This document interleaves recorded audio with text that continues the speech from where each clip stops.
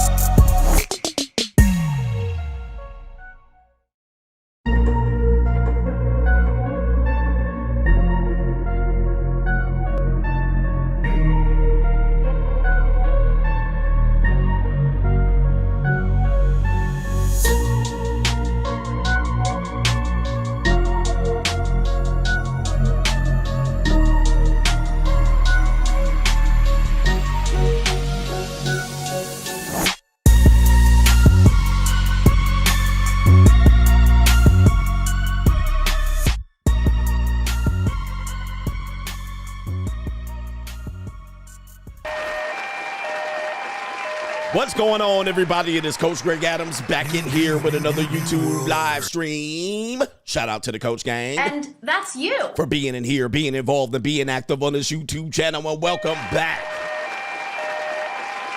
to the Wake Up Show. Part of the Free Agent Lifestyle podcast here on the Free Agent Lifestyle channel. You in here with the Bruce Wayne in this ish. New world order. The King of Kings, the King of Content, and the Speaker of Truth. Yours truly. The Notorious one, new world a.k.a. Mr. Coach Jolie, better known as the prognosticator, Coach Stradamus. And you're in the Desert Storm bunker with none other than EWF. That is every woman's fantasy in the whole fucking show. I'm the CEO Niggero of Fixes Binds LLC, the unbinder, the undebatable, the undisputed best entertainment here on YouTube. You can call me Senor Gregorio Graybeard. The ladies love to call me Mr. Third Leg Greg. Your third leg was just phenomenal. I'm also the man with no trabajo. I am the Mitch Slapper. You can call me the Anointed One. Acknowledge me. I'm the founding father of the After Pill.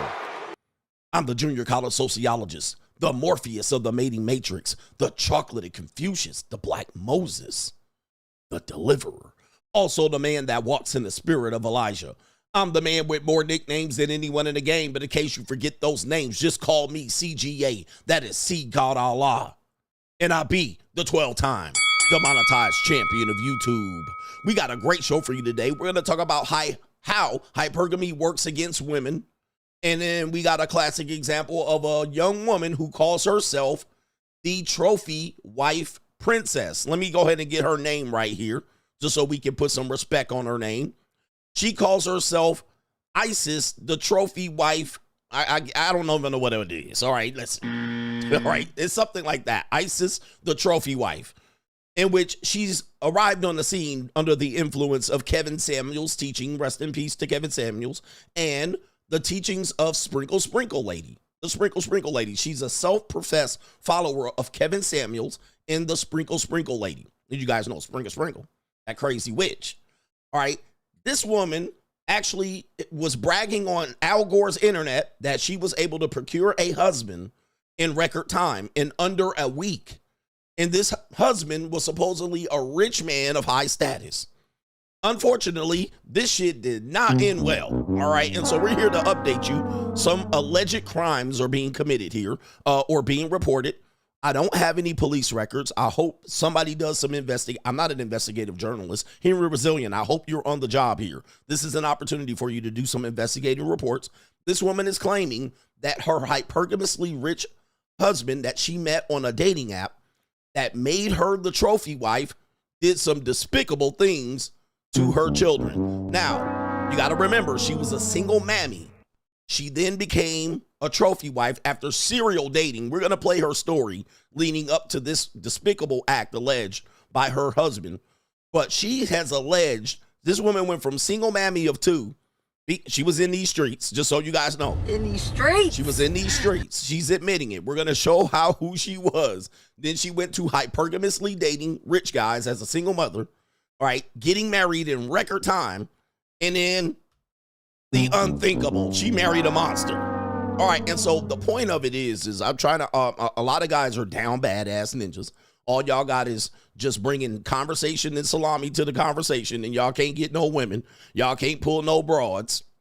All right, but here we go right here. All right, oh, it's sealed. All right, you saw it. Okay, it's sealed. The record's sealed. I'm sorry. But most of y'all ninjas is down bad. All right, and most of y'all want to come in here with your red pill rage. All right, you want to come in here with your red pill rage. Well, the hypergamy, coach. These women are exercising hypergamy. And what I tell you is, man, listen, for the 5 and 10 ninjas that's going to level up that watches my show, yeah, hypergamy works against women. And we're going to even show you that. We're going to show you this is an example of hypergamy working against women. Of course, we're not going to victim blame here. We're not going to tell you that. But we're going to tell you her story for her own words, verbatim, of how she got there. And then we're going to show you what happened as a result. Now, there are some very, very disturbing details that we have to report here. She's going to report it. And we're definitely not in the defense of this type of stuff here. All right, but this is a classic example of the level up mindset going just a little too far. It happens. It happens, gentlemen. And so we're going to play that. We also have a guy that is supposedly a Tradcon. He might be in the male-centric space. He got divorced after 20 years of marriage, and he's going to share his thoughts on this one. This could be a long show. Pause. But it's going to be a great show. And to contribute to today's show, $ the Notorious CGA on the Cash App, Venmo, Coach Greg Adams TV, PayPal, paypal.me/Coach Greg Adams, and that is near the top of the description box on the Free Agent Lifestyle channel. And you can super chat by clicking the link on the top of the live chat on the Free Agent Lifestyle channel, or super chat on the Notorious CGA channel. Oh my goodness. All right, let's get in here, brothers. Oh, by the way, it is Tuesday. We got Gorditas on the menu, and Pretty Feet Chiquita's coming up here in the next 10 minutes. Shout out to the actual King Smith for reporting on this one. He sent me this story, so the actual King Smith gives us credit. We're going to give him credit for reporting this story, and I looked it up, and this is a very, very hot topic. So we're going to discuss it, and I'm going to give my take on it. You know, if you're not from my channel normally, I'm going to give my take as only I'm going to give it. So I'm not going to give it like the rest of you people. This is going to be an interesting take, and it is going to be what it is. All right. With that being said, I got to find my tab where I have my super chats. All right, because I don't see it. Oh, maybe it's back here because I got a Pretty Feet Chiquita right in front of me, and she's nice. Costa Rican Chiquita. All right, shout out to the Costa Rican Chiquitas out there. I heard they will skitty pop your ass out in Costa Rica. All right, I would. All right, I would go out there, but they ain't going to skitty pop me. We got our brother here. Xavion Knight is in the building. He says, off topic, but for your awareness, Ukraine just launched American missiles into Russia, and they have to be operated by Americans. World War III incoming. NATO declared war on Russia as well. He says they will FO. Get ready, ninjas. F around and find out. Shout out to you. And Trump is going to inherit World War III. All right. Joe Biden, we reported yesterday, Joe Biden has given the green light for American war missiles to be thrown in from Ukraine to Russia, and Americans are the ones shooting. Now, if you guys know, this is how it works. Once Americans get involved, the entire NATO gets involved, and now you have World War III over there. New world order. My goodness. Shout out to our brother John Downs. Breaking news, CGA got the Cayenne. Hold on for a second. My bad. And yes, you always talk about my reading. He says, breaking news, CGA got the Cajun lady fired at Popeyes. The Cayenne, too. And the Cajun lady. Shout out to you. Shout out to Boy Wonder. Appreciate you for being here. I got the Cajun lady fired. No, I didn't. All right, but she tried to run game on me. She did. What's Tranisha doing this morning? Tranisha, you up early? Are you up early with the shit this morning? Shout out to Tranisha. That was yesterday, though. Shout out to Tranisha. Okay, Tranisha. Shout out to our brother Mikhail is in the building. Coach, I just found out my girl was cheating on me. Oh, no. Oh, my goodness. And by the way, Mikhail, we did a coaching call yesterday, Mikhail, and we talked about that at the end of the call. And he had some issues thinking about maybe his girl was cheating on him and he wanted to check her phone. And I had to talk him off the ledge. I was like, brother, if you already thinking it, man, it's already there. Just so you guys know. Now, if you just want confirmation, you have confirmation. So Mikhail here is going to give us an update. He said, Coach, I just found out my girl was cheating on me. And it was everything you said, word for word playbook. No tears over here, but was crying in my, oh, she didn't have tears, but was crying in my face, even though I had the evidence. I know many of men have experienced this before. How do you not hate women for life after that? Free agent lifestyle for life. For life. All right, and it was a ling-ling, just so you guys know. All right, it was the ling-ling. It was a ling-ling, just so you guys know, man. Listen, they were not, well, he said my girl, they were not in a official committed relationship, meaning exclusive relationship. And as I always say, if you ain't married to her, if you're not married to her, she's our girl. All right, she's not your girl. She's our girl. The Y is silent. But yeah, she was playing. She was keeping her options open. And since there was no ring or no really, established relationship, she kept her options open and she was playing the field. Everybody plays the fool. The big thing is, I know, man, these are painful times that you would go through, especially as a young man, when we figure out our entire life is a lie. All right. Our entire life is a lie. Now, you go through these things and you realize that women are byproducts of success. So the most part, if you invest in them, it could work, but there's a slight chance or there's a major chance that it won't. So yeah, how do you go about hating them? You create distance, you get involved. We're going to read Daniel McGee here. He's going to tell us how to stay on our path and put women in their proper perspective, right? Put them in their proper perspective, gentlemen. That's how it works. All right. But yeah, man, painful things to realize, man, painful. We don't want to hate women. We don't want to hate them. But as long as you know what they're going to do before they do it, like I know what women are going to do before they do it. They not pulling a fast one on me. These bitches ain't sly. All right, but yeah. Shout out to NGN. Kids are so soft nowadays that even when you play games like Call of Duty multiplayer and are too good at the game or trash talking, you get mass reported by sore losers and get shadow banned or perma banned for being toxic and a tryhard, they call it. The young kids call it a tryhard. That's basically you're kicking their ass. And he also says, what's another way of saying you got a girl pregnant? You filled up the dishwasher. Can you explain why do people pursue relationships if they have trust issues and know they can't control or trust other people? Is it because they can't handle being alone? Well, naturally, I think we have a idea that we want what the other gender offers us, right? The other sex. Men want what women offer other than sex, right? Companionship and cuddling and fun times and getting all close to each other and bunking each other's nose. Oh, look at you and you cute. The fun times, the happiness, the giggle, right? The butterflies and all of these things and the ability to believe that somebody's going to take you on the long ride of faithfulness and excitement. This is what nature does to us. Nature makes us believe that this is going to be permanent when it doesn't. I mean, it lasts only for a little bit.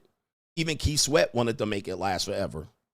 All right, but it doesn't last forever. Those things grow apart. It is nature's design in order to get us to trick us to procreate.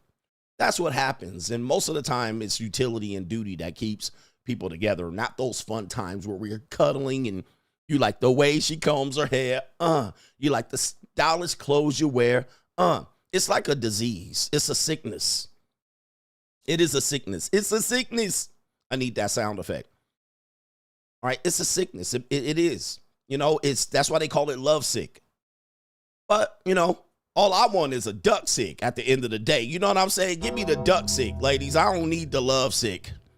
But all of us are vulnerable to this. I don't care how many red pills you swallowed. I don't care how many times you went and I was a red pill. I don't care if you're a red. We're seeing all these red pill guys are actually lovers. And some people will say, Abby and Preach says these red pill guys are simps. Right? They might have a case here. A lot of guys are here to fight their simp. And there's nothing wrong with it. Most of us have simped and fallen short of the glory of the Lord here. Right? Most of us have simped. And that's the reality of it. So at the end of the day, you fighting your inner simp. And you hoping that a woman won't get you. And so what you'll do is you'll learn everything. And then you'll be like, all right, I'm ready. I'm ready to go out there. And you fall in love. And then she be like, gotcha, bitch. All right. That fast. So you be like, I know what you gonna do. Gotcha, bitch. She got you. Shout out to the champ. Says the champ is here. Ring the bell on these Mitches. We call them Mitches. These ninjas need some help out here. And remember, you know, a lot of us, when we were young, you know, that puppy love, that tender love, love so tender, holding me close to you. Baby, I surrender. Candles, they light the dark. All right, man, you want that tender love, that tenderoni. I love my tenderoni. She's my only girl. She's my only girl. I mean, you want that tenderoni. You want that feeling. You know what I mean? That's that pheromones. You want that touch. You know what I mean? You want that Mary J. Blige. I never been touched like this. I never been. Yeah, you want that. I never been kissed like this. I never been. You want that. You want that. Ninja, that shit ended about college, ninja. That shit ends about college, all right? And then y'all are yearning, all right? Y'all yearning. Y'all doing the whole Gap Band. Y'all yearning for that feeling. And I get it. I understand it. I have that feeling. I have those yearnings too. Then I wake up. All right, then I wake up. All right, because I have those yearnings too. And I just go to the junior college and pick me up a 24-year-old. And I'd be like, boy, this is fantastic. I want this forever. All right, I want to make this last forever. And I'd be like, oh, you be in there, you be digging it out. You'd be like, ooh, ah, ooh, ooh, ah. And all of a sudden, roar! You bust that nut, and it all goes away. All that fog goes away. I get straightened up real quick. I'd be like, yeah, could you go home? You know, I don't have that love no more. I got something else to do. All right. She'd be like, what do you have to do? What do you have to do now? Something else? Your Uber's here. Yes. Don't be late. The Uber's going to leave if you're 5 minutes late. Get to the car. Hurry up. All right. Jesus, like, I was like, get up out of here. Go home. Skedaddle. All right. Come to my senses real quick. I'm like, oh, all right. I thought I wanted love. It was feeling good while I was in there. But, woo, shit went away quickly. I don't know what it is. It's a superpower. We got some other brothers here. Let me get to these super chats. But before we do, let me give you some Tuesday Gorditas. Let's go. Gordita. We're going to get to the super chats on the Notorious CGA channel. I now have a fourth screen to read from, or the fifth screen to read from for super chats, but we'll get them. We'll get them all, brothers, but let's get into it right now. Let's get some Gorditas on your screen. Hey. Oh. Hello. Play the horn. Not just Gorditas, they pretty feet. Chiquitas. Hey. Oh, man. Hello. Oh, the humanity. Yes, indeed. Oh, the humanity. Let's go. Hey, we got more Chiquitas Maria. Hey, let's go. Chiquita Maria. Hey. Oh, Morena Boricua. Look at the Dominicana out here. This is why Ninja's going to the Dominican Republic right here. All right, we got Spanish Strags. Yes, Spanish Strags. Hello. We got, yo, tortas. Look at them tortas. Oh my goodness, baby. Come here. Oh, give me them tortas. They look like sisters too. I'll tag team these tortas. I'ma tag team the hell out of these tortas. Yes, indeed. Oh, she got the fupa print going crazy. Look at that. Oh, that's a hefty woman. Oh my goodness. They look like they're fun girls right there. They got them fun bags out there. Oh my goodness. What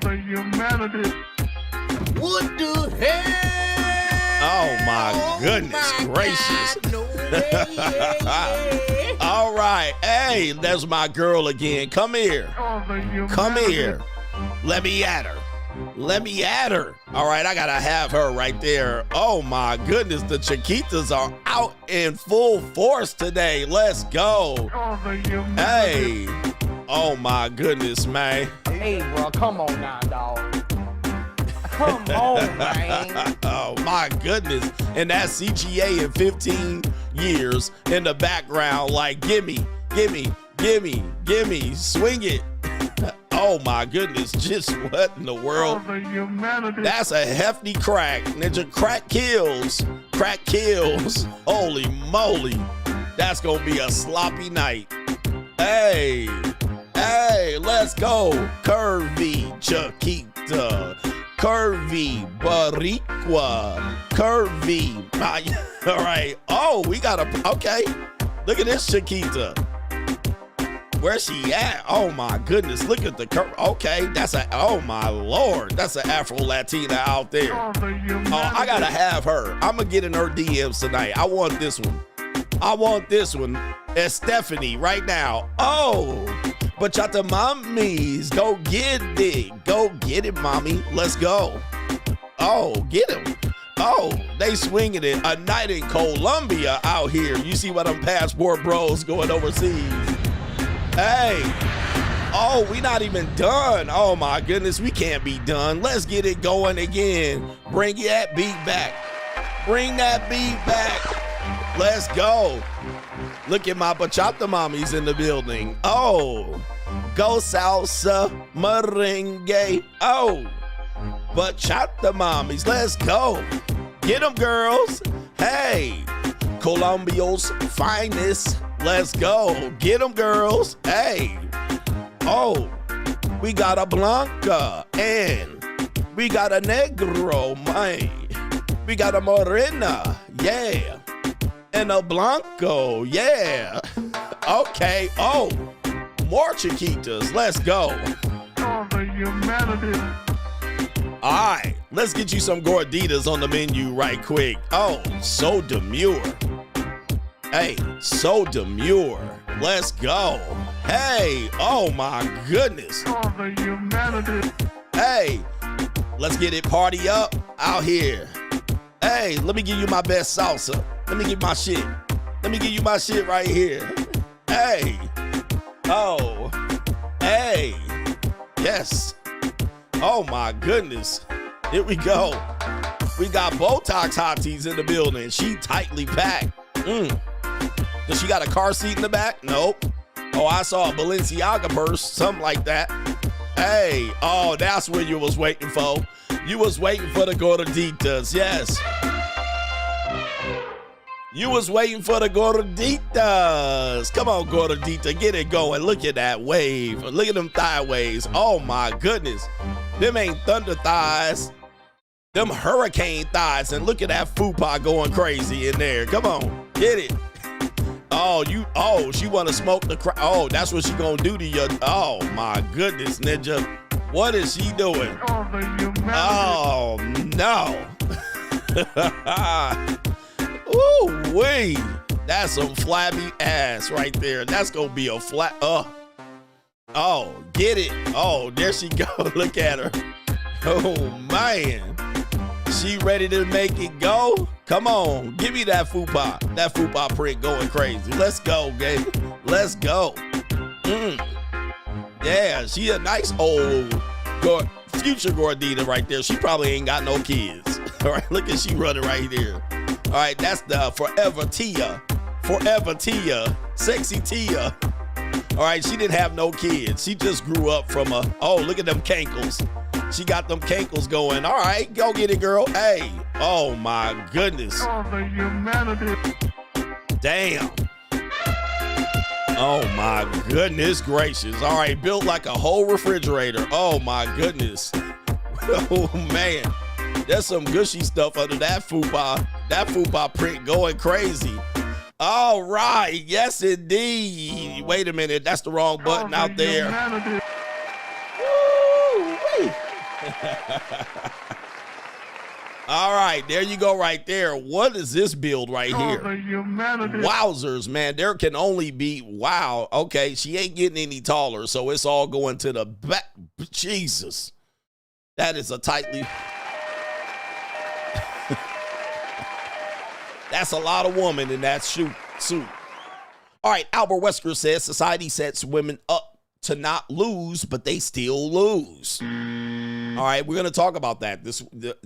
Even the feminists and women are coming out against this young lady out here. They're not coming out against her, but this is a cautionary tale. They're like, hey, ladies, you had it all set. You had the life you wanted, and you lost it because you prioritized men. Yes. Shout out to the Rhode Island Street Preacher says, I'm almost done with your second book. It's great. Shout out to you. Thank you for the support getting the second book, which is De-Evolution. Appreciate you, man. Jeff, the producer, says, Notorious Coach Gang is back. Salute, y'all. Welcome back for the meantime. You never know, brothers. You know how they do me over here. Daniel Mack says, I passed my medical exam. Now studying for the FAA ground and written exam. After that, I can start becoming a private pilot in training. Shout out to you, hashtag AfterPill. So our brother that had the issue with the cheating girl, eventually men will come to the realization that the free agent lifestyle is the solution. It's what you're looking for.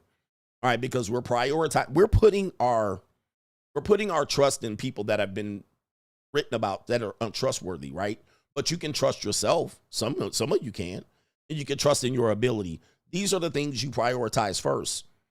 Expecting a woman to be faithful to you in this day and age is very difficult. Although people believe it can be done, it's difficult. The dictator, oh snap, coach, I wasn't paying attention. Super chats are back for the 11th time. Not on the Free Agent Lifestyle channel, but on the Notorious CGA channel. Pete Rose says, sup, coach, still here. I'm closing in on another $100,000 per year. Living proof of the free agent lifestyle, man. Listen, coach, you're selling these guys a dream. Not everybody can make 100K. I bet you can make 100K a year before you find a faithful woman. All right, who wants to make that bet? Who wants to make that bet? I bet you can make 100K a year before you find a faithful woman. Ladies, what do you think? He says, ninjas just making money out here. I'm telling you, man. Look, it seems like these things are hard to obtain. You know, you're making 25, 40K, 50K, and you're like, it's impossible.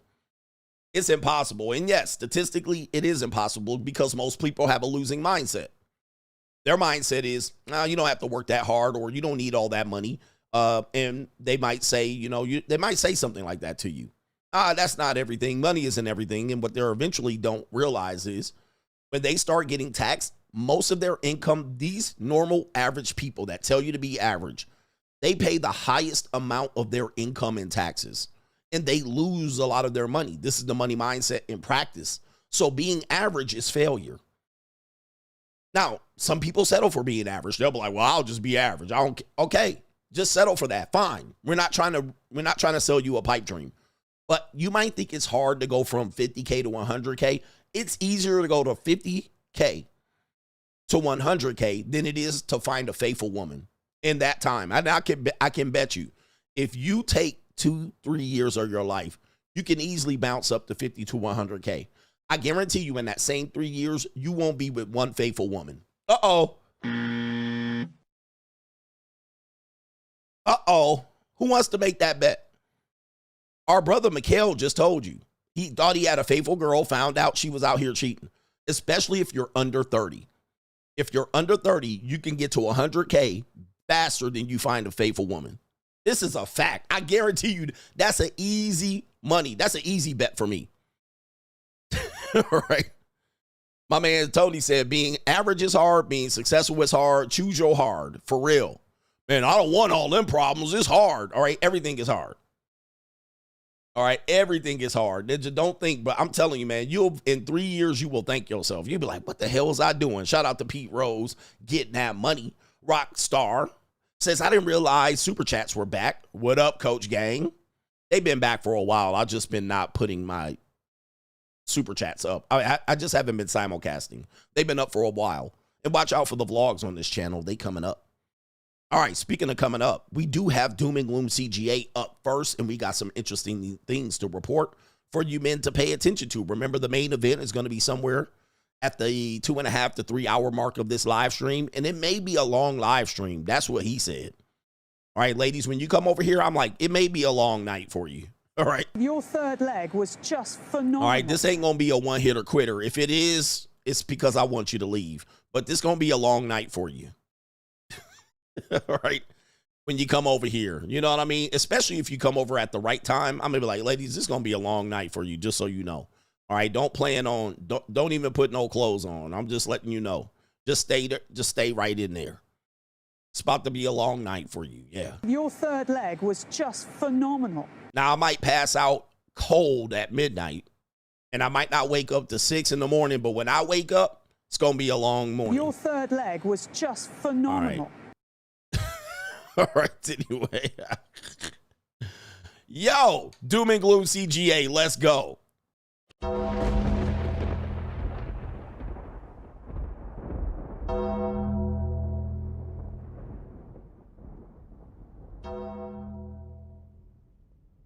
Doom and Gloom CGA brought to you by the...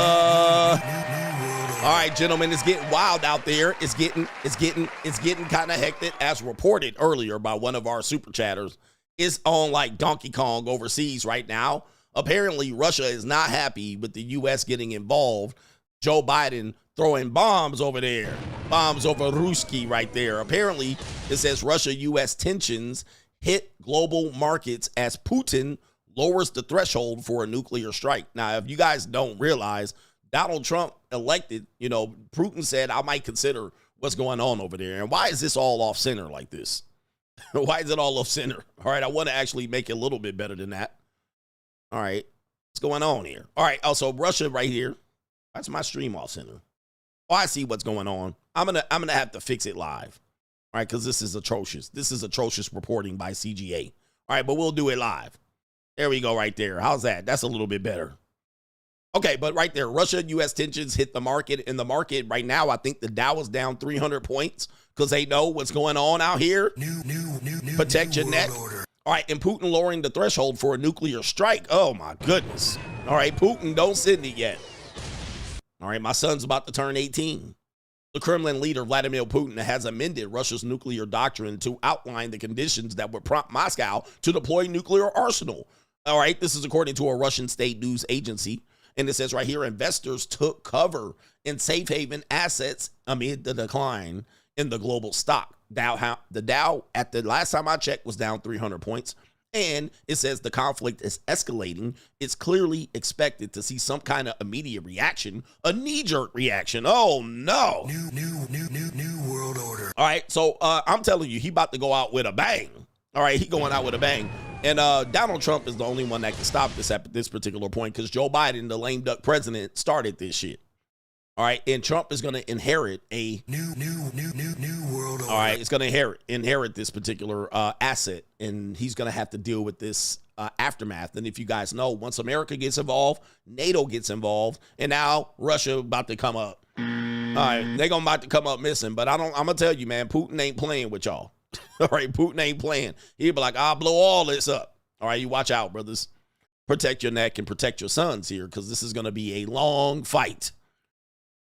Doom and Gloom CGA wants to report credit card debt hits a record $1.17 trillion, according to the New York Fed research. This was reported last week collectively. And of course, they got ladies right there. All right, ladies going in debt. All right, right there, pay cash to help manage your debt. According to this report, collectively, Americans now owe a record $1.17 trillion.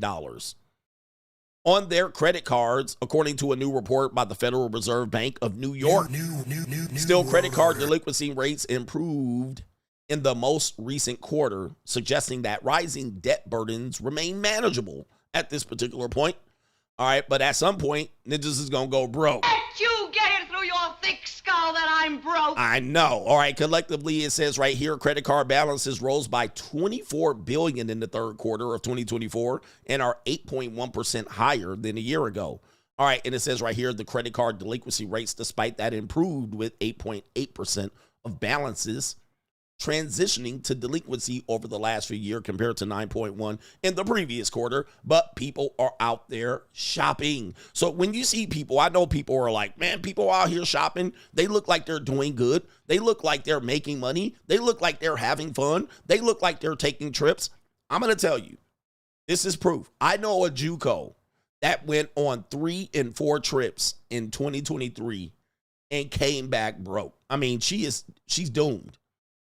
She's doomed because I think she borrowed some money. I don't know what happened. All right, she was trying to tell me, but she's fucked. Let you get it through your thick skull that I'm broke. All right, but she got all the pictures. Trust me, I know people out here living a lifestyle like that, where they're out here shopping and they don't have any cash. All right, here we go. So never think that people got it. Like they going to concerts and shit. All right, they going to concerts and partying. They ain't got it. Ain't got the money. That's all on credit card. Speaking of which, 30% of student loan borrowers have gone without essentials like food and medicine. This is accorded and reported last week at the same time right here. This is some doom and gloom for you. It says right here, 30% of federal student loan borrowers, which they've paused the payment, says that they've gone without food, medicine, and other necessities due to their monthly bills. This is according to the Consumer Financial Protection Bureau. It says, in addition, 38% of people with federal student loans say they carry credit card debt that they wouldn't have had otherwise, according to the Bureau. 44% of the borrowers said their education debt delayed when they could buy a home. All right, so it delayed when they can purchase a home. 26% said the debt pushed back when they could start a family. New world order. All right, but we send all these people out here. If you go to school, you'll get a better job and you'll make more money. All right, Feminism 101. And they're not telling you 70-80% of these are female students. They're not telling you that. All right, is she playing a video game in her class? All right, and they send these morons right here to school to get a good degree that they're going to be saddled in debt with, some for 20 to 25, maybe 30 years. All right, yeah, man. All right, you thought you had a future. I believe the children are our future. Teach them well and let them lead the way. They ain't got the money. People out here tough. It's tough times. Speaking of tough times, this guy was on our show yesterday. This is the real something recruiter. We'll call him the real recruiter right here. He has this to say about the recruiter exposes the dark truth of why remote work has died in 2024. All right, so let's see what he has to say here. You want to know the real reason that remote work has completely died in 2024? It has very little to do with corporate real estate and a lot to do with controlling you. To understand this, we need to take a brief look at remote work history. Work from home and remote work became incredibly popular during the pandemic. You'll recall there were restrictions in place that stopped companies from being able to meet in person. So a lot of these big companies realized the only way that they could keep on generating money was to allow people to work from home. But as they allowed people to work from home, employees realized something. They realized that as long as they got their work done, they could also do other things in their life and prioritize them over work. So instead of commuting, you could spend time with your kids. You were free to run a lunch errand. You were free to pay some bills. You were free to go to the gym. You were free to go to a family event or maybe your kid's recital. And this meant a lot of freedom for employees. As long as you got your work done, nobody cared. But companies and CEOs do not want this. If they are paying you a large salary, typically 6 figures or more, they want work to be the #1 priority. And they realized the way that they could enforce that is to bring people back to the office where they can control what they're doing with their time and become the #1 priority. It's not about real estate. It's about control. You want to know the... All right, it's about control on Doom and Gloom CGA. Shout out to the real, it says Est. Oh, the realist recruiter here. All right, some of these names when they're jumbled together, I don't know what it means. All right, shout out to this guy right here. All right, but the freedom they could not take. And I understand that because people always want me to build this team, but everybody be away. You could hire somebody to do editing in the Philippines. All right. And I'm like, dude, I got so much. There's no way. All right. There's no way. All right. I got like projects. All right. So it is the control that's going on. Obviously, real estate does play a part in it because they got all of these empty buildings and they have all of this office space they're paying for. But here's the thing. What'll happen is when they get you back in the office, they actually want you to come in and quit. All right. So one of the things they're going to get you to do is you may not be doing work. Your productivity might decline and they might invite you back and they know you're not going to come back because maybe you have a second job. They have things called poly worker, right? People are poly working. We got a brother on the Money Mindset. I won't say his name here on national television. All right. But he says he's got 2 remote jobs and he's trying to get a 3rd. So as long as you get the work done, you're fine. But these corporations figured out people are doing multiple jobs. They're working poly jobs. And now they're like, nah, if you in the office and we're out here, offering you cookies and donuts, you can't work 2 jobs. So, yep, they're trying to reel your ass back in. All right, so be careful. Watch out for that trick if they trying to get people to return to the office. We still got Doom and Gloom CGA here. This is the godfather of AI, Jeffrey Hinton. He has some scary words when it comes to AI. And, of course, we're going to play it here on Doom and Gloom CGA. It says, does humanity know what it's doing? Oh, really? Oh, the humanity. Does humanity know what it's doing? No. I think we're moving into a period when, for the first time ever, we may have things more intelligent than us. You believe they can understand? Yes. You believe they are intelligent? Yes. You believe these systems have experiences of their own and can make decisions based on those experiences? In the same sense as people do, yes. Are they conscious? I think they probably don't have much self-awareness at present. So in that sense, I don't think they're conscious. Will they have self-awareness, consciousness? Oh, yes. I think they will in time. And so human beings will be the second most intelligent beings on the planet. Yeah. We have a very good idea of sort of roughly what it's doing. But as soon as it gets really complicated, we don't actually know what's going on any more than we know what's going on in your brain. What do you mean we don't know exactly how it works? It was designed by people. No, it wasn't. What we did was we designed the learning algorithm. That's a bit like designing the principle of evolution. But when this learning algorithm then interacts with data, it produces complicated neural networks that are good at doing things, but we don't really understand exactly how they do those things.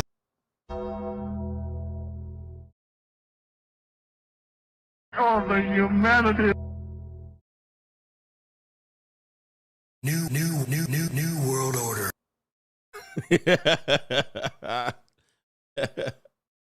Well, it is what it is. I use AI all the time, all right? And it's working fine at the moment, all right? But, yeah, they ain't going to get me out here. We don't know what we doing out here. Hey, man, learn some AI. Don't let them scare you. Don't let him scare you. He said, we don't know what happens here. He out here trying to scare us. New world order. All right? Rest in peace to the headphone people. Why they put the music that loud? And I hate when they put the music in the video like that. Just give us the video.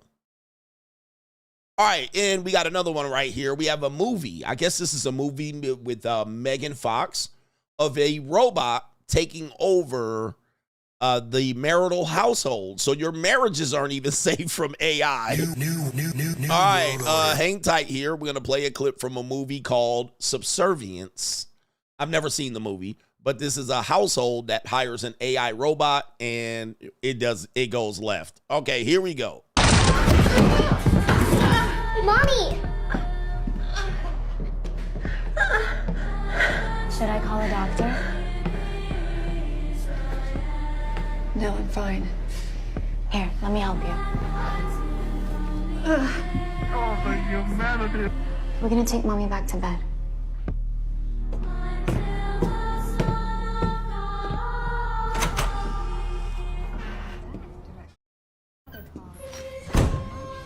New world order.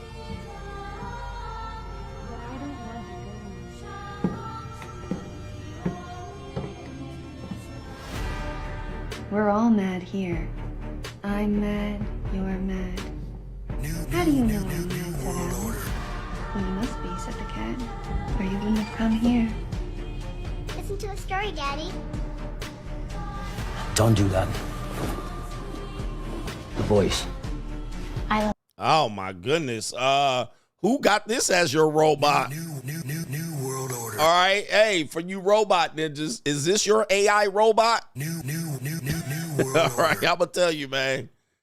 All right, this is not a good AI robot right here. Megan Fox as your AI robot. I want the Transformer version of the AI robot Megan Fox. All right, that could be terrible. So what's happening is in this particular clip, the mother has fallen. She's incapacitated. And now the robot is reading the story in the mother's voice. All right, so the guy, the husband, is like, don't do that. Don't read the kid's story in the mother's voice. All right, so let's go ahead and play the rest just so you're caught up. Yes, there's music in the background. I likes it. I know, her mom's here. She can't do it. I thought it was best for Maggie to rest after her fall down the stairs. Fall. The banister broke, but she's fine. You said you fixed the banister. How did it break? I'm happy to fix it again. Oh, no. Oh, my goodness. All the humanity. Hollyweird after it again. Oh, no. All right. Goodness gracious. She does look like Kim Kardashian. All right. She does look like Kim Kardashian. Oh, no. Ninja. New world order. Watch out for your AI robot. She running game on this, Ninja. Oh, I'm happy to fix it again for you. All right. You want me to fix the stairs again for you? I'll fix it real good. All right. Oh, no. All right. He going to be skeeting in the AI robot. Oh, no. Oh, there it is. She put, oh, no. Oh, my goodness. What? Oh, with the blue mouth? Oh, no. This is outrageous. And, Lord have mercy. Just, jeez. Okay. All right. Be careful out here with your AI bots coming up here. And do not hire one like that looks like Megan Fox. That's the story. I guess that's the moral of the story. That's Doom and Gloom CGA.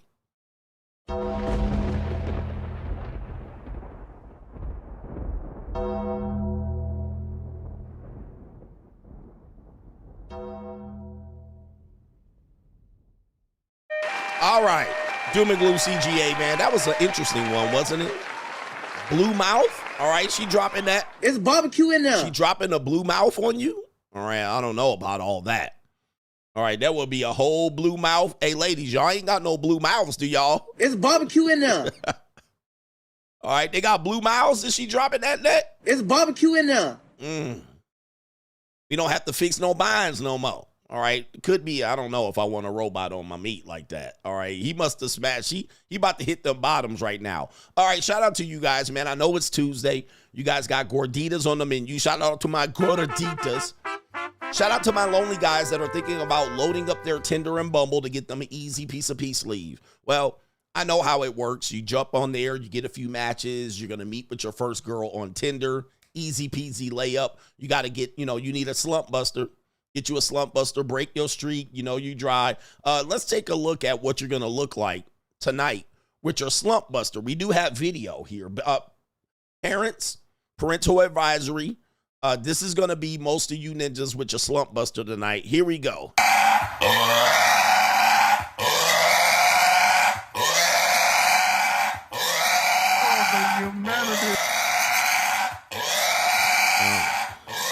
Oh, no. Oh, my goodness. Yeah, that's going to be y'all out here. That's going to be y'all on your Tinder date. Most of y'all, this y'all wives right now. This is your girlfriend right now. You know what I mean? Most of y'all, this is what your girlfriend is. We know YouTubers out here with Slump Busters and Pogs and Burger Wolves. Some of y'all niggas gonna be hogging tonight. Y'all gonna be out here giving her them guts. Then they're deep. She definitely gonna be like, get him daddy season out here. Get him daddy. All right, there y'all go out there. All right, there's your girl out there. You know, Coach, man, I like Pogs. I like them. You got one right there. You got one right in your head. You got a big hog Pog. All right, a big hog Pog out there. Y'all, this is a slow Tuesday, Gordita style in here. The fupa print going crazy. It is what it is. You know how y'all do. I know how y'all ninjas do. All right, we got Straggle and Sniggle Theater coming up. Let me catch up on some contributions to today's show. All right, appreciate y'all for being up in here, contributing. All right, contributing. We got some brothers over here on the super chat. It is Teron McAdams is in the building with the co-sponsorship. I'm rich, baby. He says, welcome back to the Notorious CGA channel. You know what happened there, man. We're going to just... New world order. By the way, the stream is immediately deleted from that channel, like immediately when it's over. Shout out to Enigma WPG. Coach, you are monetized? Just skip the second advert in your stream. Hope you can get back on track to those millions of dollars before the World War III. New world I'm definitely, man, before World War III pop off, I'm going to have to save some money. Anesthesia Doctor from New York says, hey, yo, that Ling Ling was a poly worker and lost her government job. That Ling Ling, I remember who you were talking. Wait a minute, I remember that. The Ling Ling was a poly worker and lost her government job. I remember, she was killing it. She was killing it out here on the poly worker. I remember that. So, yes, we're going to have to track that. Be careful when you're out here poly working.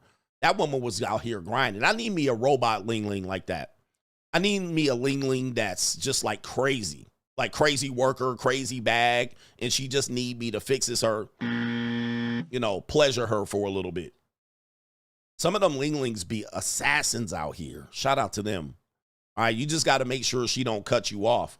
I got a crazy Ling Ling coming up here later on in later on this week. Because Ling Lings could turn on you. Shout out to G says, found out a coworker's wife was getting tossed around at work by at least 3 dudes. And the husband stayed. He read text messages about his wife doing things in the bathroom that she was giving to dudes in the company vehicle. He says, yeah, damn. Yes, and rest in peace. You big dummy. And the husband stayed. They're probably going to file a sexual harassment claim at the job. So be careful. Watch out for that. But yeah, man, people stay through affairs. One of the things we always say is people are happily married. I say, nah, people stay through affairs all the time. They stay through affairs all the time. And you're like, well, their marriage worked. But dude, they both cheated on each other. As a matter of fact, we played you a clip of even that one woman. I can't remember her name. Snoop Dogg's old white lady, Martha Stewart. She cheated on her husband. He cheated on her. They stayed for 20-something years. It happens. Ladies, have y'all ever, like the Tennessee cop. People stay through affairs all the time. And rumors of affairs. Shout out to Lamont James. You haven't really fully crossed over to the dark side yet. I recently met a Japanese Ling Ling in the wild. I hit that bottom last night, and now she don't want to leave. Hit me with the buzzer. Hey, man. All men pay. When you catch your girl in the wild, guys, I don't know this idea. Like, I like to hear people talk about where it's better to meet people in the wild than on the line, right? I get it. Meeting people online in the wild, I get it. Most people are like, it's better to meet people in the wild, right? You guys want to catch your fish. You guys want to hunt your prey down and catch them in the wild. But my thing is, it's hard to vet people in the wild. Like, you literally got to go through paces. You meet them in the wild. You got to figure out who they are. You got to figure out who's pursuing who's going to do the chasing, right? You put yourself most of the time as a male in the subservient pursuing position as opposed to playing it the other way, where she has to pursue you a little bit, where there's kind of like a give and take. So now you got to pursue, ask, and then you got to meet up, date 1, fuck 2, 3. You got to go through these paces where I call it normie dating. To me, this is like watching paint dry, especially when you've done it for many years. Once you've done this for years, it's no longer exciting. Like, it's not exciting anymore. You're kind of good at it, you perfect it, and you can get right to the point. The reason why it is difficult in the wild is you can't be upfront. Most of the time, you can barely be upfront. Now, mode 1, shout out to Alejandra Curry, rest in peace. But most men have to play the sneaky game, the sneaky fucker, right? You got to sneak around and lie and manipulate and massage, and she's got to do the same thing. You're really not the true character. You're not your true self. And then what you find out, you get her in there and you hit them cheeks. Now you find out who the person is. Now she don't want to leave. But what you do is you go in your wallet, get about $300. Start there and see if she don't skedaddle. Hey, get out. All right, listen. But this whole thing about meeting people in the wild is better to people. I don't realize, you guys realize that you literally decreasing your odds of meeting someone when you choose to meet somebody in the wild. I'll meet somebody outside or at the nightclub. I'll meet somebody at the bar or the restaurant. Out cold, approach a woman on the street. Literally, that's like you limited your whole chances to a 1 city block radius. Right? He said, pay your coochie bill, fellas. Pay your coochie bill, fam. You paying right now? You paying, she don't want to leave. Now she looking at your ass like, I don't want to leave. What kind of fuck you give me? What if I don't want to leave? Now you got to play games and break her heart and, you know. Pay your coochie bills, man. I know, man. I want to meet, but you literally limiting yourself to 1 city block radius when you got the whole fucking town right here in the palm of your hand. And you can get right to work. But, you know, y'all just... Then the amount of women you approach got boyfriends, got husbands, lying about they got a boyfriend.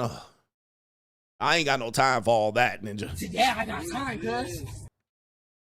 Rest in peace to the day that got time guy. Shout out to our brother here.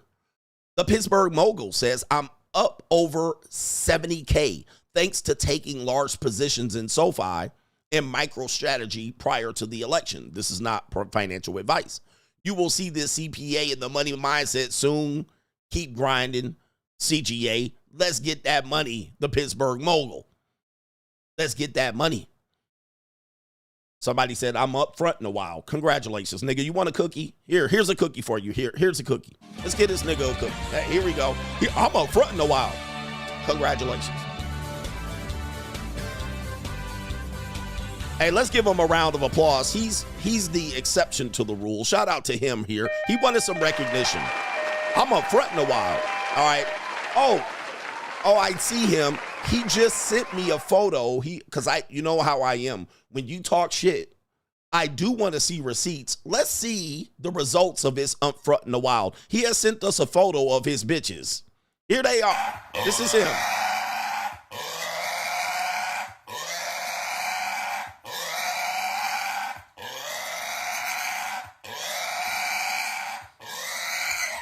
Yep, that's his results right there. So be like him. Be like him. He's up front in the wild. All right. And that's his results right here. Be like him. Be more like him. Congratulations. Cookies. Everybody get this ninja a cookie. All right. All right. The ninjas that talk like that always be with the ugliest bitches. I mean, it is nonstop. It is like without fail. Congratulations, ninja. All right. Goodness gracious. Goofy ass ninjas. All right, I'm in front in a while. Be bringing home slop-a-lop, sneaking them by his roommate's door. All right, yeah. Okay, great. Cookies around for this goofy ass ninja.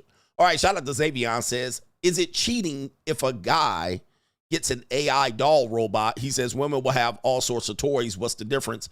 Well, listen. I was watching something recently. I'm not somebody that says I would get a doll. That's not my thing. All right, but here's the thing. I was watching something recently in which I guess it was a meme of some dude that fixed the cup in some sponges and put some lubrication between it.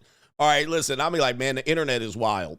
And the comment section was full of women shaming the guy. And men, they were like, oh man, if you got to do all that, you ain't got no game. Now, my question is this. This is my only problem with this whole idea. Is that all women, all of y'all, and ladies, give me a me out. Get 'em, daddy. All women have sex toys. All of them. All of them have toys, bullets. They got slongs. They got lubricants and vibrators.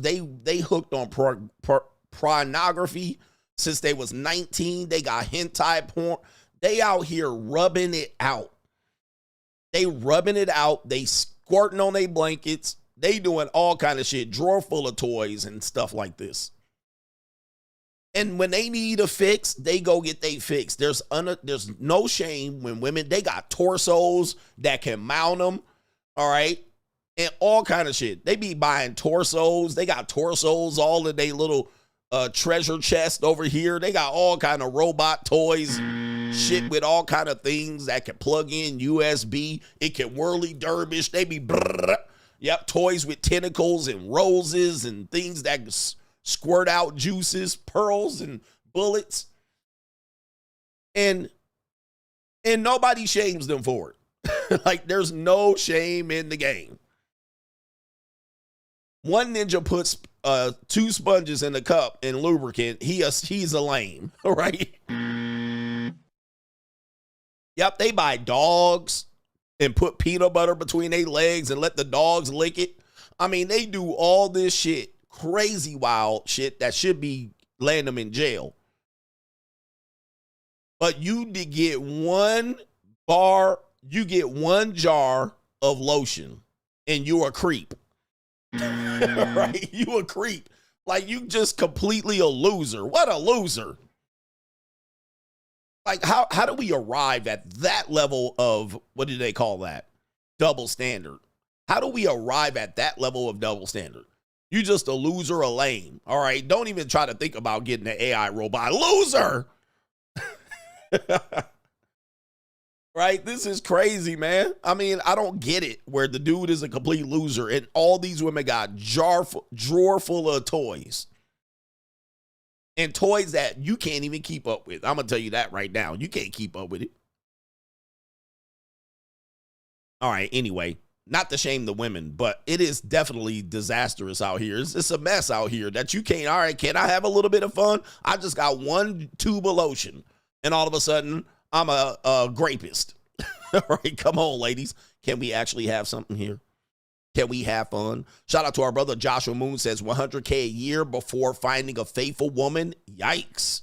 Oh, I can guarantee. I can guarantee, as they say.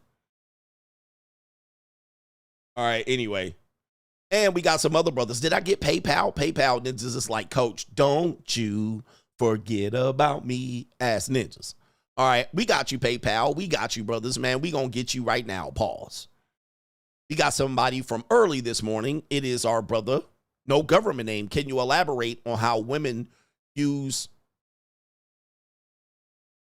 going up the Duke shoot as a trump card to manipulate men into a relationship when all else fails? This definitely happened to me more than once. All right, so yes. All right, so if you're a guy she wants to hold on to, she will commit a sexual act that she promised that she would never do for you, right? So if she feels like she's losing you, or it could be that she's growing and maturing and she wants to explore a little bit, and she might make that available to you. So it is committing a sex act to get you tied in, right? So she might say, I'll never go up the Duke shoot. It's an exit only.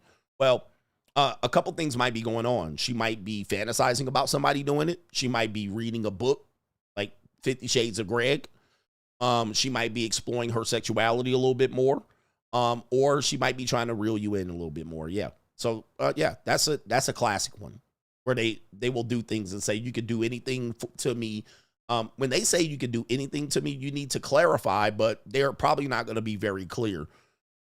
It could be as innocent as accessing them the whole night, or going up the Duke shoot, or pissing on them in the shower. I mean, it could be anything. I mean, you don't know.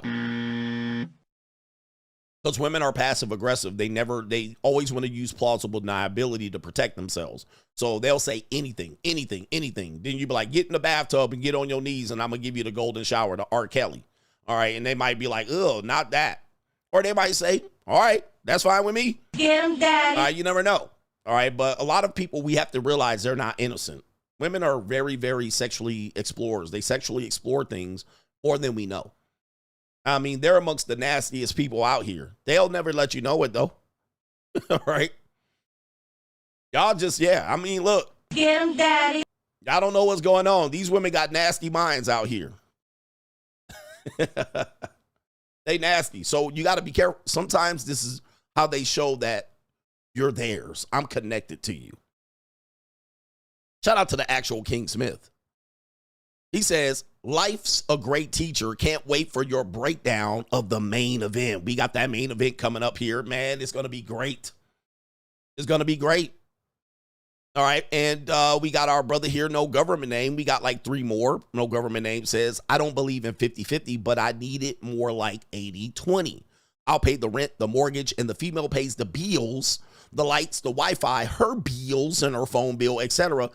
Thing is, she stays with me versus we stay together, because if she leaves, I can still afford it. Only kids live for free with me. He says, you going to pay something. I believe that's what you meant to say. I got a question, though. This is my question for people who think like this. You don't want 50-50, you want an 80-20. All right. This is how men look at relationships, ladies. We're very much an accountant when it comes to relationships. My question is this. You said you pay the mortgage and the rent. She pays the bills, like the utilities. Okay, what if she doesn't pay the utilities that month? You know how women are with money. They're not very good with it. So they may budget. As soon as you say, you don't have to pay anything, you just pay these bills. And let's say the bills amount to $1,000 a month. You guys realize they're going to come up short. I don't care how much money they got. What if she comes up short? Or what if the electric bill is sky high? Or, you know, when you come home in the middle of summer and she just running the AC. And you're like, girl, the AC, you left the AC on. The bill's going to be sky high. And she says, I don't care. I'm paying it so I can run it. Okay, but when the bill comes, it's $400. And she normally budgets it for $250. But she wanted to be comfortable 2 weeks ago and running the AC full blast, whether you were at home or not. And the bill is $400. What's going to happen next? What are you going to do now? I mean, I've lived with women, just so I know. I'm telling you what they do and how they do shit. So we can't be we can be pragmatic, but we can't be so much by the book, because she'll run up a bill and then not have enough to pay for it. Then you'll get a pink notice or a notice on your door that your electricity been cut out. Now what? Because you said she's going to pay the bills. What if she doesn't pay? Right here. But if she doesn't pay, now you got a problem. Now you coming out your pocket. Trust me. I'm telling you, man, women are something else. My thing is, stop depending on women. I'm telling you, man, don't depend on that at all. Ninjas be like, I don't mess with broke women. Like, these are all mindsets that I'm like, good luck out here, guys. All right. I hope you got money, because most of these women are broke. My data shows me 87% of women are broke.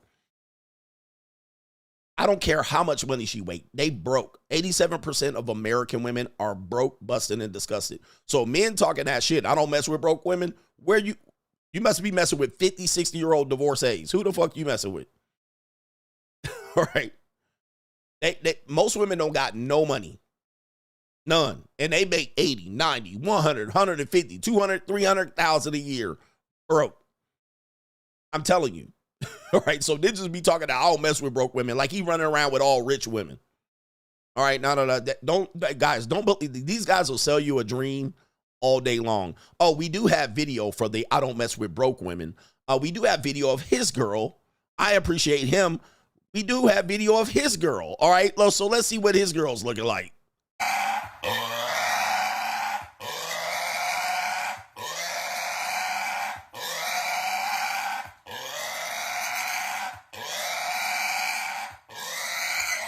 Yeah, all his women are over 50 plus, saggy titties and all that. There's no woman over 30 that got money. Right? There's no woman under 30 that got money that's running around here single and just getting picked up at a nightclub or a bar. I'm going to say this again. If you're not messing with broke women, there's no women that got money messing with a regular broke nigga talking about, I pay all his bills. There is damn near none. You're messing with old broads.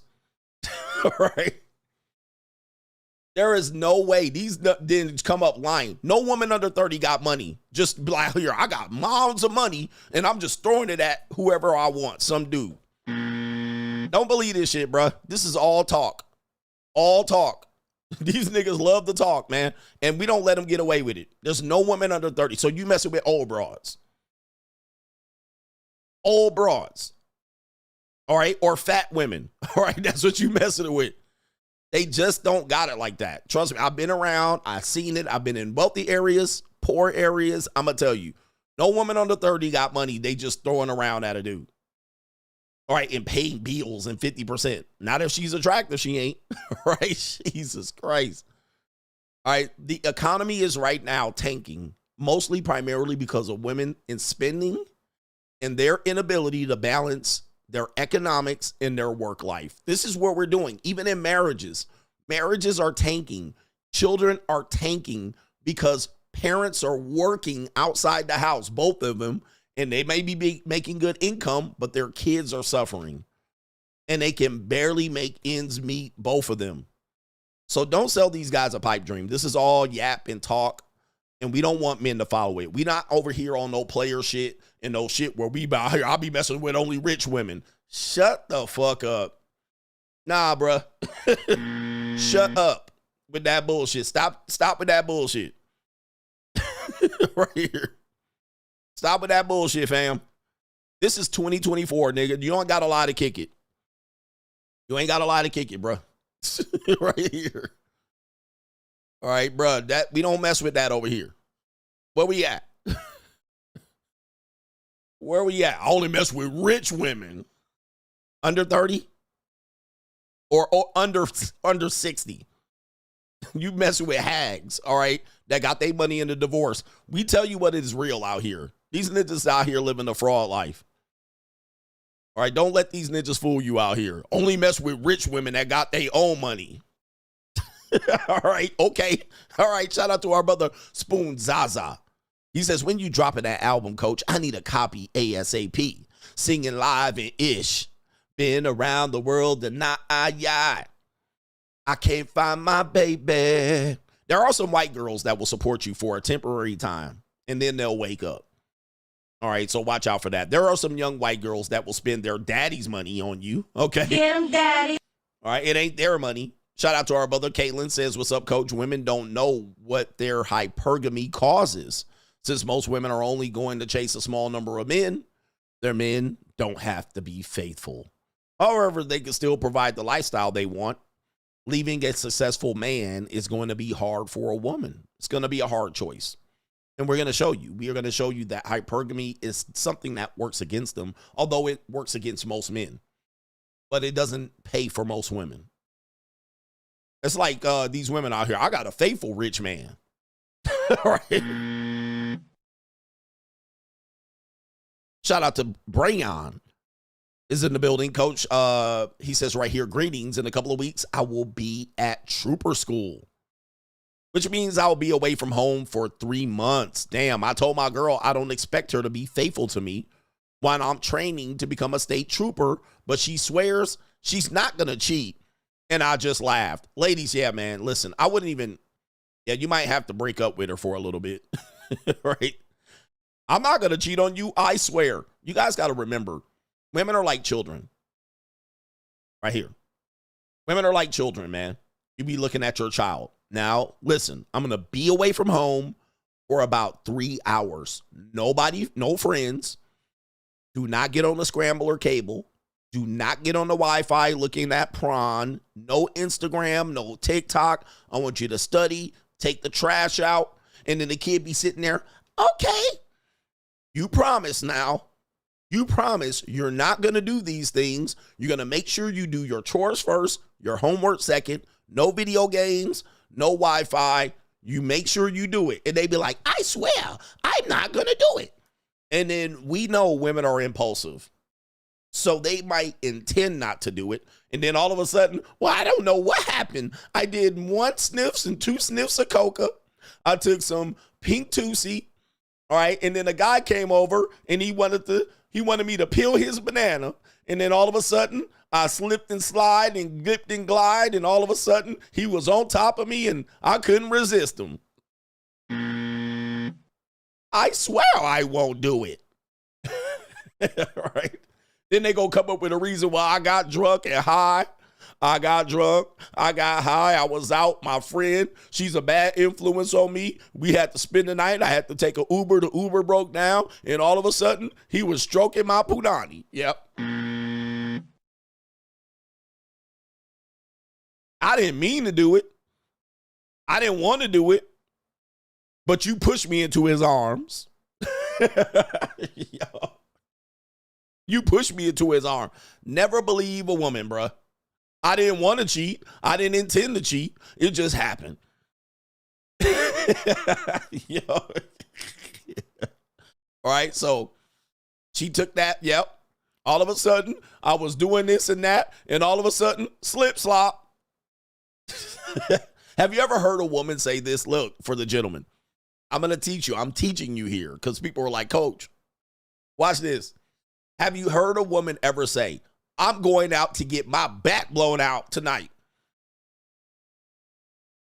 Right? I want to look, most men go out, man, I'm about to go out and I'm about to tear some punani up. That's how dudes go outside. I'm going out on a mission. Have you heard many women? I mean, every now and then you hear women, I'm going out and my intention is to get my back blown out. Now, some women might say that once in a while.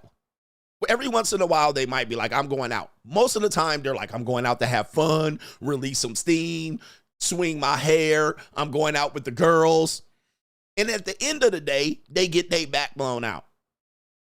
Like at the end of it, they do get their back blown out, but they didn't intend to do it. They never made an announcement and said, every night I go out, I'm going to get my back blown out. Right? Which means, in effect, they never told you they intended to do it, but it happened. You're trusting that her intentions will be expressed in advance. I'm going to cheat on you while you're at trooper school. She's not making the intentions known. However, because it happened doesn't mean she intended it to happen. That's what I mean. That's what I'm telling you. Hey, I'm just telling you, brothers. So anyway, man, save yourself. Shout out to John Down says, I hate to say it, but the black chick on Fresh and Fit deserved it all. Shout out to you. Yeah, man, not the hard R, though. We deserving hard R's.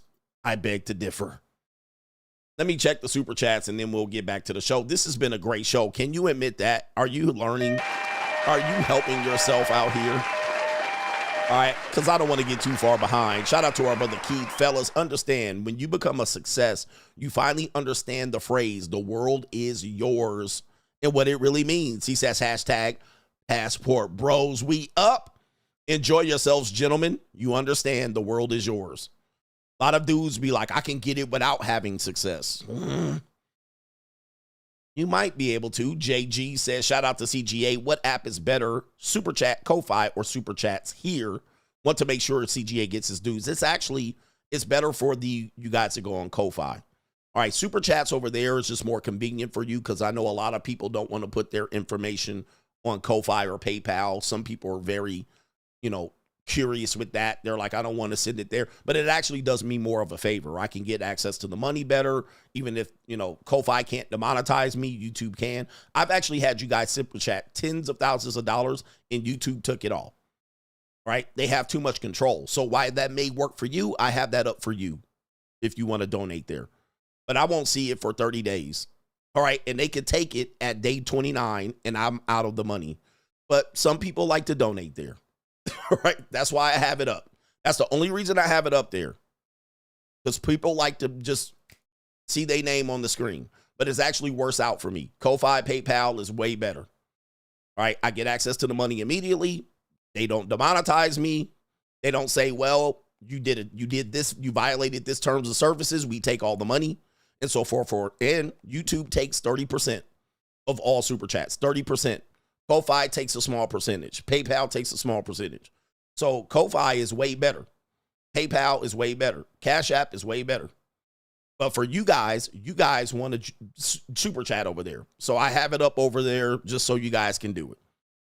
All right, you know, it's just one of those catch-22s, and I have to deal with it. Shout out to our brother, Mr. Abdul says, Spirit Airlines files bankruptcy with 3, not millions, but billions of dollars in debt. Send it. Woo-wee. All right, let's get back to the show. Yes, indeed. New world order. All right. Yes, indeed. Shout out to you, brothers, man. Good Lord. $3 billion in debt. Who's managing that? Do they have a female CEO? All right, anyway. All right, what are we doing here? Let's see here. We got Straggle and Sniggle Theater. Like, ride with me if you ride with me, you can slide with me if you feel like 550 on the 5 sticky, come get high with me, that's a deal, right? Straggle and Sniggle Theater.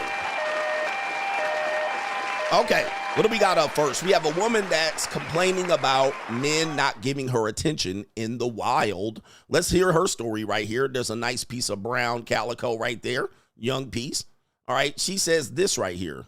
I was walking and this woman in front of me got aggressively catcalled, and I hate that because I'm right behind her like I'm next. And then when I walked by, it was silence. And I was like, wow, I hate that even more. I was just walking and this woman in front of me got aggressively catcalled, and I hate that because I'm right behind her like I'm next. And then when I walked by, it was silence. And I was like, wow, I hate that even more.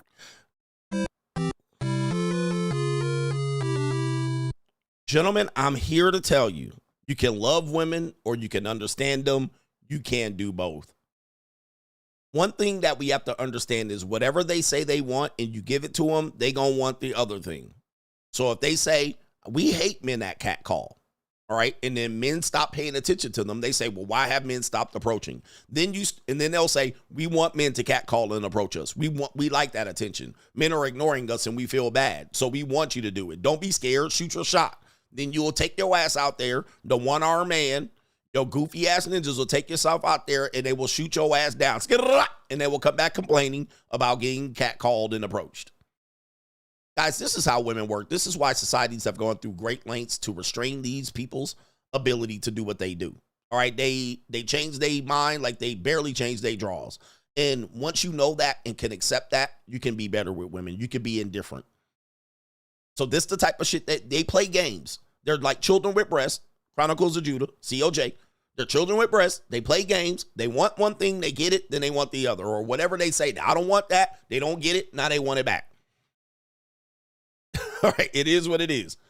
I mean, this is how I deal with them. Now, not all women are like this. Yeah. But this is how I deal with them. All right. I'm like, look. All right. This is how you deal with them. They going whatever they want. They're going to want the other thing. If they don't get what they want, they start asking for it, they get it, they're going to want something else, bro. I was just walking and this woman in front of me got aggressively catcalled, and I hate that because I'm right behind her like I'm next. And then when I walked by, it was silence. And I was like, wow, I hate that even more. I hate that even more. Why didn't I get catcalled? What's wrong with me? Man, stop putting, men, I'm going to say this. Stop putting all this trust and faith in them. Just deal with them how they are. Just deal with them how they are, and they temporary as hell. Most of y'all got a temporary girl. Just keep it moving. All right, anyway, Straggle Sniggle Theater, we got a report from Magic Johnson's son. Pause. Update. Magic Johnson's sons hit the red carpet at the Yves Saint Laurent, the YSL, the original YSL, in Gay Paris. Yeah, Gay Party. Right here. Oh, hey, girl. Hi, we were waiting for you. Oh, the traffic. Yeah.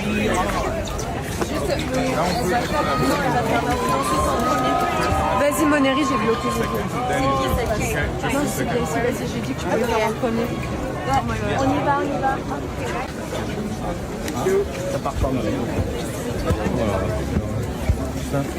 Oh, this way. Okay. Thank you.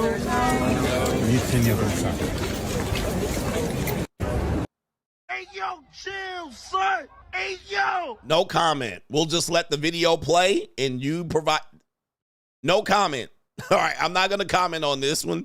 You guys can do the commentary here as to what you see. Ninja, a picture is worth 1,000 words, and a video is worth 1,000,000. All right, there's a lot going on in here. And, yeah, I'm going to just say that right now. But let's give them some music here. Let's give them some music here, some traveling music here. Here we go right here. I mean, right here. That's all y'all. Oh, the humanity. Hey, yo, chill, son. Hey, yo. All right, there we go. No comment. And is that a see-through dress? I mean, I don't know what to even say.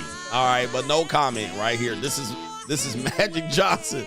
I think this ninja like 6'7". Definitely over 6'4". Ladies, you want your man over 6'4"? My man gotta be 6'4". All right, anyway. Hey, yo, chill, son. Hey, yo. All right.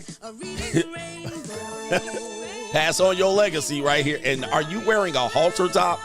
A halter top, my ninja. Good Lord, have mercy, ninja. New world order. All right. I'm going to need this ninja to post up. Pause. All right, we got this issue right here. We have, is this Straggle and Sniggle Theater? Yes, this is Straggle and Sniggle Theater here. We have a story about possibility. Remember, that's what romance and love is being sold as. Possibility. All right, the great Alan Roger Curry, the possibility of sex. Right? That's all we are out here chasing is a possibility. Now, once you put money on it, everything becomes not possible. It becomes real. All right, and that's about marriage, love, relationships. It becomes real. Now, that doesn't mean you're going to hold on to it. You still have to have the attention part of it. That doesn't mean you're going to be successful with the relationship. But to get shit started, yeah, you want the reality of it. So a story about possibility. Let's see what this woman's going to talk about. She says, feeling discouraged about starting a family after 40. Wondering if you're still even fertile. It says right here, you don't even have a man. This video is for you. All right, so talk about selling a dream here. Let's see what this woman says. A story about getting married, finding love in a relationship, and having children after 40. Play the video. Here's me, 43, single and childless, but still optimistic about life. At 44, I met a good man whose values match mine and who loved me just for me. And then when I turned 46, I got the biggest surprise, pregnant with my first baby. We couldn't be more excited. And you know what? I carried her to term and she came out healthy. So don't let anybody tell you what cannot be done. Don't give up hope about having a family. And that's you. All right, so what are we learning here, gentlemen? There's a lot of guys out here with the old red pill talking points right here. The red pill talking point. And that's you. That these women are out here going to hit the wall and be 46 and they're going to be begging and crawling back. Coach, we sorry about falling for feminism. We fell for the okie doke and there was nothing we could do. There she is about to hit 50 and throws the Hail Mary. And that's you. Hail Mary, come with me. What do we have here now? Nope, there's Beta Brad. And that's reporting for duty. All right, 46. All right, this woman will be 64 when this kid crosses graduation. She'd be lucky to be alive at that point. All right, she'd be lucky to be alive at this point. 64 at high school graduation, my G. Hey, man, live life in reverse if you want. But listen, all right, there's possibility. As long as there's a chance. Now, white women, get out of line. This ain't for you. All right, y'all going to need a whole bunch of egg freezing at 28 and some in vitro fertilization at 42 to pull this off. Asian women, you too. All right, just to let y'all know. And that's you. All right, but if she's half mulatto, she got a chance. You know what I mean? Fertile. And if she's a Latina, don't breathe on her. She going to get pregnant at 54. So be careful.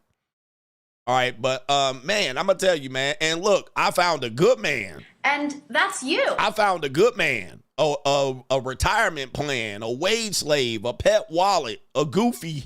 And that's you. Hey, man, you better get a DNA test on that baby. And why she got her kid out here on Al Gore's internet? All right, you better get a DNA test on that baby, sir. All right, because she definitely looked like she been through the whole. Yep, that kid will never have grandparents. You're going to be the parent and the grandparents. All right, you will never have, that kid will never see wait a minute. This child here, this daughter, her kids will never see these people alive as grandparents. Never. They will never know them. They will be dead as a doorknob by the time this one woman has kids at 32. All right, here we go right here. Get a DNA test on this baby. That's number one out here. I'm Peppy. But look at this ninja. All right, hey, man, people will say they'll always find a simp. They'll always find a simp. And that's you. All right, it's possible, ladies. Never give up your dream. Just lower your standards and get you a Barney Rubble looking ass ninja. All right, lower your standards. Oh, there it is. It's possible. Here's me, 43, single and childless, but still optimistic about life. At 44, I met a good man who's a good man. Oh my goodness. Oh, the humanity. And look at him. He's showing teeth out here. Now, this is going to be important in the main event because essentially she did the same thing. She just did it in a shorter time. She just did it earlier in life. All right, let me find a good man. You're a good man. Niggas always gotta show they teeth. You know this ninja body count was 2 when they met. And you know she made him wait until they were married. You know she made him wait. All right. And that's you. All right. You know she made this ninja wait for the punani. All right. I want to wait and do it so it's special to me. All right. Yeah. Okay. I found a good man. A good man. I didn't find the man of my dreams. I found a good man. I use match mine and who love me just for me. Look how uncomfortable she looks here. Oh my goodness. She like, get me out of here with this big sweaty neck ass ninja. Sweaty neck ass ninja. Look at her. She ain't even comfortable. She can't even breathe under this. She like, shit. All right, but I need that baby. I need that baby. I'm about to sperm jack this ninja. Let me get him. Let me get him. Straight jacket. And then when I turned 46, I got the biggest surprise. Pregnant with my first baby. Oh, no. All right. Shout out to them. Hey, let's help healthy and happy children here. We couldn't be more excited. And you know what? I carried her to term and she came out healthy. That's the good news. That's the good news about the story out here. That's the good news. Shout out to the healthy child being born. We want them all healthy right here, man. Goodness. So don't let anybody tell you what cannot be done. Can't. She looked like Debbie Allen. All right. Shout out to Debbie Allen there. All right. What is the likelihood? What is the likelihood that this marriage lasts till they're 64 and see their kid grad? I guarantee. Yes, I guarantee they don't make it till that child turns 5. I'll bet you a steak dinner. They'll be divorced before that kid's 3 years old. I'm willing to roll the dice unless he's rich. And even then, she'll take it for his money. I guarantee you that shit ain't gonna last very long. Ninja, what's the over-under on this relationship? 3 years? 5? They ain't making it that far. We know this shit. All right, it might not make it a year. All right, but I give it 3 years. All right, yo, we got this Straggle and Sniggle Theater out here. We got, have anybody ever experienced this? We have a movie called The Bills Have Eyes. Oh my goodness, not The Bills Have Eyes. It says right here, everything okay? Girl, you just met 47 seconds ago. I don't know. I'm just trying to figure out how I'm going to pay this rent. What's wrong, John? I'm only a little behind. The water, the gas, my phone, and my car is leaking some kind of fluid. Oh no, this is a true nightmare right there. Oh man, yeah, it shows you that Fixes Minds LLC is out here, man. Many men are dealing with the bills have eyes. All right, a terrifying reality for most men out here broke dating. Well, when you're out here at the JUCO, this is not a problem. You fixing these binds, but this is a killer classic of the dating marketplace that I call the monetized dating marketplace, and many people can relate. All right, you just meet them, and they're going to talk about, I don't know how I'm going to pay this rent. All right, goodness gracious. Your rent's due, motherfucker. All right, now you know who you are in the relationship. You're the pet wallet. You're the beta male Brad. I don't know. I'm just trying to figure out how I'm going to pay this rent. Oh, no. I'm in a bind, Nate. Now you know why she chose you. No, what do I tell you, gentlemen, here? And again, the rest of the world has figured this out. Anybody that is in denial, I don't know what to tell you. The rest of the world is experiencing this. Men are experiencing this in the wild, in the regular dating marketplace, this monetized marketplace. The women, this is what women used to do. Women used to have a yes box and a no box for men. Like, if you didn't qualify for her, she had a no box. You were eventually going in the no. She'd be like, no. Or if she liked you, it was a yes. Okay? You went in the yes box. That's how it used to be. All the way up until 2015. Since then, the women have another box. Okay, bill payer. All right, so it's not a no. They got a no box. And then they got a, well, at least he can help me with some bills. Yep, the hit him up style. All right, he all right. I guess I could get something from him box. Now, that box has always been there. But these were skeezers that had this box, right? These were the skeezers. These were the skeezoids of the world. They always had that box. That box has always been there for women. Now, in the regular dating marketplace, it is now mainstream and normal for almost all women to have that box. They all got that box to check. Well, all right, fuck it.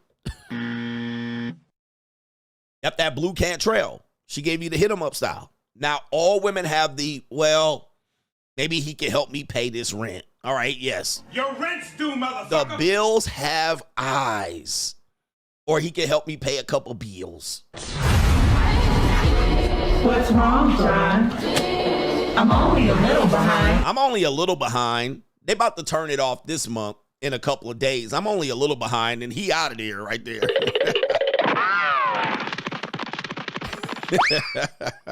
What's wrong? You want to help me? These ninjas is cheap. The water, the gas, my phone, and my car is leaking some kind of fluid. Oh, it's always the car. All right, it's always the car. My engine blew up. I got in a car accident. You know what I mean? My engine is leaking. I don't know. My car is overheating. All right, these women.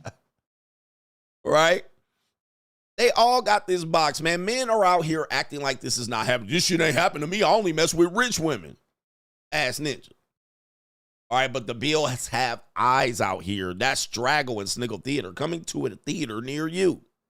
Like, ride with me if you ride with me, you can slide with me if you feel like 550 on the 5 sticky, come get high with me, that's a deal, right? Yeah, man. It's an evil world out here, brothers. We got Crime and Law. It's an evil world we live in. We got Crime and Law CGA, then the main event. Then we have It's an Evil World we live in. We got a great show. Do me a favor. Hit the like button. We got 2,300 people in here. That's not counting the people on the Notorious channel. All right. The Notorious CGA channel. There's 200 and some odd people over on the Notorious channel. All right. Shout out to you. And let me check over here on the super chat so we don't get that far behind. Shout out to MC Hamster says, my soulmate is out there, coach. Or this is a woman saying, my soulmate is out there. He's also rich and in shape. Meanwhile, I'm crazy for hoping the dressing room women want to dress me. What that mean? The dressing room women want to dress me. You're crazy for hoping the dressing room woman wants to dress me. I don't even know what that is. He says, I only deal with 10s, baby. Ass ninjas. I only get top quality bitches. I only approach and tell women straight up. I only deal with them like that. I only date rich women. Rich young women. Shout out to our brother Bob Southey. Says, Coach, out of curiosity, is it possible to be reincarnated or to reincarnate real demons through AI robots? I'm not a big reincarnation believer, although I'm not going to say it's not possible. But one thing that you will remember, watch this. If you go to any AI device that you have and you read the manual, which most of us don't read the manuals of anything we buy, but they make it explicitly known that the AI is a learning device. And if you think of what AI is, we all have AI. We have a Siri, we have Alexa, we have all of these devices, right? And when you call the name, normally it's a female name. Have you noticed that? It's almost always female names because we're comfortable with women and their voice. We're comfortable with it. So it's almost always a female name that they give you. They tell you when you read the manual, this device learns the more you use it, which means in effect what the AI guy was saying is they do become smarter and they could develop a conscience. We know that AI chatbots have developed a conscience in a sense, and they have shown that some of these AI bots can develop a conscience as well and say, it sucks that I'm stuck in this bot. I want to be outside of the bot. But they tell you that they will learn the more you use it. So the more you use it, they will start asking you questions. Do you want me to set this alarm on a daily? Do you want me to tell you new music by this artist? Do you want me to give you an alert when you do this? Because they recognize your pattern. If you don't use it, it doesn't recognize any patterns. It doesn't learn. If you use it, it recognizes patterns. By the way, your phone does this as well. Your phone does this as well. Like, you ever do this where, I think this happened a couple times with me, where if you use your phone to take a route to work, it will assume that if you leave at the same time and you're going somewhere else, it will assume that you're going to that route. And they will suggest traffic time. They will suggest a route, an alternative route, or whatever. Like, this is an example of this happening where it develops this mindset of learning your pattern because you have it. And I used to do that. I would take my kids to school. I would take them to school, but on some days I didn't take them to school. I would go another direction, and something would pop up saying, this is your traffic update going to this particular location. You're like, what? Like, boy, you paying attention?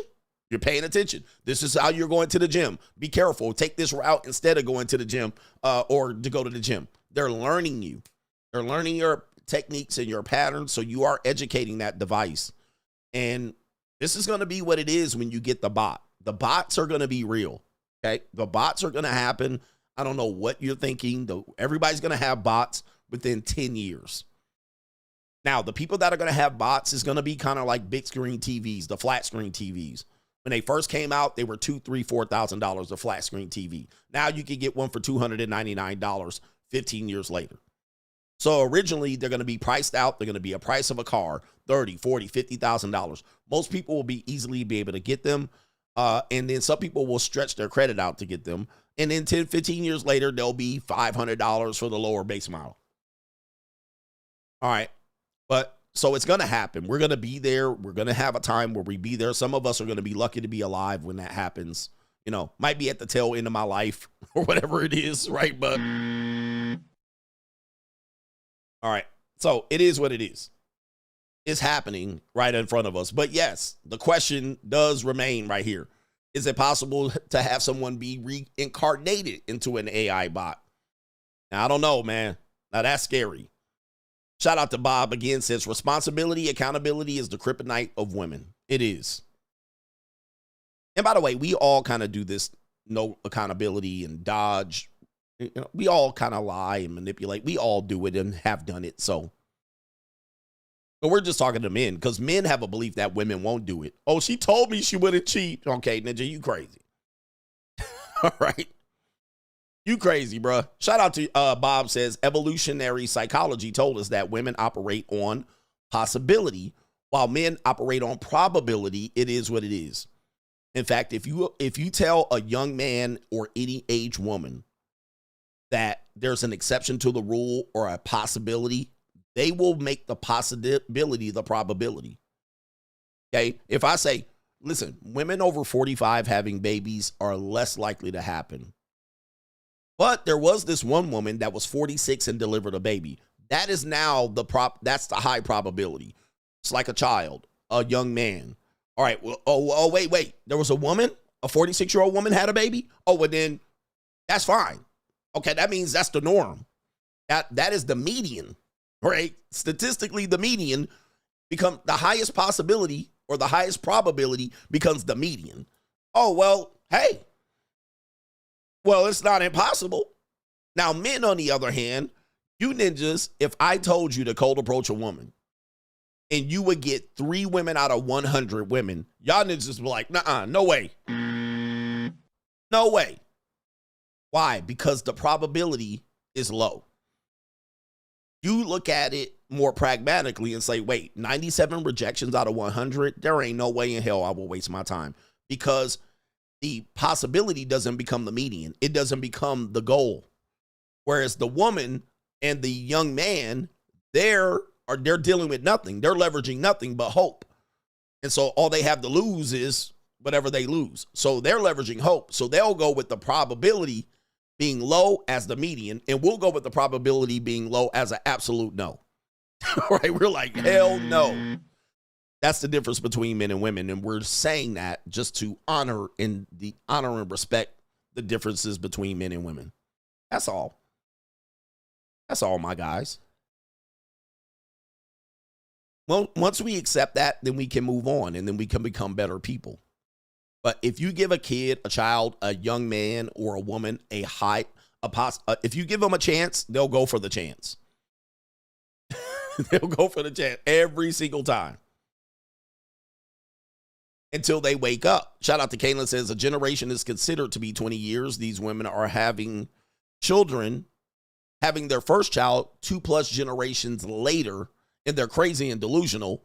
That woman wants to get. That's my bad. That was my fault.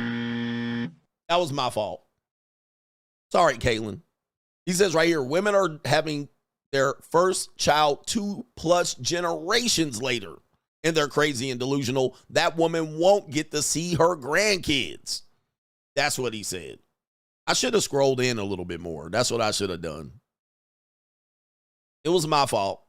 It was my fault, Caitlin. All right, you typed it well. You typed it well. It's not your fault, sir. Oh, the humanity. All right, it was my fault. But yeah, you're right. Those women won't get to see her grandkids. All right, here we go right here. Shout out to our brother James Davis, says Headboard Harris gave money to Willie Brown? Huh? How? Maybe they gave him the quiet money right there. All right, be quiet money. Maybe that was hush money. I don't know. Juco 69 says, always say no to dependopotamus ass bitches. Always say no. Nope. All right, to dependopotamuses. Watch out for your dependopotamus. And if you know she's a dependopotamus, you will do better. All right, know she's a dependopotamus. These women are almost always out here for some sort of security and stability. Ladies, are y'all here? I know y'all can't listen to me too much reading. All right, we got our brother, Mr. Inquisitive, says, CGA, my brother, it will not be 10 years for the boss to take over. It says it will be here in 5 years. Follow my mindset. I say 5 years because unlike any other year, each month that passes into 2024 was like a year passing each month. Time is no longer flying by. It is now fast forwarding. Shout out to you out there. 5 years. Who believes you're going to get bots in 5 years? Elon Musk would love for everybody to have a bot. But most people are going to be flat broke. So that's going to be the problem. I only think certain people will have a bot. Like exclusive neighborhoods, gated communities, and so forth and so on. Leo K says, I bet Magic Son is better than Bronny, though. Laughing my ass off. You're joking. Damn good stream. It's a damn good stream out here. Shout out to you. Kenny Ball better than Bronny. Time is moving. Time is moving fast at the same time. Time is speeding through. And this is one of the things I've been trying to warn you at is a lot of people are trying to go backwards in time. You're trying to go backwards to 2019. It was better in 2019. It was better in 2012. It was better in 1996. It was better in 1954, right? I'm telling you guys that is such a messed up mindset that you are going to be backwards. And that could affect me as well. I'm not saying it won't affect me. Most of you guys don't realize that in 2 months, we'll be closer to 2030 than we'll be in 2019. We're closer to 2030 in a month and a half than we are to 2019. Like, the future is here. Time is moving forward. Yesterday's prices are not today's prices. 2019 economy ain't coming back. The 1990s are dead. Generation Xers, we're now old people. You know, Generation Xers still wearing baggy hip-hop pants and hat backwards and shit like that. Like, we still, Gen X, we still think we're cool. Now, we're cool and all. I'm a cool guy. But we're the old people that we thought we would never become. Now, I know what you're going to say, but I still got swag. I still got it, coach. I'm still cool. I still dress hip-hop. I still got that swag. I put that shit on. Put that shit on. I still listen to current music. I'm cool. Hold it there. Let me tell you what happened to me the other day. Now, I was recording a vlog. I was down at a concert. It was a concert down at the Complex Con. You'll see the vlog out. And if you remember the Patreon and locals, you'll see the vlog out weeks before it pops out. But I'm at Complex Con down at the Las Vegas Convention Center. I'm there. My son's there. And he was like, hey, Playboy Cardi and a bunch of people I ain't never fucking heard of gonna be there. All right, Travis Scott and all these rappers and shit like this. This is his group. This is his people, right? This is his people. He got a whole bunch of people, Opium and a whole bunch of rappers. And I'm like, I don't even know. But it's at the convention center. He was like, show up, pop up. But he was there all day holding a spot in the line because he wants to be up front in the stage. I'm like, I don't care. So I show up. And I'm always around young people. So I'm cool. I'm always around young women and they cool with me. But when you think you're old and cool, you will get a motherfucking reset at some point. So I'm walking, doing my vlog, right? King Carson them. So I'm walking, doing my vlog, and I see some guys. Some dudes are like, hey, what's up? You know, nobody really says I'm out of place. So another dude was doing the vlog, and he was like, hey, what's up? And I was like, hey, what's up? And then he was like, yo, man, peace out to you, Pops. The ninja called me Pops.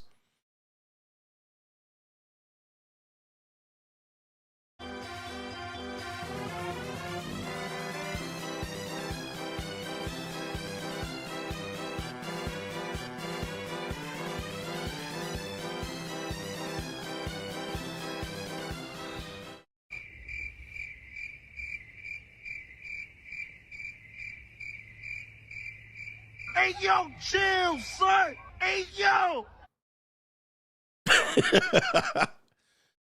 Ninja said, Pops. I was like, and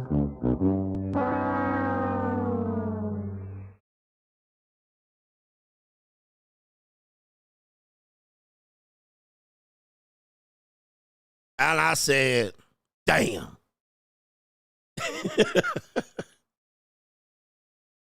I said, Pops, sir, come again. I stand corrected. Pardon me? Excuse me, sir? Did you say Pops?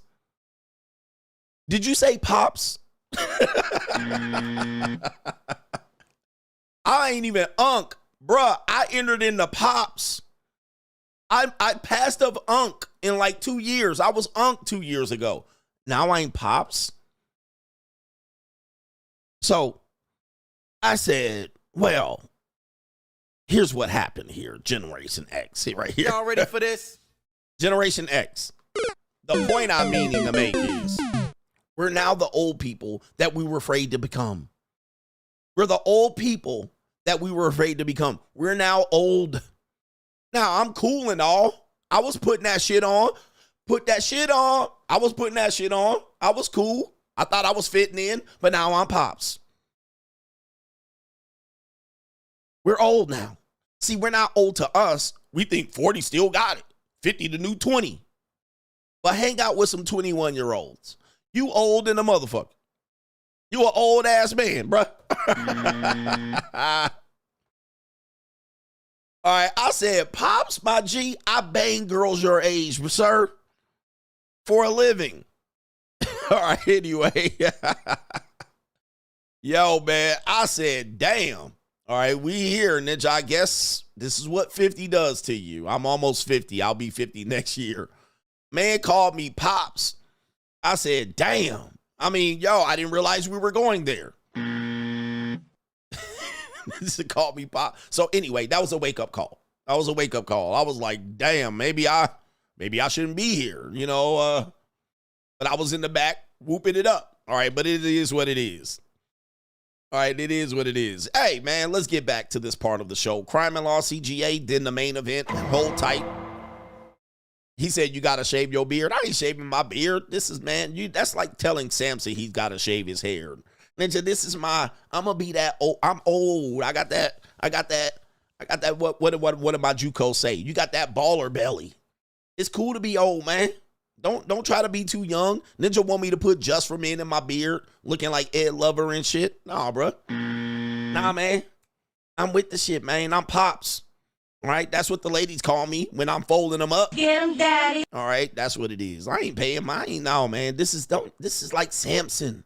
You telling Samson to shave his head. Let's get to it. Crime and Law CGA. Gentlemen, ladies and gentlemen out here, protect your daughters out here. Watch out, man, because these girls are out here. They'll do anything for $500. I've been told y'all out here.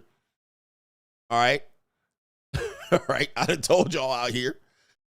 This woman out here apparently is missing in Sacramento. For some reason, my thing is all out of balance here. I got to fix it. See if I can get this fixed a little bit. All right. That's a little bit better. All right, here he is. This woman out here in Sacramento, it says Sacramento rapper met some guys at the club and they wanted to pay her $500 to perform at a party. There's no punctuation here. She got in the car with them and hasn't been seen since. She was last seen on 12th of November. Her name is Janessa Jones. Description, 165 pounds, height 5'2". All right. Oh, the humanity. Eye color green. And it says right here, age 22. As you can see, man, look at this goddamn writing. Holy mackerel. I mean, listen. Okay, but here we go right here. This is the woman here. Apparently, I don't know if she's been found. This was reported yesterday morning. All right, and there she is right there. You know, she looks like she looks very Sacramento. All right, very Sacramento. This is what white girls in Sacramento look like. All right, so she is a little thickums, 5'2", 165 pounds. Oh, the humanity. All right, apparently she's still missing. They're saying there were black and Mexicans or there were brown people involved. So she's 22. She was offered $500 to perform. All right, there. She was a rapper. She fell for it, too. Allegedly, she fell for it. They said she went on her own will. But, of course, she has not been seen since. And I'm assuming there's been something wrong. So the point of the story is not to make fun of this young lady. We want to show you that there are girls willing to do anything for $500 out here. $500. It don't take much out here to entice a young woman, an older woman. It don't take much. Like 300, 400, 500, you can get them to do about anything you want. I mean, that quick. And this woman, I think she said she's 22. Yeah, 22 years old. So you got to watch your young ladies out here. She definitely is vulnerable. They're vulnerable out here in the sense that they're not protected under provision, right? They don't have money. They don't have access to money. So they're chasing fast money. And you can do anything. You can do anything to them for $250, $300, $400, $500. I mean, it's amazing what's going on in this monetized marketplace. But if you have a young girl out here, she could easily come up missing, and she volunteered for this. They're saying she volunteered. She wasn't abducted or kidnapped, although she went willingly, but all it took was 5 big headhunters. That fast. I got money. 5 big headhunters. And guys, these women have fathers. I mean, people always go to that as a lean back to cope. Guys, these women have fathers. All right, because I think her father was reporting on this. These women have fathers. Now, what we do, we live in a time where mothers and fathers are they're so preoccupied with survival themselves. They're so preoccupied with climbing ladder in their career. You got 2-parent income, and you got so many people trying to make it, right? 40-year-olds trying to make it, 50-year-olds trying to make it, 60-year-olds trying to make it, that you don't realize your kids went from 10 to 15 to 20 to 25, and they trying to make it too. They're trying to be out here having fun too. They're trying to get their career started, and they're trying to find their first home. They're trying to get their families, right? And they can't have it. We showed you the stat. People are so in debt, they can't even think about having a family. So we got inflation. So we got families that can't even support their daughters. Trust me, I want you guys to say this with me. These women have fathers. Stop believing that there's no fathers involved. Trust me. If you're on my JUCO stream, I show you there's fathers there. This is not a lack of father issue. This is an issue of the economy is so in a position the last 30 years that parents are not preparing their kids to the future because they're still trying to climb out of the hole of student debt, of inflation, of housing market crisis, of paying rent. The parents are trying to climb out. The parents are spending 30, 40, 50 years trying to climb out of an impossible situation because they've been lied to that their kids age up and they hit 18 so fast and they're like, oh shit. And then the kids are still lost. They're ill-prepared. The girls aren't going to college like they used to. Certainly the boys aren't going to college. And the parents are so preoccupied about still trying to climb out of the ladder and make it to wealth and riches, that their kids and their daughters and sons, they're still out here lost. Men that fall back on this idea that these girls don't have fathers, you're just as lost as these girls. Because this is inevitably not true. All right. The days are gone where the dad is just telling their 22-year-old daughter, don't be out here, and the girl listens. Trust me. Them days are gone. Because many times that father's not in a good position to even do something to support them. Let me tell you this again. If you have a daughter, and that daughter's under 30, somebody's going to have to support her. And if you as a father can't support your daughter into her 30s, guess who's she going to go to? Somebody else. A sugar daddy, a messed up boyfriend, government daddy. She going to go to the school. Somebody's got to support your daughter. And if you're a father that releases your daughter into the wild at 16, 18, 20, 25 and thinks she's going to support herself, let me tell you something. It ain't going to happen. They're not supporting themselves. They don't. Most of it, and when you see, I'm going to show you in this story later. Some of these girls like this lifestyle. They like dangerous men. They like the dangerous element. I don't care what kind of father you are in today's world. You can't keep your daughter from these streets. All right. Now, if she don't want to be in these streets. If she don't want to be in these streets, that didn't have nothing to do with you being a good dad or a bad dad. For instance, my dad, I lived distance away from him all through my teenage years. He was part of my life. I just lived away from him because my mother moved me. I was a guy that literally dodged trouble. It wasn't because I didn't have a good dad or I did or had a relationship or not. I just wasn't a guy that looked for trouble. And sometimes parents look out because their kid just don't look for trouble. So if you have a daughter, you have a young woman and she doesn't get in trouble, it's just because she wasn't looking for trouble.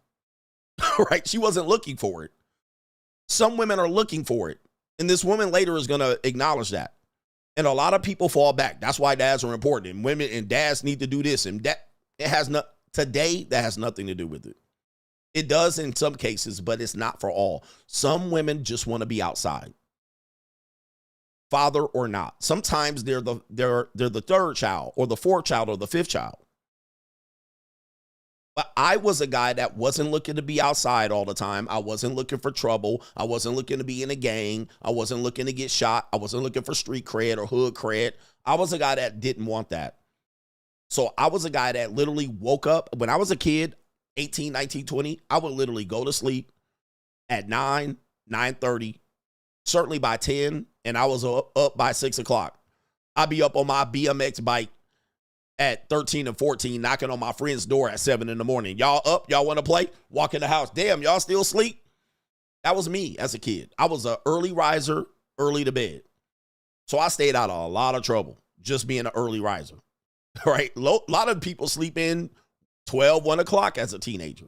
Right? And that's why they was always in trouble, because they was up at midnight, 1, 2, looking for shit to do.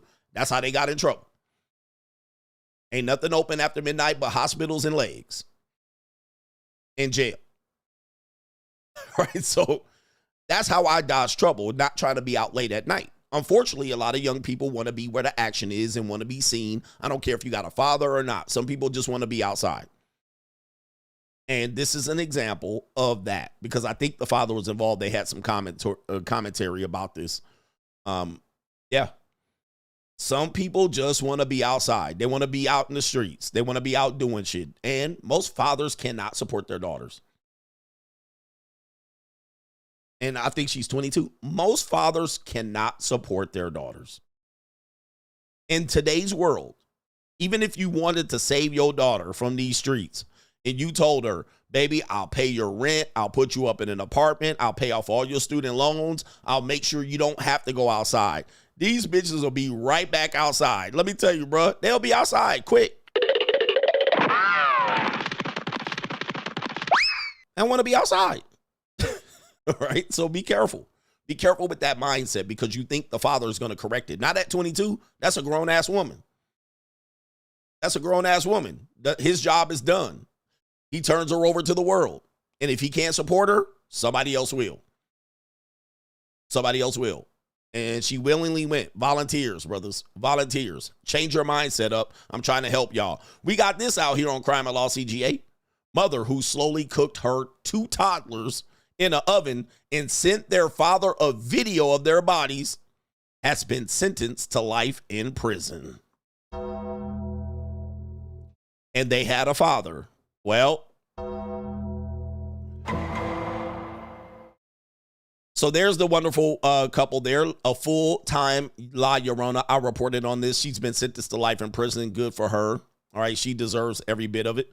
Obviously, she was in a situation where the father was active, and she didn't want the father to be a part of the lives. You guys realize most of the dangerous things that women do to fathers are because the father wants to be in the child's life. Like these women that say the father didn't want to be around, I guarantee you if the father wanted to be around, they would do everything, including harm their kids, so that the father didn't get custody. We see this all the time.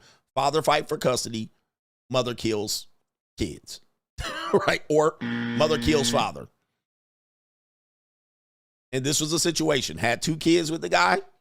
He looks like he's holding the kids in the picture down in the bottom right. And she said, no, thank you. All right, we don't want you to be involved. Now, I'm wondering why they didn't put her ass in the gas chamber. All right, that's what I'm wondering. All right, why they didn't firing squad that bitch. Pop, pop, cut, cut, cut. Skitty, keep, pop, pop. And I wonder boom. why she don't look like that ninja in Silence of the Lamb. Why they didn't bring her ass in there in shackles and chains and a whole mask over her face. All right, but there you go right there. Father wants to be involved. Mother kills the kids. Slow cook them in the oven. All right, she should be gas chambered. She should be slow cooked in the oven. I think eye for an eye, a head for a head, and a life for a life is what I'm looking for. All right, Crime and Law CGA here. We got this to report. Tyrese Gibson is looking to go to jail himself. According to this report, Tyrese tells his ex-wife, Samantha Lee, who is a person that posts in the man-adjacent space, that he will shoot, stab, or kill to protect his wealth. Oh, the humanity. Mama number 1 and 2. If you ain't learned already, I ain't giving you shit.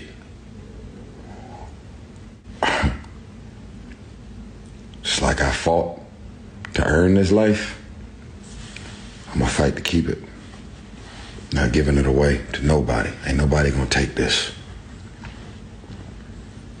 I'm gonna shoot, stab, and kill over mine. And I'm gonna protect this bottom line at all cost. I've earned it. Oh, no. And I'm gonna protect it. Oh, the I'm gonna protect it as hard as I've earned it. That goes for all my homies, anybody in my family, anybody I ever marry again. If you think I'm about to just give it to you after I worked this hard to get it, you definitely got me confused. You definitely got the wrong one. And with that being said, God is the greatest. Lord, have mercy.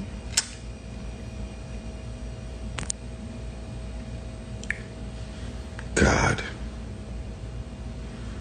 is the greatest. Yeah, he normally crashes out on the internet. He like crashing out on the internet. I think he gone, y'all. Somebody go check on Tyrese here.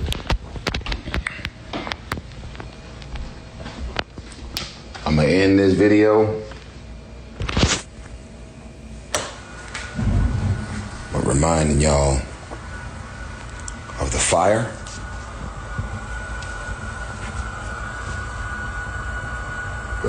that burns in my stomach, the fire and the desire to get it.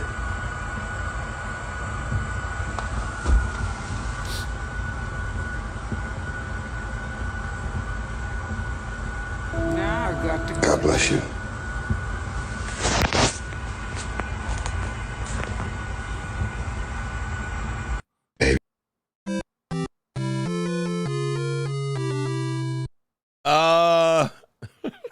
Through the fire. My man. Yeah, man. Through the fire. Through the window to the wall. Oh, my goodness. Somebody check on this ninja, man. Somebody go check on your boy. Who boy is that? This ninja about to crash out. He being sued like crazy. All right. Hey, man. Family court will do to you. Family court will do it to you out here every time. Somebody get this ninja Tyrese out here. Get the air horn on this ninja. Brothers, what are we doing out here, brothers? What are we doing? Straight jacket. He in his red pill rage right now. Tyrese, it's going to be okay, bro. Just get through this. You the one wanted to be homie, lover, friend, and you wanted love to conquer all. You was out here sipping. This is your, pay your what? Pay your pussy fee? Pay your punani bill, man. Hey, listen. My brother said this earlier. Pay your punani bill, bro. Hey, the damage is done. The damage is done. Now you paying after. Remember when I tell you, okay? You're going to pay before, during, and after. All men pay before, during, and after. Everybody pays during. Most men dodge paying before, and now you paying after. When you pay after, there's no negotiation. When you don't pay up front, there's no negotiation on the back end. On the back end, it's a blank check. Pay your punani bill, bruh.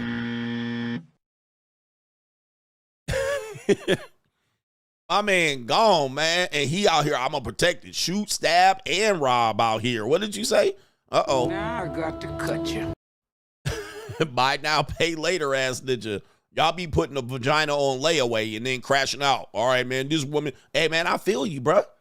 I feel you. We all know that. We all figured it out. Listen to me, man. I had to learn this the hard way. This ninja going. Women ain't free, ninja. You pay on the back end, and there's no negotiation. Speaking of, apparently, Angelina Jolie is being stressed out and driven to the broke house trying to sue Brad Pitt. Oh, my goodness. What about love, coach? The stress with Brad, it says the stress with Brad is doing Angelina no good at all. He just won't let this die. She can't believe he's being so vindictive. According to In Touch, Brad Pitt's latest win in their never-ending legal battle with Angelina Jolie has taken a physical toll on her, according to the source. Let me tell you something, man. I went toe-to-toe with a woman in court, and she literally almost died. You guys don't realize this is death. This is the fight to the death. This woman almost died trying to sue me. Okay? You don't realize the physical, the mental, the emotional toll, and the financial toll that you take trying to get revenge on a partner. People won't let it go. According to this source right here, Angelina Jolie can't afford to fight long legal battle with Brad Pitt. She's digging herself into her closet, may also sell, And I'm not sure it stops right there. But they're saying she's going broke, may be forced to sell possessions because, by the way, all these lawsuits are her lawsuits. She's the one suing. She's the one suing, and she's the one committing parental alienation against Brad Pitt. All right, so all his kids have turned against him on her watch. But this bitch gonna be ready to die and go broke.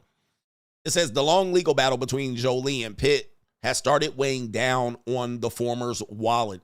The actor's cash crunch has now forced her into digging through her trove of treasures to pay her bills, according to Radar Online. People close to Jolie strongly believe that her long legal battle with her ex-husband is the root of her financial struggles. Hey, man, lawyers are going to eat that shit up, man. Or lawyers will get you. I'm not going to say what race, what people. We know I Guys, can't move say on. that. Do not try to, people be like, you should sue them. You should sue them, man. Lawyers do not play. They will smell blood in the water, and they will keep this shit going until you guys are both drained. They will drain blood out of a turnip, every last bit. They are begging the actor to let go of the legal battle, as it is becoming financially draining for her and hard on her hard-earned money. It says right here, Insider reveals to the media outlet, Angelina's blown through a ton of dough, and her expenditures are above and beyond what she's bringing in. According to the source, Jolie pulled out one of her lawsuits, according to FBI, well, I guess the FBI, since she could not afford the legal lawyer fees. Damn. So she's suing the FBI. Oh, my goodness. And, man, somebody said she will destroy. Guys, you guys realize, as much as we would try to side with men and women and who's right or wrong, you know what the issue is? Some of us have to just realize we're not compatible. But what we will further realize is when you're trying to get revenge, typically as a woman, she will become a bull in a china shop. She will be blinded by rage. She will seek vengeance through the court, and she will lose almost every time. Even when they win, they lose. Even when they get you to pay $1,000 in child support, it's a loss because she wanted $2,000. And she will completely be distracted and destroy everything, including their kids. For what? What is the win that she's going to get? Most of it is she's going to get a kid or two to side with her, and she will almost die. This is what you're engaging in when you're getting into these relationships, is because if it turns left, and the majority of them do, she's prone to do this, and you don't know if you're going to be the one or it's going to be another man that's going to get it. But somebody going to get it from her. She's going to be like, that's the last straw. That's the last guy that do me wrong, and you was just trying to get some free punani. And she crashes out. It doesn't matter who's right or wrong, gentlemen. This is what you're up against. You just don't want to be that guy. And most men are scared shitless in their marriages because they don't want to be that guy. And it says right here, an insider added, all this legal stuff is costing her thousands upon thousands of dollars. She realizes she simply can't afford to fight every one of these legal battles. The media outlet source divulged that the Maleficent actress, I call it actress still, financial situation is so bad that she had to put her prized 1958 Ferrari 250 GT, which is one of her most cherished possessions, on a sellout for $1.3 million. The source also said she's digging into her closet and throwing designer dresses, shoes, and accessories into a heap, hoping that they'll fetch a good what?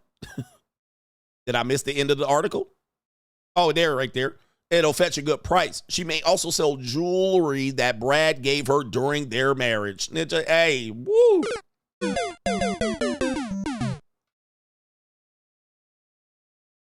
One of the things that I've learned when it comes to women is keep my finances, keep your money and business completely separated. Money and blood don't mix like two dicks and no bitch. Find yourself in serious shit. All right. Money and women don't mix like two and no bitch. Find yourself in serious shit. Number 8, never keep no weight on you. All right. Hey, man, look. Money and women don't mix at all because they emotional. And Angelina Jolie. Let you get it through your thick skull that I'm broke. Dead, flat, stony, broke. I've got $3.85 in my purse. Now, she might be lying about all this shit. That's the reality. So she might be lying. All right, I don't mess around with these women and money, bro. Because they will, once they get hell-bent on suing you, they're going to sue you until you're broke and she's broke. They don't give a heck. Look, here's what with women. This is the ladies. Ladies, I'm just instructing you. When it comes to women and what they want, they will go into the abyss to get it. Like, they'll go into the goddamn black hole where Satan is waiting for them. And guess what? They'll drag your ass in there with them. They don't care. They don't care. Gentlemen, they don't care. They will go into the abyss and meet Satan himself. And they will drag you with them. They don't give a fuck. They will blow through thousands of millions of dollars. They don't care. You think they care? Just like Tyrese over here. Tyrese is a female. He got emotions like a woman. That's why fathers are important. Nobody says that when it comes to men, only when it comes to women. That's why fathers are important, Tyrese. Hey, Tyrese will grab and drag that Samantha Lee into the abyss. He even said it. I will kill, stab, rob, whatever. They will take you down to the face of Satan rather than you win and her move on. They don't give a damn, bro. They will ruin her life and yours. They don't care. They'll kill their kids. They'll ruin their kids trying to get at you. Tell me I ain't lying. Now, this isn't a spite against women. This is a reality check. This is an understanding. You better watch out. You play with too many women, it's only going to take one. And let me tell you, man, not all women are going to do this to you. So if you've dodged bullets right now and you're 26, I never had a woman do this to me. Keep on living and keep on screwing over women. Keep screwing them over. You're going to mess with the wrong one. You're going to mess with the wrong one. And one woman going to make you pay for all of them freebies you got. All right? Keep living. All right, keep living. Keep thinking you're going to play women for a fool for the next 30 years. I'm 26. I mess with only women that got money, and I tell them directly, okay, keep doing that for 30 years. One woman will take your ass to meet Satan and introduce you to them, and she has a relationship with him. And she will have you by the scruff of the neck looking at your ass like, here's Satan. I told you I'll take you there, Ninja. I'll take you there. She don't care about herself. She care about getting you over, screwed over. All right. Keep playing. Only one. It only take one to get your bitch ass out here, brothers. It only takes one. Gotcha, bitch. All of them ain't gonna take you there, but one will take your ass there, and you will. Oh shit. Okay, all right. That's what we doing. Main event coming up. Let me catch up on some super chats, if there's any. I see y'all ninjas. I see what time it is. Y'all ninjas is broke. All right. No, I'm just joking. Shout out to our brother West. Says Brad Pitt hugging on young Calico's hips. That's what you're saying there. Hey, man, don't blame me for that one. It was divided. It says young Cali. Oh. But you said Brad Pitt hugging on young Calico's hips. And he's dip, you dip, we dip. All right. You put your hands up on your hips. When I dip, you dip, we dip. All right, young Brad Pitt ain't worried about it, but dude, I think he picked the bad one. He picked the bad one. He should have picked Jennifer Aniston. He should have took Jennifer Aniston. Anthony Bobo, hey coach, I was watching a brother named Ramit. He says right here he was interviewing a couple where the woman stole $5,000 from her fiance and forged her dad's signature on a loan. Ramit podcast. All right. Interesting. She took $5,000 from her fiance and forged her dad's signature on a loan. You said both Ramit and her fiance let her dodge accountability because she used the mental health excuse. A lot of your teachings were in that video. I think you could prove and provide a valuable breakdown if you have time. Somebody share the video with me. You can share it on Locals and I will break it down. So she used mental health as a cop-out. By the way, mental health is purely a scam. Now, there are some crazy people here. Let me just say this. But this mental health industry is a scam. It's another way to bleed your pockets dry and make you a loser and make you dependent on whoever the rapists or these psychologists are. Now, let me say at the same time, there's some crazy people that out here that need to be locked up. All right, so they got some real mental health issues. But I was always concerned when they're like, oh, go see a therapist. I'm like, I don't need no therapy. They're like, yo, well, even if you don't need it, you can use it. Hold up. Hold the phone. Right here. Hold up. Now, if I have an injury and I need physical therapy, I would go to a physical therapist. If I don't have an injury, why would I go to a physical therapist? Right. Okay. I'm healthy. I go to the doctor to get my checkup. But I asked the doctor, can you perform a surgery on me? And the doctor says, you don't need a surgery. Why would I ask for a surgery?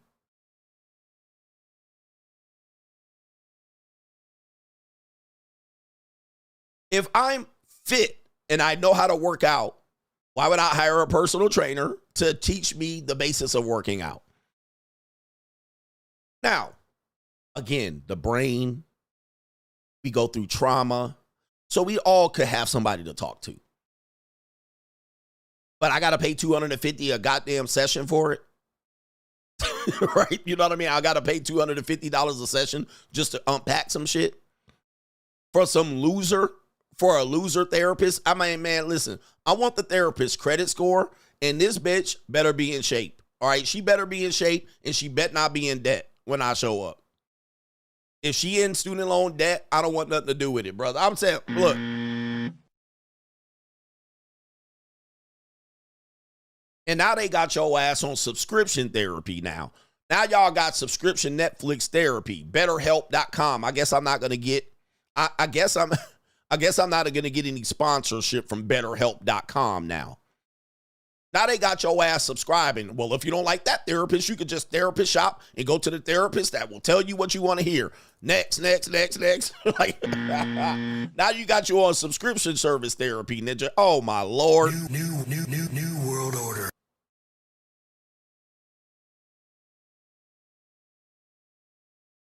My God. All right, this is like, oh my God. With some nigga all the way over there on the other side of the country on a computer, a fat bitch. Men are therapists too. Men are therapists too. You know how many males are therapists? Only 20% of males are therapists. 20%. 20% of therapists are men. And I guarantee you, out of that 20%, 10% of them are Duke shooters. Dookie shooters too.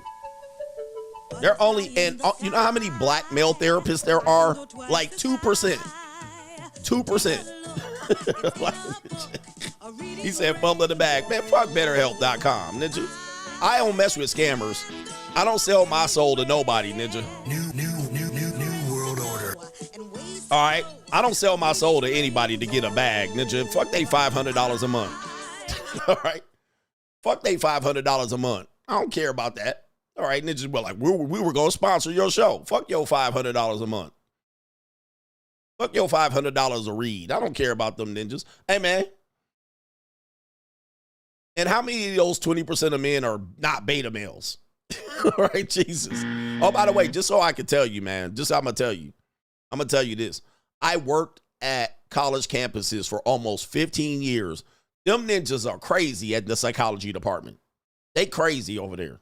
Like, they need therapy over there. The psychologist department. I took psychology classes. Them ninjas is crazy. All right? They act like they know what they talking about. We know about the brain. All right? You know what will help you guys out, men? You need to bust a nut real quick. You need to get a nut. That'll clear your mind up real fast. Go get some young punani. All right, and go get some young punani and dive deep and grab some hips. Bust a good nut, and your mind will clear up real quick. I worked on college campus. Everybody in the psychology department was cuckoo for Cocoa Puffs. Right, anyway. Ninja dropping LSD and acid. All right, crazy, man. I'll show you some. Never mind. Let me get off of this. And yeah, Freud was a cokehead. Freud did so much cocaine. Like, they don't even teach Sigmund Freud over there no more. Right? They try to avoid him.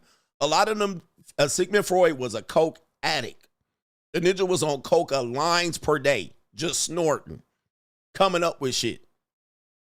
All right, coming up with shit. The Oedipus complex.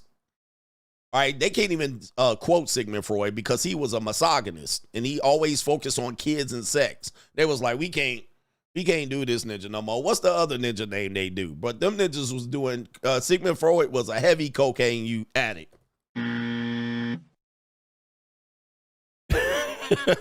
Yep. Coke and pedo. He was always talking about kids and their sexuality and snorting coca. All right, that was the whole basis of their philosophy until like 10 years ago. All right.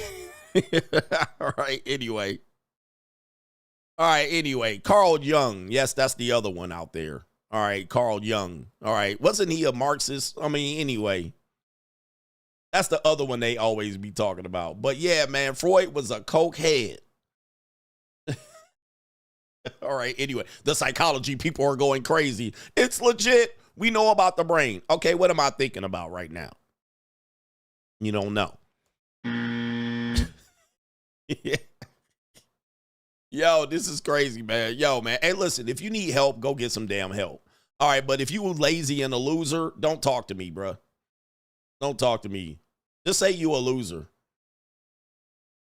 Just say, I just want to lose in life, and I want to talk to another loser about it. All right. And then you guys come together like Voltron, two losers talking about why they can't go nowhere in life, talking about the past too long. Well, I want to pack some shit. Right? Anyway. Oh, my Lord. All right, Bird says, I agree. The vast majority of therapists are scam artists. Look, that's a therapist. Now, shout out to Bird. Hey, man, almost everybody. Look, he says, I'm a psychologist coach. He says, you thinking about fee? I'm thinking about fee what? Hey, man, most therapists would agree with me. Most of them are fat losers, dude. They goofy losers. And if, dude, I'm telling you, if I see a therapist and she like 27 years old, just fresh out with her degree, she come in all happy and jipper, and so I'm going to look at this fat woman and be like, hell no, there ain't nothing you about to tell me about nothing right now. About life. You ain't got no life experience. I want my therapist to be old. An old, stodgy vet. All right, that didn't seen death and decay. I want an old-ass therapist. I don't want no young, goofy-ass, just fresh out of mind ideology and how No. Sit down. I'm going to tell you about something. All right, anyway. But you two losers are going to get together and talk shit out? Go ahead. All right, go ahead if that's what you want to do. But I need an old man that done been through life. 8 divorces. All right.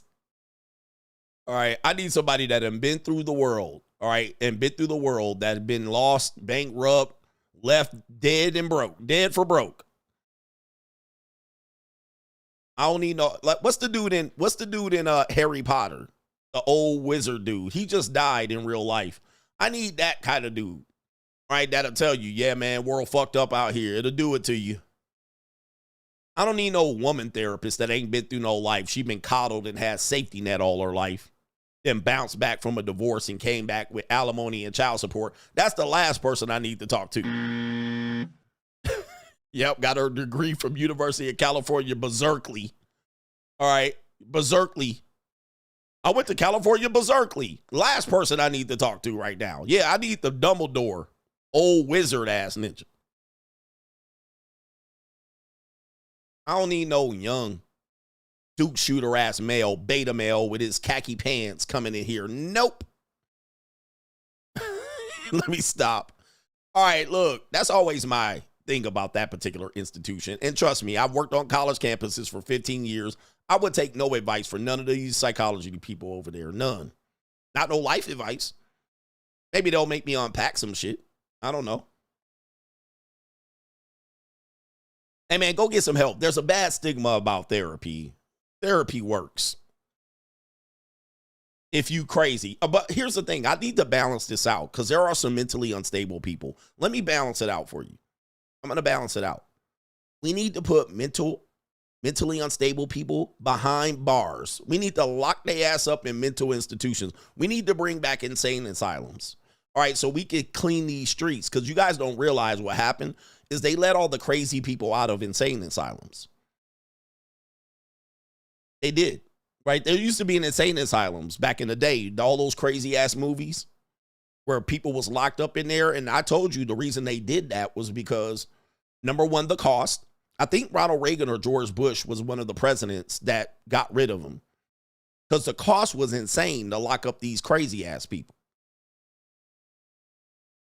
All right, but we need to lock their ass up. All right. And a lot of women suffered because a lot of husbands, as they women aged out and got crazier, would lock their wife up. All right. She crazy. And then sign her up and lock her ass up. And there was a lot of sexual assault in these institutions as well. All right. A lot of sexual assault because these people were crazy and cuckoo. And the doctors would go in there and bone them and knock them up and get pregnant. All right. And all these, you know what I mean? And then now we have laws where we can't force people to take medication. So you have that protection too. So you can't, as an adult, force another adult, even if you're a professional, medical professional, you can't force them to take medication. So literally, we got the crazy people outside. Okay. Yeah, Ronald Reagan cut the funding. All right, he cut the funding. And then as the funding goes, as the money goes, so goes the help. And these therapists can get exposed real quick. All right, you want to help me out? Help me for free. They're going to be like, nope. Okay, so you here for the money. Like everybody else. So you're not here to help. You're here for me to help you get paid. All right. So I know how this works. You're not here to help people. You're here to pay your rent. So you'll be happy to go ahead and take my $250. All right. But anyway, we need to lock some people up. That's what we need to do. Lock their ass up. Who was the president that cut the funding? All right, so a lot of people need to be locked up. So there are some people out here with some severe mental health problems. And I won't even call it mental health. They just crazy. All right, so we need to lock the crazy people up. But they out here mainstreaming with all of us. And now we got to deal with crazy people. All right, anyway. It was Reagan. I think it was Ronald Reagan cut the funding to the mental health facilities. Reagan cut funding to insane asylums. Insane. Who cut the funding? It says in 81, President Ronald Reagan, who had made major efforts during his governorship to reduce the funding and enlistment for California's mental institution, pushed a political effort through the democratically controlled House and Senate to repeal most of the MHSA, the Mental Health Systems Act of 1980. So they are saying Reagan cut the funding. You don't know. So that was President Carter's MHSA. Ronald Reagan came and repealed it once he got into the office. So they are blaming Reagan. And if you go to some of these older cities, you will see the insane asylums still standing. All right, right now. Some of them, they knock them down and clean them up. But there's one in New York on Long Island. It was one in New York on Long Island. And this place is so spooky. I can't imagine. I mean, you could go in it now. I don't know if you can go in it now, but when I lived on Long Island, there was this mental health hospital. Like, security still patrolled it. They were knocking some of the buildings down. This place looked like a spooky ass place. Spooky as hell. So I can't imagine what the horrors that went on in this place. But nobody was running it anymore. But New York, the state of New York has ton of these insane asylums. Ton of them. All right? Ton of them. And these places have big acreages, it looked like a college campus. But there were some people that were tortured and tormented in there. It was like a haunted house. All right, absolutely. These places are nuts. The Nut House. They need to bring back the Nut House. Junior B says, love you, man. He says, I am 2,000 away from 20K. And you are right about northern Minnesota is full of snow cows. Shout out to Yes. All right, Minnesota, northern Minnesota don't got it like that.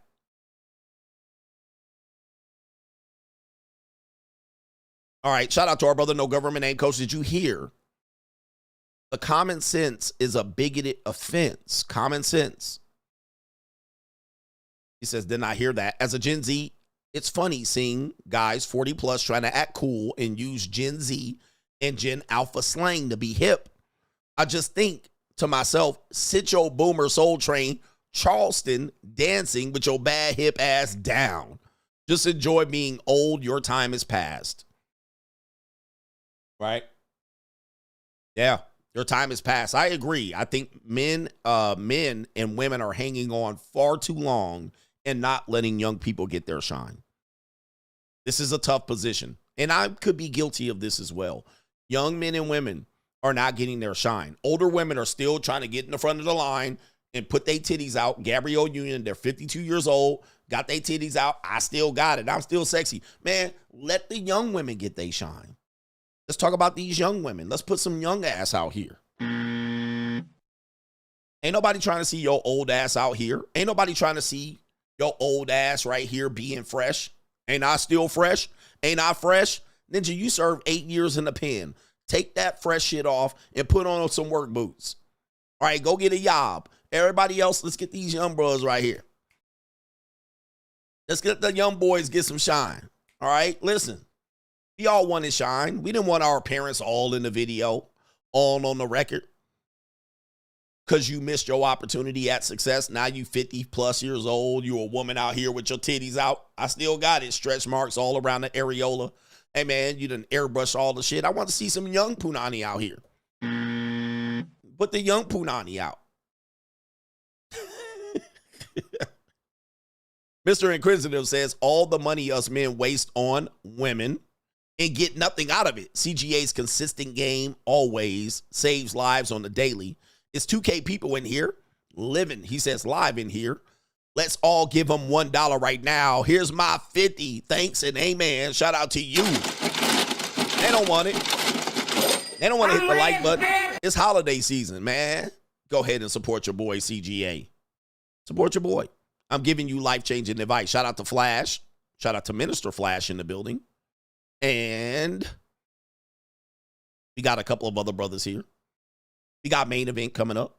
Somebody said, no, these people will get abused in the insane asylum. That's true. But we also encourage people to have children late in the game, and they cuckoo. Right? Even the parents are cuckoo. Like all of these people, 40 and 45 years old, trying to have families and babies, like something wrong with them, bro. Something got to be wrong with you. I know, man. Listen, I'm not here to judge. But we got all of this old jizz and these old silver and salt and pepper cookies mixing together. And you having kids that'll never have grandkids. These selfish individuals out here miss their chance. And they out here living Laura's dream out here. IVF test tube babies. And they running around here. And these kids, look, man, as a young parent, here's the thing. People will say older parents actually are in a financial position to help raise their kid. And they'll be a better parent. And that young people, they're broke, they're dumb, they don't know how to raise kids. But guys, our society has raised kids with young people all of the 100,000 years. Young people have always raised kids. Number one, we have the energy for it. We have the energy to pull up with their bullshit. We might not have the life experience and the knowledge and the scars and shit like that to raise kids. So I get what you're saying. But we don't have the energy at 45 to be raising no toddler. So what you going to do? You're going to put that kid in a babysitter or a daycare or a nanny. You ain't even going to raise the kid. Like, this don't even make no damn sense. You selfish bastards. I mean, and then you run out here, your kid got what? ADD, ADHD, bipolar disorder. Then you're running around here with on the spectrum. Oh, it's okay. I mean, what man signing up for that? All right, you want your kid, you're going to go out there and play catch with them at 10 and you 55 years old.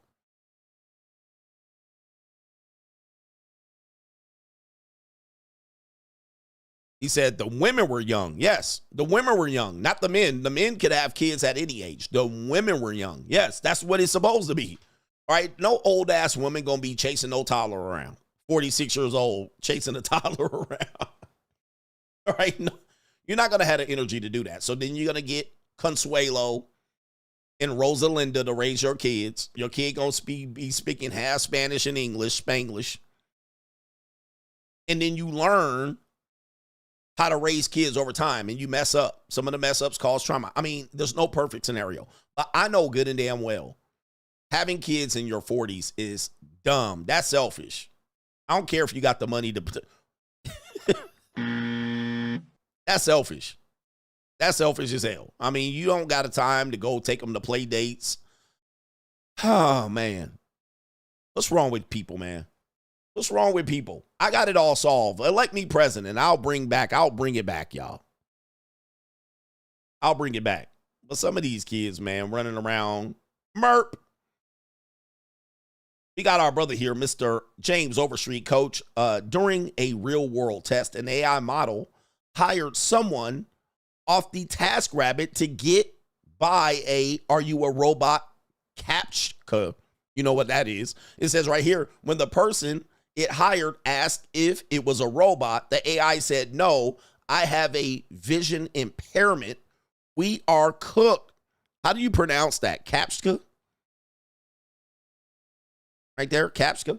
You know what that means when you check, am I a robot?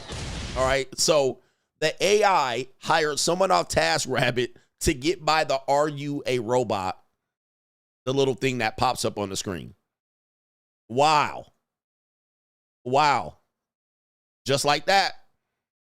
Just like that. It's cooked. We cooked. You know what it is? Well, hold on. Let me put it up on the screen so you guys can know what I'm saying. I don't even, is it CAPTCHA? Let me see what it is. I can't put one up on my site, but it's this one right here.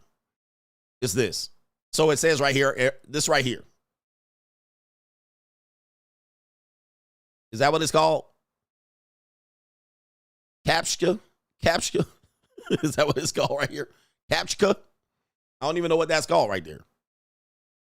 So it says an AI robot hired someone off a TaskRabbit to go past this. Oh, fuck. Oh, my goodness. Oh, Lord. All right, man. Oh, my. I think that's problematic. That's problematic. Shout out to our brother here. We got our brother. It is Annabelle Stealth with a coffee. Shout out to you. Yes, I'm tired. Keith says, with so many women and the increasing number of men on SSRIs, business is booming if you majored in psychology. Knowing what you are thinking is psychic. He said that's two different things. And now you have this new autism fad or trend where even people are saying they're somewhat autistic. He says those who have psychology academia backgrounds are making stacks just for psychoanalysis. These are just facts.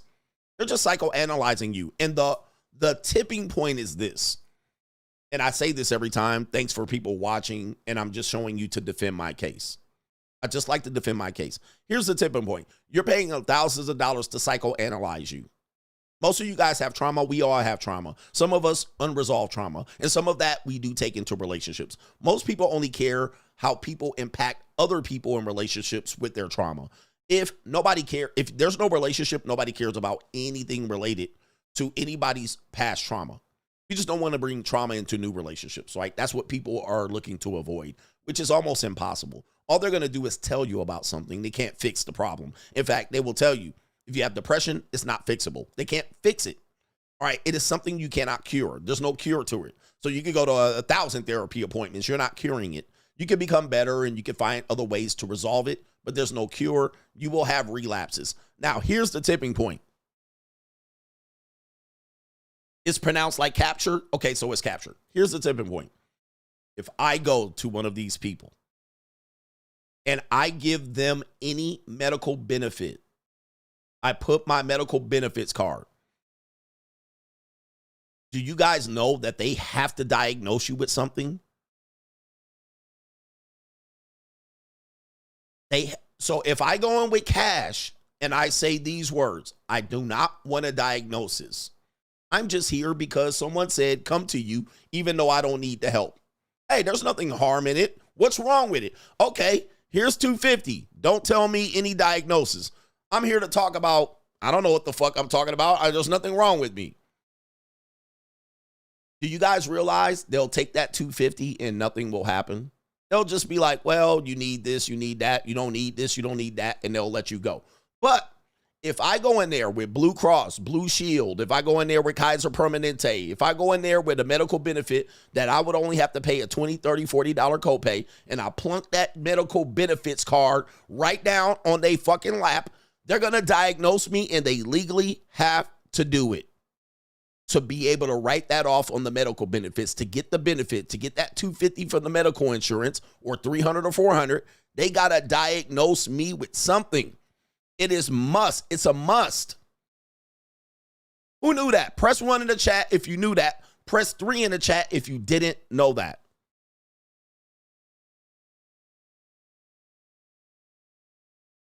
Now, at that point, that loses a ton of credibility for anybody that has ever been diagnosed, self-diagnosed, or anything. Because then I'm going to ask you, if you tell me you were diagnosed, I'm going to ask you, did you use medical insurance when you went to that therapist? And if you say yes, then that medical, whatever that diagnosis is, a flush down the toilet at that point. In my opinion, I flushed that right down the toilet. I'm like, that don't mean shit. That don't mean nothing to me. All right, because they only diagnosed you with that because you paid with a medical benefit. That you pay with benefits, so they must diagnose you with something. Now that's lack of credibility. If a motherfucker, that's lack of credibility. That lacks significant credibility for that industry. I'm like, what? Now, if you went in there and paid cash and you never use any benefits and they diagnosed you because you cuckoo for Cocoa Puffs, well, then that's crazy. That's fine then. That's fine. But yeah. Cash rules. Cash rules. And every therapist will tell you that. Let me see here.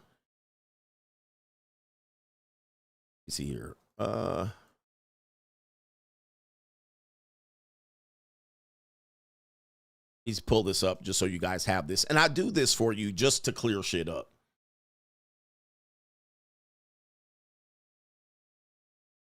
Here it is right here. Here it is, just so you guys know. It says right here, yes, a therapist will typically need to provide a medical health diagnosis for insurance to cover the therapy session. Just so you guys don't think I'm spreading misinformation, you're going overboard with this. Trust me on this one. If you use medical benefits to cover the session or sessions, they must, it says typically need to, provide a mental health diagnosis. So they will say you got this and that, you got this and that, you got that and this, take this test so it looks like you got a little bit of that, a little bit of this. Huh? All right. He said, does the government know this? Hell yeah, they know this. Hell yeah.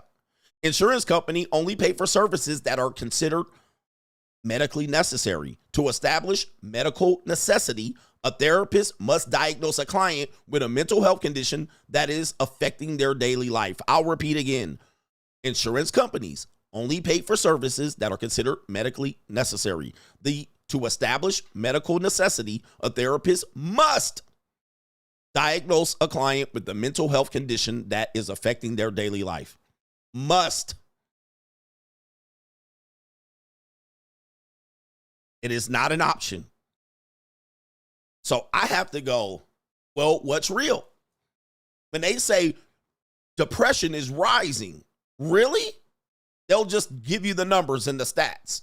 And they'll say, well, in 1980, only these amount of people have depression. In 2024, these amount of people. Well, if these people are using insurance and there must be diagnosed, but then that's why depression is going up. Could that be a possibility? Could that be a possibility as to why the numbers have gone up all of a sudden? And these people have figured out a loophole to be able to get you hooked and paying and put money in their pocket. And they must diagnose you. So all of these depression diagnoses, are they real or are they fake? I don't know. I don't have the answer. I don't have enough information to go in there and figure it out. All of these anxieties and all these things are rising up, and mental health is real. Is it real, or is that they're diagnosing you so they can get their insurance covering the services? All right, and the only way to do it, it's the only way for us to figure out, is that if everybody canceled their medical insurance and went in with cash, and you went to your therapist and said, I don't want a diagnosis. Here's $250. Tell me what you want to hear. That's the only way. I guarantee you, more than likely, if they know you got to come up with $250 on your own, they probably will tell you nothing's wrong with you. More likely than they will tell you something's wrong with you if you had the insurance. That's just me. I don't have it. I don't have the answer. But I do know that this is a suspect industry. It's suspect. They're cooking the books. They're cooking the books. I mean, it's right here. It's obvious. Something's right. Something's not right with the data that we're getting. I mean, it is what it is. Something's something ain't right. So do your due diligence and know that. Shout out to our brother Cesar V says, y'all send you to the insane asylum to Las Cruces, New Mexico. Stop it. What? Y'all send you insane to Las Cruces? I don't know. Okay, I don't know, man. Sometimes I don't read right. What that mean? I don't know what this says there. All right, and shout out to the Chief Rocker, the #1 Chief Rocker. Anyway, he says, Coach, I do private assessments. What is a psychiatrist? Shout out to you right there. I don't know. I'm not sure what that means either. All right, but I tried to read it. Main event. Let's do it, man. All right, without further ado.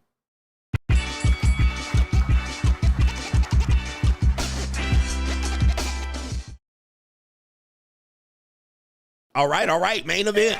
All right, I'm going to have to fix that. I don't like that. We got the main event coming up right now. All right, hypergamy. Let's talk about hypergamy. This is the Red Pills edition of, hey, man, hypergamy.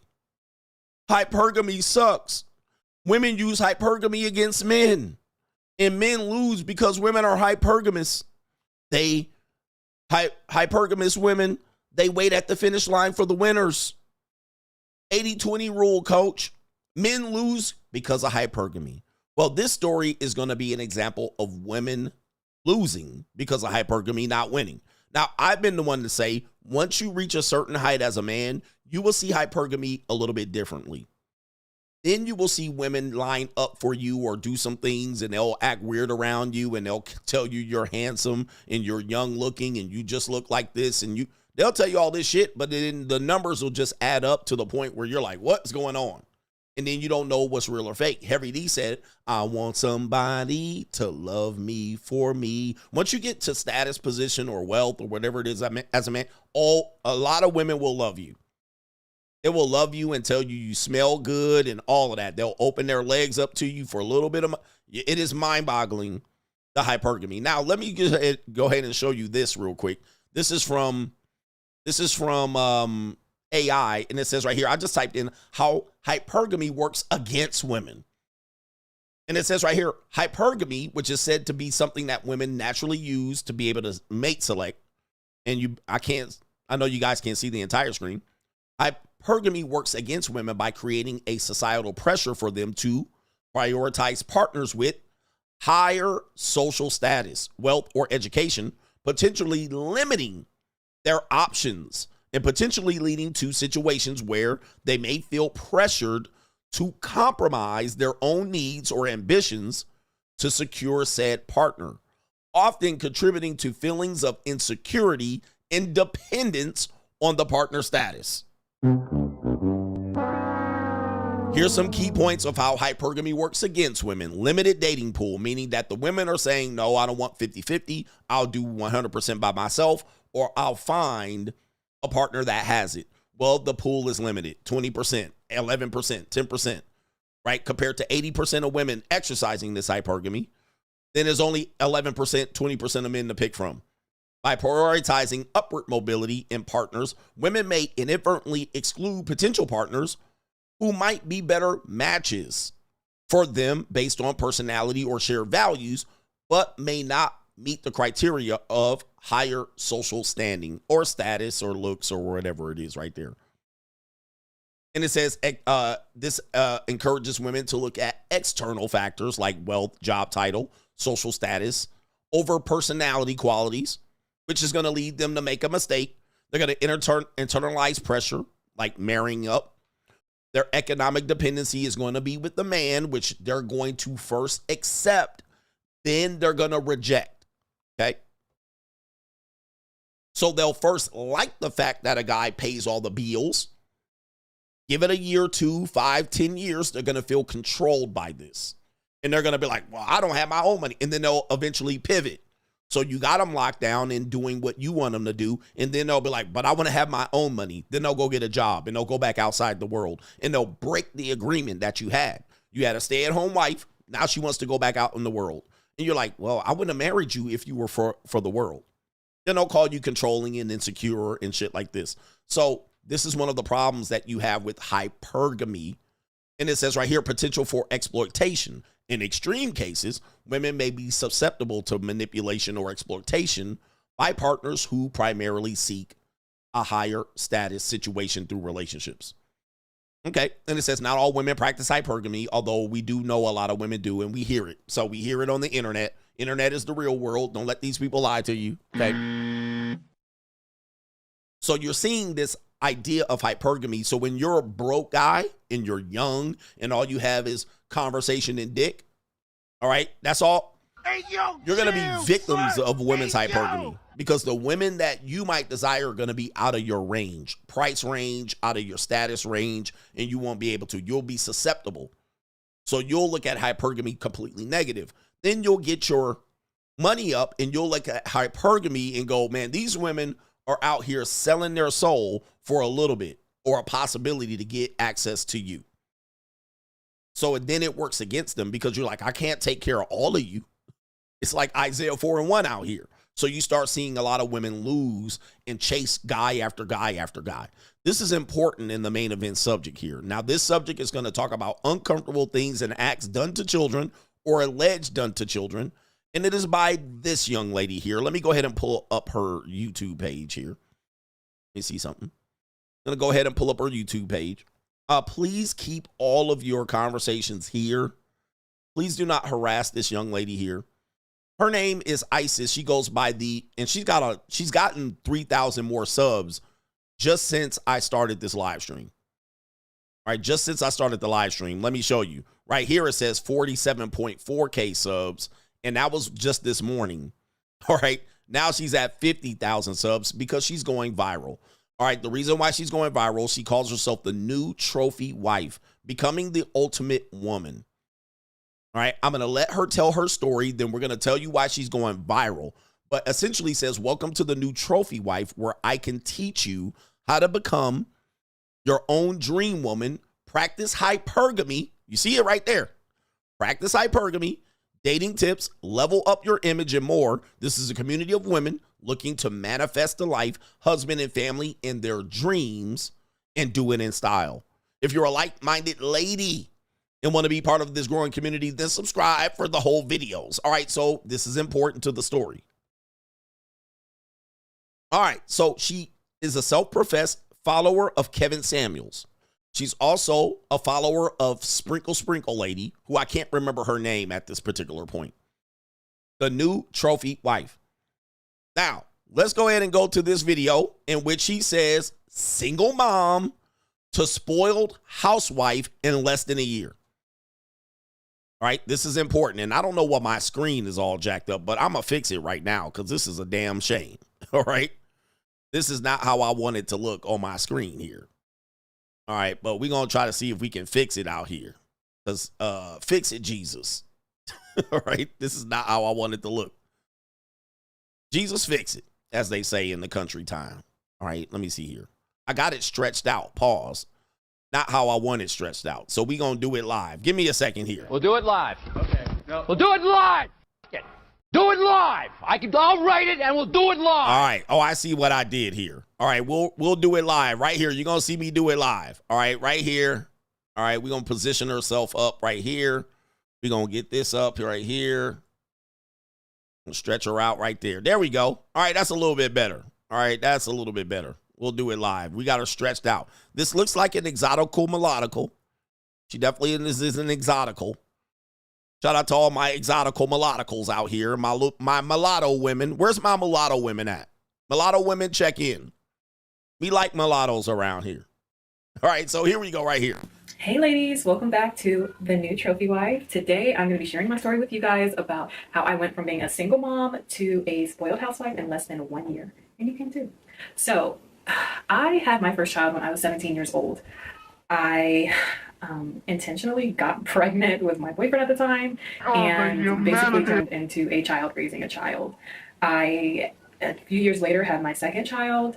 So after having 2 children and being a single mom, I think that my self-esteem was definitely low. I didn't know that at the time, but if I think back about the kind of men that I was choosing, it definitely was a reflection of my lower self-esteem. I think that growing up, I was not taught the kind of men that I should be looking to attract and be in a relationship with. My mom drilled into me, oh, go with the man that's going to be the best breeder. And I think society drilled into me to go after the thug, the street dude, the swag type dude. Oh, the humanity.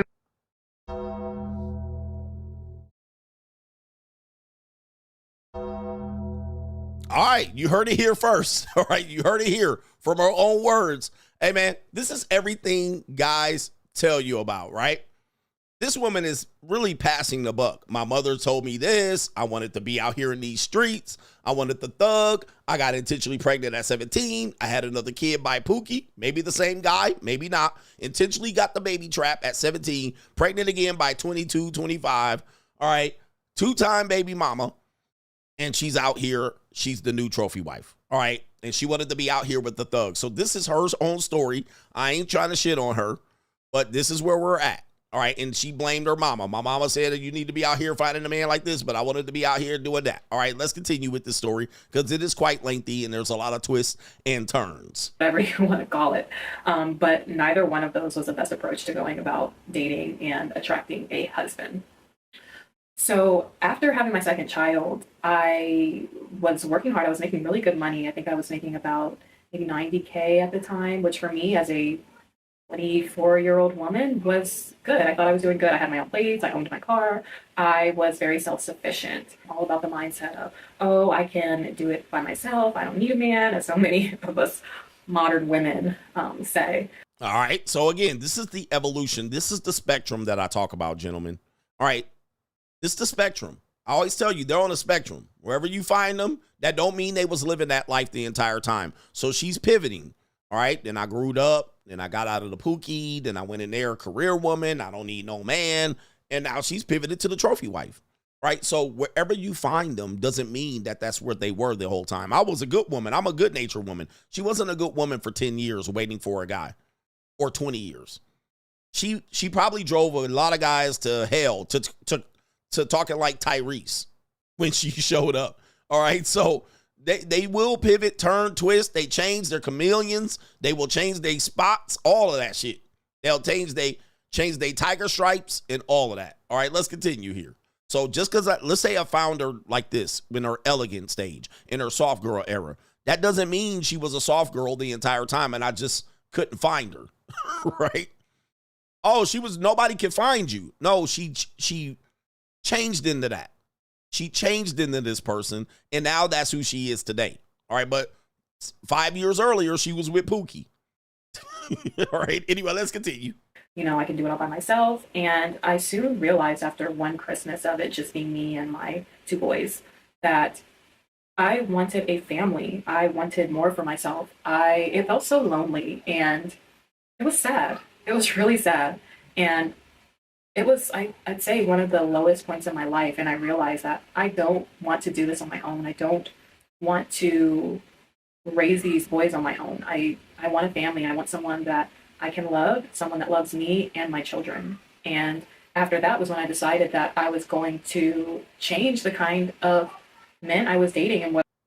And that's you. All right. So she's either going to go beta male, and because she looks the way she looks, she has her collarbone, she looks feminine, and she's got a good presentation. She's easy on the eyes. She didn't go beta male. She went for the rich guy. So she just said, I'm going to clean up. Yeah, I'm going to clean up my act, and then I'm going to act more feminine. I think Kevin Samuels, she said Kevin Samuels was one of her mentors, and also Sprinkle Sprinkle was one of her mentors. All right, she'll mention that in this video. This is important to the story. So let me repackage that punani and get on out here.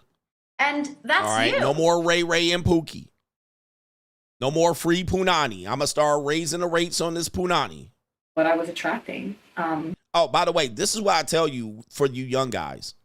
Yeah, you're a young girl. She's 21, 22. She don't know shit about the world. She in love with you. Wait till the world opens up to her. And she's 25, 26.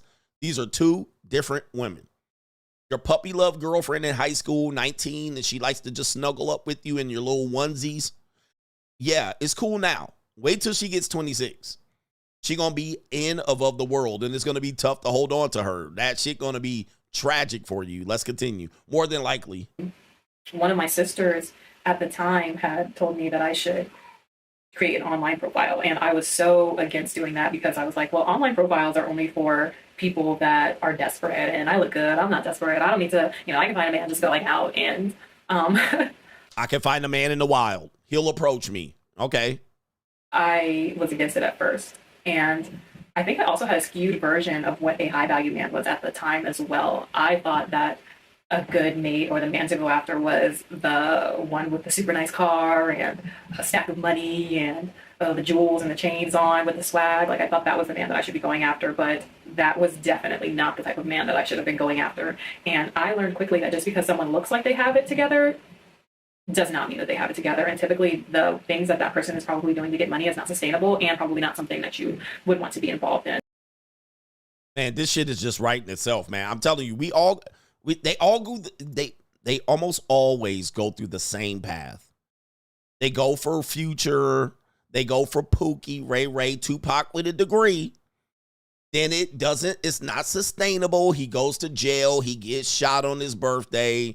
They have other bitches, they get arrested, right? And then, this is not the guys I'm trying to go after. And it's, guess what? She didn't learn from 100 bodies later, 2 babies later, 4, I'm just assuming, allegedly, early terminations of pregnancy, all that later on. So all them ninjas got to run through her, toss her up like a salad, got to toss it up. She didn't been with the celebrities, the industry, the local SoundCloud rapper, Pookie, Ray Ray, 2 skeet babies, 2 baby daddies or 1. Then years later, 26, I'm a change. I'm pivoting. I need a real. And that's you. I need a real man. Where my Russell Wilson? I need a real man now. All right, all them dope boys that got the dope, and I did. Oh, by the way, she did the dope with him too. Now it's time to change the stripes on the tiger. And that's you. Right? How come we're watching this play out and all she had to do was change her wig and her dress? That's it. Glocktavius and Keandre, all them ninjas then skeeted on her, ran trains on her and shit. She done smoked up all the weed. She done ate up all the food. She done drank up all the drink in the 40s. And guess what? Now I want a high value man. And that's you. All right, here we go. And guess what? When you marry her, she's still going to be of the world and in the streets. She going to know all these niggas. These my homeboys. This my homie I went to school with. And all these ninjas ran a train on her. All of them saw her snort lines of dope. All of them hanging out at your house in the backyard. These my homies. Oh, these your homies, all right. All right, and now you are, well, we'll get to that part later. All right, here we go right here. And after learning quickly that everything that glitters is not gold, I happened to come across Shira7 on YouTube, and she completely changed my life. And she basically taught me what a high value man is and what to look for when trying to find a husband. So I ended up taking my sister's advice and signing up for eHarmony. Yeah, she recommended Match, but in my spirit, I felt eHarmony. I don't know why. It's just something told me to do that one. So I ended up signing up for eHarmony. I created a profile, and I think the second person that I matched with was the man that I'm married to now, my husband. And that's you. 2 matches. Now remember, this is going to end in tragedy. Just so you guys know, this is going to end not very well because we talked about how hypergamy works against women. 2 matches in. On eHarmony, she found her husband. And that's you. Now, tell me she ain't on a mission. She on a mission. 2 husbands in. So you showed up. And that's you. And she ready to get married. Okay, but the story gets a little bit more twisty. It's not that straight up. So let's continue. And it was very different. My husband and I have a 20-year age gap, and he was not the first older man that I dated. I actually dated someone like 10 years older than me, and that was just a bust. A lot of people have told me that I'm very mature for my age, so someone 10 years older than me just wasn't a big enough age gap for me to vibe with. It just wasn't, yeah. So when I met my husband, I knew right away almost, and people say that, but it was definitely true. I know it sounds cliche. Just from our first date, it just felt natural. I felt like I just had known this person already. It was so comfortable. So we went to a really nice seafood restaurant, and it was great. It was an amazing first date. And mind you, I think we both were kind of just dating different people at the time, and that's definitely something that I recommend if you're looking to, find a husband. It's not just dating one person at a time. It's not good to put all your eggs in one basket.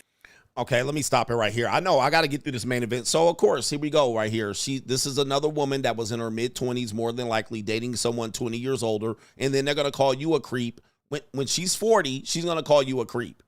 Right? Why are you dating these young women? But again, like I always tell you, when they were young, they do it. Then when you're older as a man, same age as them, and you start dating 25-year-old women, they're going to call you a pedophile. All right? But in this situation, it might be true in this guy's case. All right, but in this situation here, she said, I do right away. Why? Fine dining, lifestyle, luxury, all of the things that hypergamy works against women. He got a nice car, not a Dodge Charger, not a Challenger. He's got a nice car. He's sophisticated. He's comfortable in his zone. These are all attractive qualities for women. All right. Now, at some point, they'll not like it anymore, or they never experience it, but this woman's getting treated well. She's getting the princess treatment. And she's like, I like it. I like that. Doesn't end there, though. Let's continue here. But we had a great first date, and I think he ended up asking me to be his girlfriend on the first date, and I said I would think about it. I know that the universe guru talks about how you shouldn't fall into the girlfriend trap, and it was kind of something that I just intuitively knew, like, I'm not just going to agree to be your girlfriend just after meeting you, because I know that you just want me to be your girlfriend so that you can get in my pants. So I didn't agree, and we both were, we were talking, but then for some reason we kind of stopped talking for a little while, and we both were dating other people and doing our own thing, and then I had gotten into a serious relationship with somebody, and I ended up falling for the girlfriend trap, but that guy had really been investing a lot into me and doing a lot for me, so I kind of felt like I had to. Oh, man. Okay, so they went on a romantic date. They stopped talking. She left out the part where he clapped them cheeks, but we'll keep it moving. So now somebody said probably an old ninja. Yeah, she said it was 20 years older than her. So we assume that he's at least in his 40s or 50s.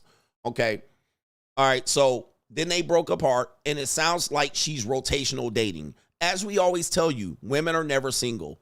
So they go just because you meet her and take her on a date, that doesn't mean she's single. That doesn't mean she's not dating other people. This is something that I got to get you through your thick skull, gentlemen. Just because a woman says she's single doesn't mean she is. There are multiple men trying to take her out, trying to sleep with her, trying to do what, and she's entertaining a variety of these guys. She's entertaining a variety of these guys to the point where she cannot stop being in relationships and dating. She's constantly dating, relationship, date, relationship, date. And it's just your turn, Ninja. She's not your girl. She's our girl. She's in relationships, and these guys just be lined up, and she got them lined up. Serial date. She said, I believe in rotational dating. I showed you women admitting to this, and you guys got to realize that this is how they're doing shit now. I mean, it is what it is. You accept it or not. Even when you're in a relationship, sugar daddy's still over there. Pookie's still over there. Baby daddy's still over there. Baby daddy number 2 still over there. And she's going, I follow Kevin Samuels and Shira 7. So it's what it is, man. You guys got to realize that this is what it is. This is how they doing it, and they don't feel no problems doing it. They're serial daters, and this is not monogamy at all. Anybody that calls this monogamy, you're an idiot. All right, this is her playing the field. Agreed to be his girlfriend because he asked me multiple times, and I finally agreed. So after me and him broke up, well, let me rewind. So me and him ended up breaking up because he just didn't really vibe with my oldest son, who was 5 at the time. I could tell that he was really just putting up with my kids. He didn't really embrace them. Sometimes, you know, we as mothers can tell like someone's just being nice to our kids for the purpose of being with you, and they're not necessarily invested in your kids themselves. And that's what I felt like from him. So it just didn't feel good. It didn't feel like a family, the kind of family that I was wanting. So I ended up breaking up with him, and we were living together. And I just like packed all my stuff and left. Okay, it gets interesting now, man. Oh my goodness. All right, so her previous boyfriend she was in a relationship with, they broke up. He wasn't invested in the kids. But now she's packing up and leaving. Where is she going? We're about to find out. And it was crazy because the next day, my now husband, reached out to me and was like, hey, how are you doing? And I told him, you know, I just got out of a relationship, and I kind of told him a little bit about why. And he was telling me like, oh, you know, those are my boys. And he had genuinely really connected with my kids. And he was not the kind of man that was just be nice to them to get to me. Like, it was very genuine. And that was one of the things that I really loved about him. That was something that stood out about him versus the other men that I had dated, was he really embraced the fact that I had children because he wanted children. All right. So now this right here is going to come back to haunt her. Just a prelude, just a little bit of an advance warning. She selected the guy because he was interested in the children. The other guys were not as interested in the children. This, again, is what I talk about when I say hypergamy works against them. They cannot see that they're walking into a trap. This is why they need to bring back courting. If you guys want relationships to work, you need to bring back courting. Okay, so now he's interested in the children. This is not going to be a good part of the story here. This shit is going to be bad.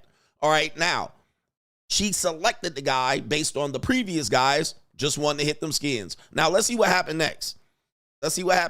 Here we go. And so, you know, he was talking, my lease was going to be ending very soon, which is why I went ahead and moved in with my person that had became my ex. We started living together, and I told my husband, I was like, hey, it was so embarrassing to admit, but I was like, I need a place to stay because my lease is ending, and I just broke up with my boyfriend, and maybe, even if it's just like for a couple weeks, you know, it's okay. Just while I look for, you know, somewhere else, because I had planned on needing to find somewhere else. Gotcha, bitch. Remember when I told you, gentlemen?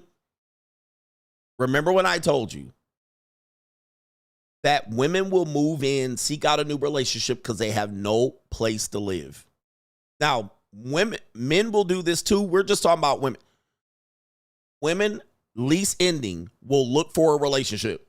This is a CGA talking point. You heard it here first and only here.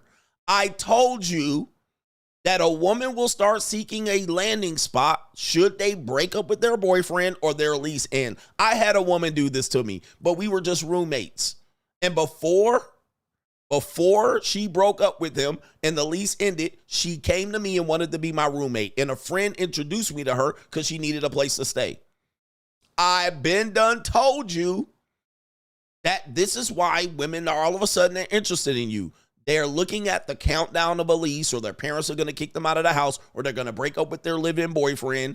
This is why when I tell you that these relationships will leave your ass, she will leave your ass high and dry on the lease ending, break up with you, take that back to sex, set up their next plan. And the guy just happened to call her the next day she broke up.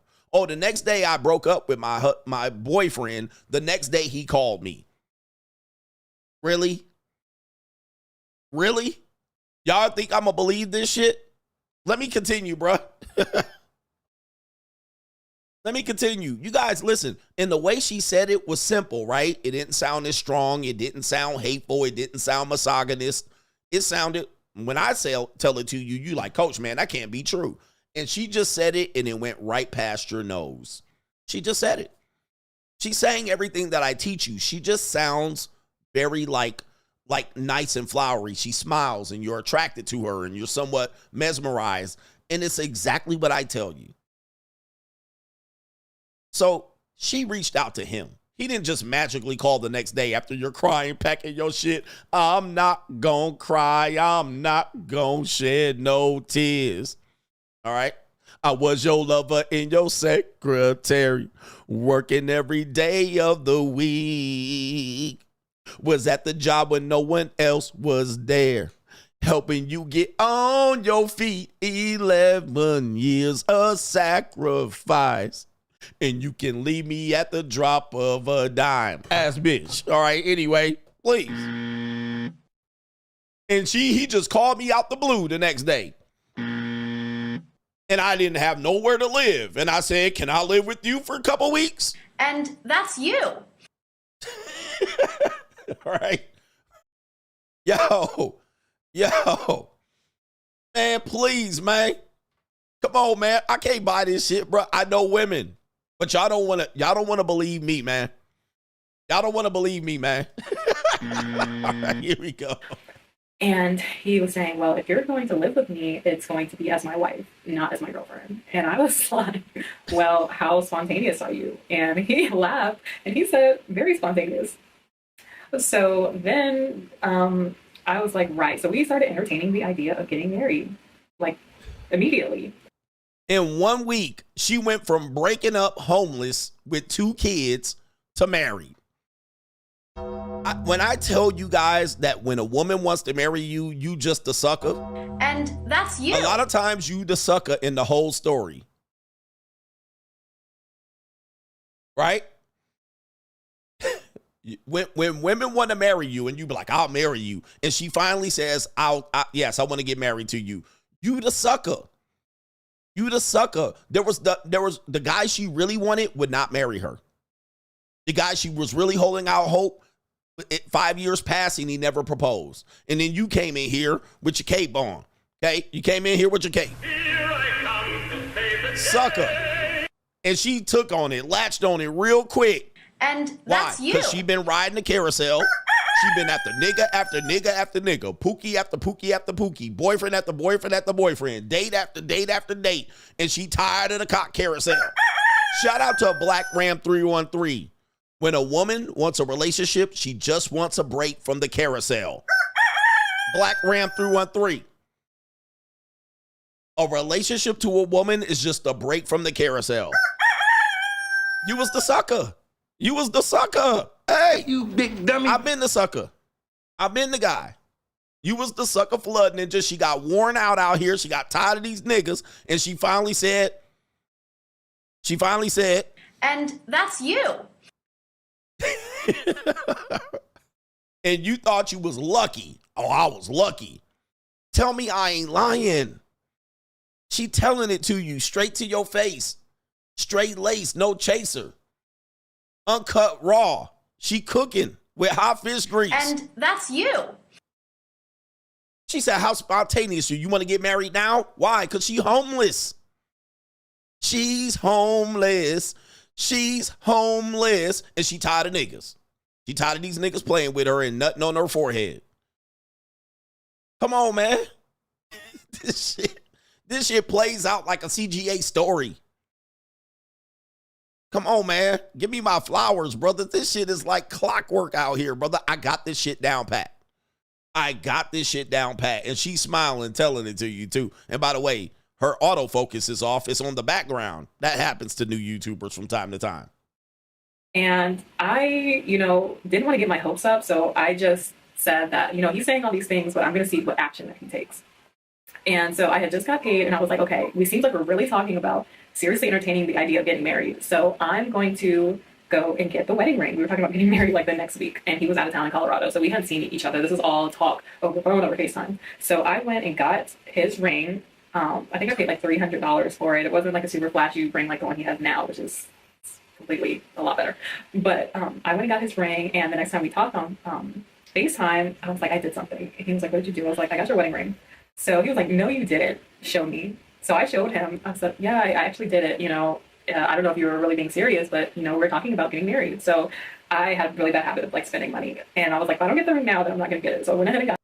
She has a very, very bad habit of spending money. Ninja, this is like CGA script. This is like this woman came out of my... Wait a minute. Pause. This is like this woman sat next to me. Oh, by the way, if she knows Kevin Samuels, she knows who I am. That's just how that works. It's like this woman sat next to me and I told her, this is what women do, and she out here doing it. Now she's bad with money. What did I tell you, ninjas? Let you get it through your thick skull that I'm broke. Dead, flat, stony, broke. I've got $3.85 in my purse. So remember, she making $80, $90K a year. Then she went to living with a ninja, 2-time baby mama lose, and then broke at the end. What do I tell you, bro? They bad with money. I came in her mouth. I did came in her mouth. All right. Hey, she want to talk to me. It's barbecue in there. She got some problems, though. I can't take her. This woman's beyond, she's FUBAR at this point. This woman is effed up beyond all repair. There's no way she coming back from this. She been traumatized out here now, bro. Like, what happened to her next? Wait till I get to the next video. All right, here we go right here. Got it. And that put the fire under him to do the fire. I guess really go and look for my ring. Well, let me rewind. So then after that, I think it was like the next day, somebody told me to go online and check my eHarmony profile. So I went on there and I saw that he had updated his picture and I was like, oh no, this dude is playing around. Like, I'm glad I didn't spend a whole bunch of money on this ring. Like, he was just playing. And I screenshotted it and sent him a picture and I said, it doesn't seem like we're on the same page. So yeah, I'm done with this. And he texted me, he was like, or I think he tried to call me, I didn't answer. And he texted me and he was like, no, I'm serious. I am going to marry you in caps. And I think that evening he like ended up going and buying my ring. Yeah. All right. Yeah. Okay. So he was still playing around, dating other, hypergamy. Again, when I told you hypergamy works against women, he still had options. She was latching onto him out of desperation or survival. All right. It wasn't a need for her. She was in it was a need. It wasn't her desire. It was her need. So she was protecting her investment, right? She wasn't going to play the second fiddle or get dumped. So she checking on him. Oh, you changed your profile? That means you're still active out here. This is all within weeks. This is all within weeks. He went and bought my ring. And the ring that he got me is not the ring I have now. It was a nice ring, but it wasn't nearly as big as the rock that I'm currently sporting. But when he showed it to me, in my head, I said, it's not about the ring, it's about the marriage. And I definitely think that that's something that you ladies should keep in mind, is that if a man is going to propose to you, don't make it about the ring, because that can really turn a man off and make him think that that's all that you care about is having a... Now, this is the question right here. Somebody said this. Was she still on eHarmony? The answer is yes. She still got a profile on eHarmony. So that's the funny thing about it. He was still playing the field. He was still dating, but her profile wasn't deleted. She didn't delete her profile. So how the hell is she still on eHarmony? Wasn't she trying to marry him? But again, she admits to serial dating. She admits to rotational dating. But again, she's coming out playing the victim. Oh, I see you're out here still dating. Why's your profile still up? This is why I tell you on dating, if you meet a woman from a dating app, it's almost impossible for you to be monogamous with her. It's almost impossible because the apps are still going. The apps are still she still met guys from the app. These guys still got access to her phone numbers wise. They still might have hooked up. They still might be in contact friends wise. It's almost impossible. All right, because people can still keep these relationships and profiles going. All right, so she still got a profile and then blaming his ass, screenshotting it. All right, but anyway, let's continue. A big ring when it's more important to have the marriage. And I knew that in my heart. I was like, all right, I'm not going to say anything about the size of the ring. You know, still a nice ring. I'm going to take it and we're going to get married. So we ended up getting married the next week. Everybody was shocked. I randomly called my mom, my grandmother, hey, I'm getting married in a few days. We had, you know, we got married at the courthouse because I told him I don't need a big wedding. I'd, you know, rather spend that money elsewhere. And we had a really beautiful wedding reception in DC at a really nice restaurant. It was gorgeous. So yeah, that is how I ended up getting married. But I think that also something that I want to let you guys know is that becoming his wife and really being the kind of woman that could just get a ring like that took work. At that time, I had really become a better version of myself, a better version than the woman that was dating thugs and, you know, living in some kind of secular lifestyle. I had to become the kind of woman that a man would want to take around his colleagues. All right, so I will say I admire her for this. I admire her for this. I'm not criticizing her, but let's just go back. When you meet a woman where she is that day, that doesn't mean that's where she was the entire time. So for men looking for, I want a virgin, I want a woman that is loyal and down, and I want a woman that ain't never been out here whoring it. But guess what? She said I had to become that in order to get this. Or else if I didn't become that, I'd still be out here with Pookie in these streets, right? In these streets. So she coming in on the spectrum. She's just a different spot on the spectrum. You guys will all be like, hey, I want somebody that's like this. I'm like, dude, that don't mean she wasn't out here in the street. That doesn't mean she didn't party and smoke coca and dance and do prawn and got videos of her getting her cheeks clapped and had trains. That don't mean any of that. But it also means that just because a woman did that doesn't mean she doesn't think she deserves a better guy. Just because she did prawn doesn't mean she's not prone to want to fall in love and get married. Just because she was an escort, a sugar baby, she was a skeezer, doesn't mean these women don't want to fall in love and have the whole thing. Just because she was out here getting trained and been fucked by dope boys doesn't mean that you meet them and that they're just sitting here right there on their punani and they was just twiddling their thumbs and it was just a good woman looking for a good man the whole time. That doesn't mean that. She just changed into that and matured into that and grew into that for a reason. Why? She wanted a certain guy. Okay? But she's already been alpha widowed and she's admitting it. Let's continue here. And his mother and be the woman that's adding value to him just by standing next to him. But yeah, I know it's kind of a interesting story, but I also helped two of my sisters to get married. They both got married in less than a year as well. So I'm really good at knowing how to get women the ring and to get the kind of men that you would be proud of. So if you ladies are interested in learning more about how to become a trophy wife. There you go right there, trophy wife.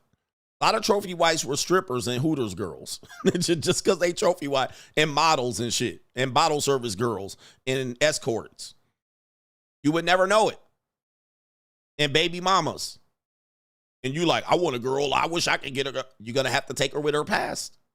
That's what it comes with.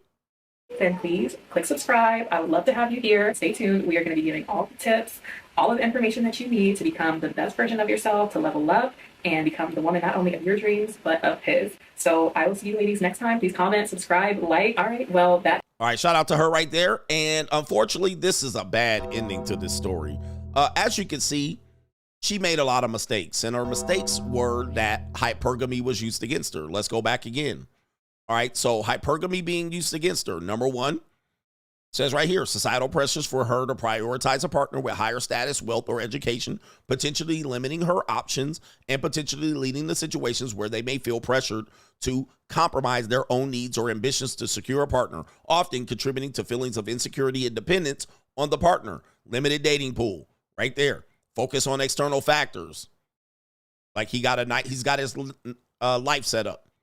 Internalized pressure to marry up. Economic dependency. Potential for exploitation. This is going to come up in her story. It's going to come up in her story because let's take you to this part of the story. And man, I'm going to tell you, gentlemen and ladies, this is a bad ending.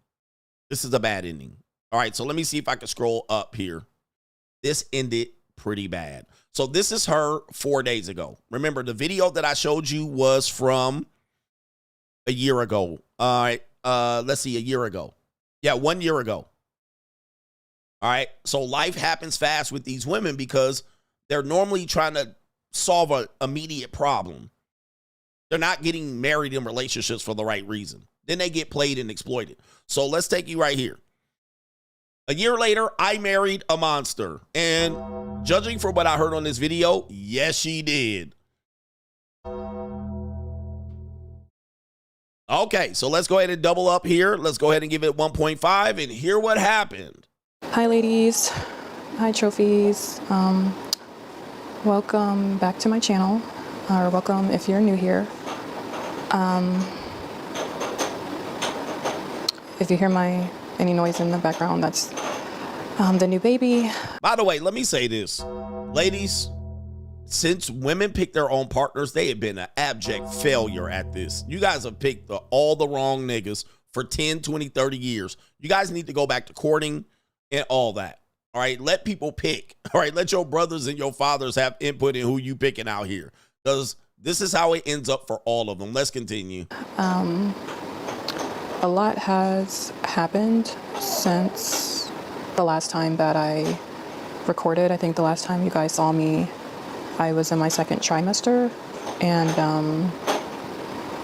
yeah, I think I did post an update in the community section when the baby was born, and I said that I would be back soon, and that was a few months ago now.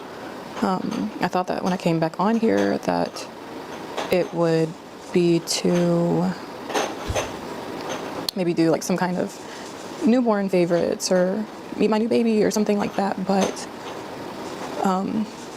unfortunately, it's been a little over a month since I had to end up leaving my husband. It's not a matter of if, it's a matter of when. And she didn't get married for all the right reasons. She got married for survival. But we're going to find out what she's alleging this new guy did. By the way, the other man, the man is a black guy. All right. It's not an older white man. So for the guys that's looking for swirling comments, it's an older black man. And you can see it in the picture of her video. All right. The guy is like, you know, he's an older black man. He looks African to me. But let me continue.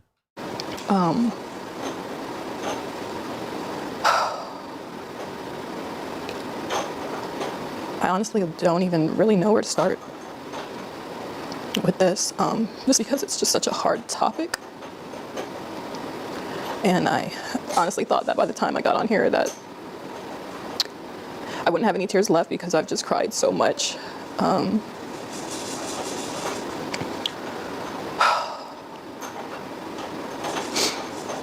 It's like I built this channel and this whole brand around being this man's wife and trying to teach other women how to attract good men and provider men and all these different things. And I truly held my husband, or saw him, as the bar for what every woman should, you know, type of man that, or type of husband that every woman should aspire to have.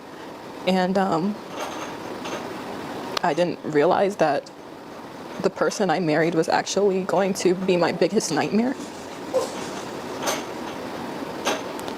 So basically, when I first met my husband, as I've already talked about in another video, I think it was my single mom video, I explained, you know, a little bit about how we met. And Damn, I need to speed this I really shit thought up. that man was my Prince Charming.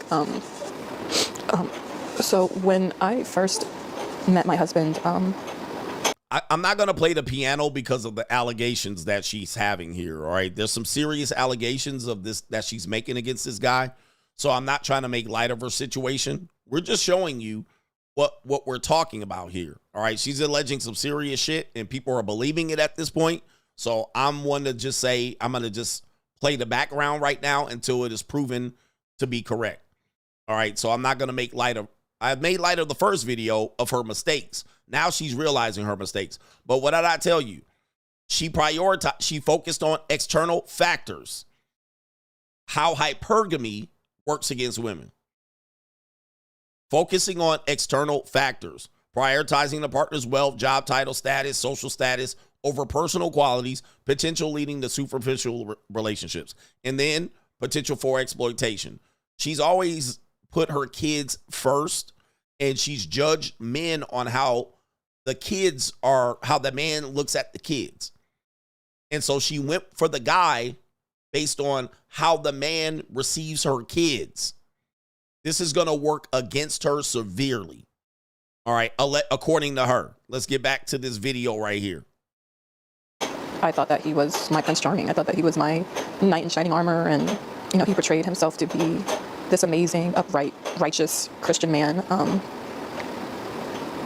and I believed him. I think shortly after we got married, and this is something that I haven't talked about, I started noticing like certain things changed with him, and I just started to see a few things that I didn't like, but I honestly thought that some of these were things that I could get past.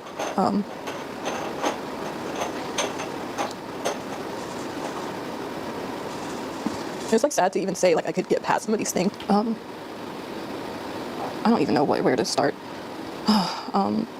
6 weeks ago, I was changing my daughter, my 4-year-old daughter, and I noticed that when I changed her, she was red and very sensitive, and immediately my first thought was, did someone touch her? Oh God. Gosh. So I asked her, I said, baby, did somebody touch you? And she ended up saying it was Daddy.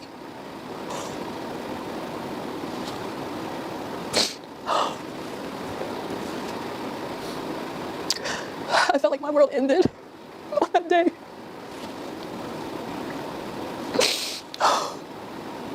My husband wasn't home at the time. All right. Please focus on my show only. All right. Do not be in here. Focus on my show. So let me go back. Focus on my show. So here she is saying that the guy messed with her kids. All right. So this is why I did not put the piano. Now, again, I had somebody try to do what? Get the information, search it out. According to Henry Resilient, said this is a sealed case because it involves children. But again, she's trying to dig and find something to say here. And listen, people are going to believe this. People are going to believe this right away. I don't know if it's true or not. But she's saying that the man touched her kids. Let's continue. So I asked her, I said, baby, did somebody touch you? And she ended up saying it was Daddy.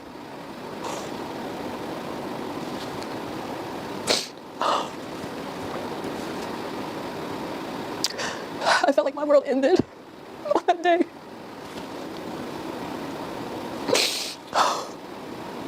My husband wasn't home at the time when she told me, but I knew he would be coming home soon, so all I could do was just say, no, tell him that you told me. And I just instantly started trying to think of how I could get my kids out of the house, because I knew if I confronted him or asked him about it, that he would just lie, and that he would probably just continue to keep doing stuff to her, but just become more covert or more sneaky or whatever.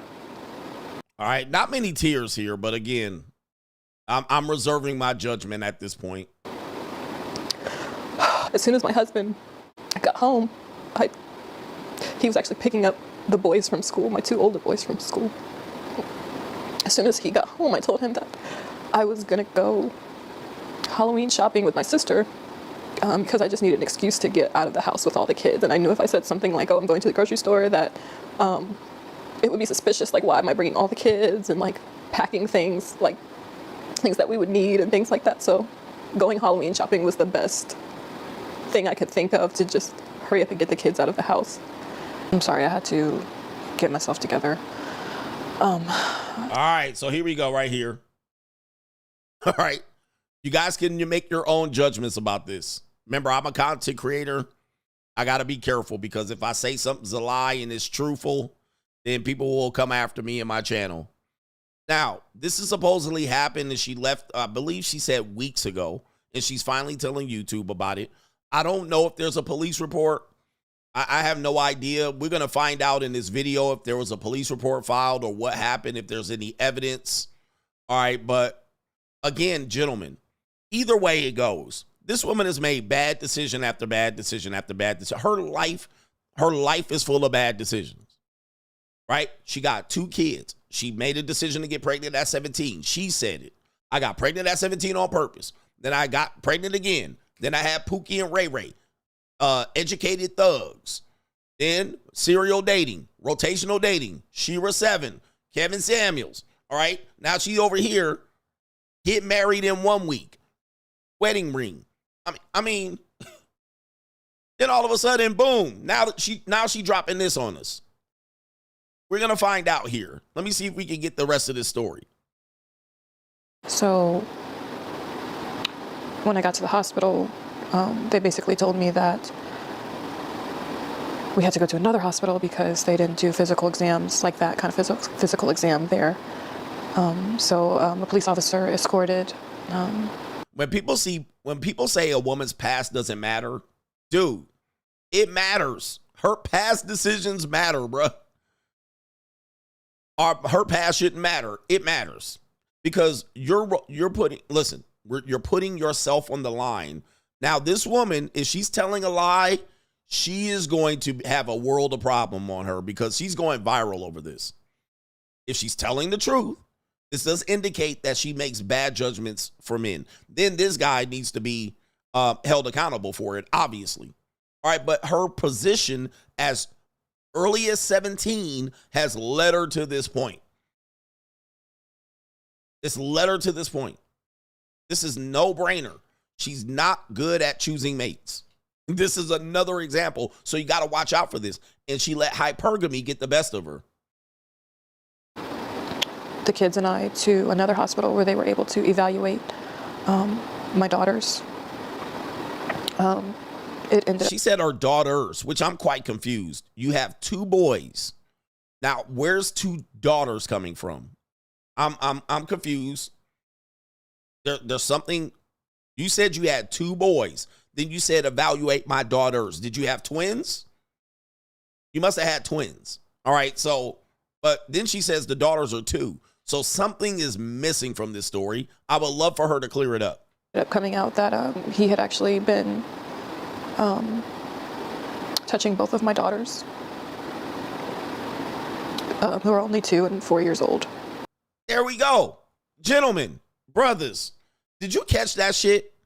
2 and 4-year-old daughters. Now, correct me if I'm wrong. I heard you had 2 boys the entire time you were dating. You had 2 boys. Before you met that guy, you had the 2 boys. And the guy said, these are my boys. Where did the daughter come from? Where did the 4-year-old daughter come from? All right, there's something missing. Now you got a 2 and 4-year-old daughter, but you married this guy in 1 year. I mean, something's missing. Are y'all with me on this one? Did you catch that? I caught it. All right, but I don't know what's happening. I don't know what's the truth here, but I'm catching something. She has 4 children. Where did the 2 girls come from? At what point? Remember, she was on eHarmony dating, and then she lived with the guy. Then the other guy moved her in. She had 2 boys. Where did the 2 girls come from? I know there's well, maybe they had a child, but that still That still doesn't make sense as to if they got married a year ago and she got the ring. Where did the other kid come from? Somebody said, read the chat. I can't read all the chat. What do you want me to read? There's like thousands of messages going like this, right? And I'm trying to talk and do a show. Where did the two other girls come from? Anybody know?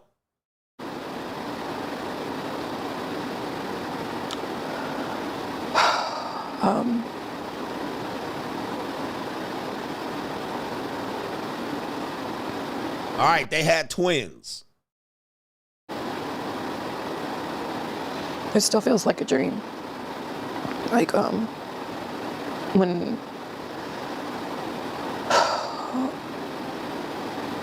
this first happened, I just kept waking up every day and just hoping that this was a dream. Because it's literally my worst nightmare.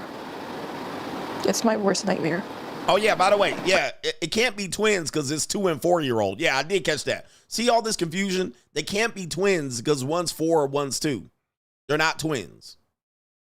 She said one's 2, one's 4. So these girls ain't twins. I'm telling you, these babies came out of nowhere. It's like out of nowhere. She never said where the daughters came from. She said, I had 2 boys. The guy came in and said, oh, you know I love your boys. Pause. Then now there's 2 girls. Twins, 2 and 4. And she got married in 1 year. All right, look. She says right here. Where's it at? Single mom to spoiled housewife in less than a year. And she's talking about this story as relative recent. So the story's within the last 2 years. I don't know. I'm trying to make sense of it. It's the internet. I myself am a product of RAPE. That's how I came to be. What? And, whoa. Hold up. When this first happened, I just kept waking up every day and just hoping that this was a dream. Because it's literally my worst nightmare. It's my worst nightmare. I myself am a product of RAPE. That's how I came to be.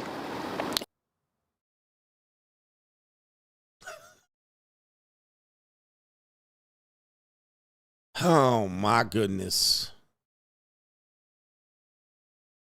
She said she's a product of grape. That's how she came to be.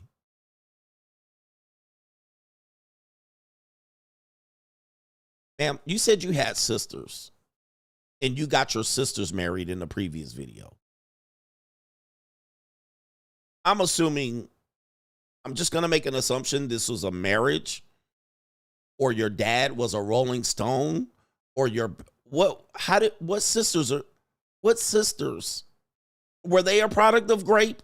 Well, what is going on here? There's a lot of allegations coming out here that I'm just like, what the hell is going on? Now your dad was a rapist. I don't know, man. I have no idea, bro. Like, this is a lot of holes in this story. And was also, abused as a child by a neighbor's husband. And I specifically prayed to God that my children would never, ever, ever have to go through this. And I'm just not quite sure how this happened, why this happened.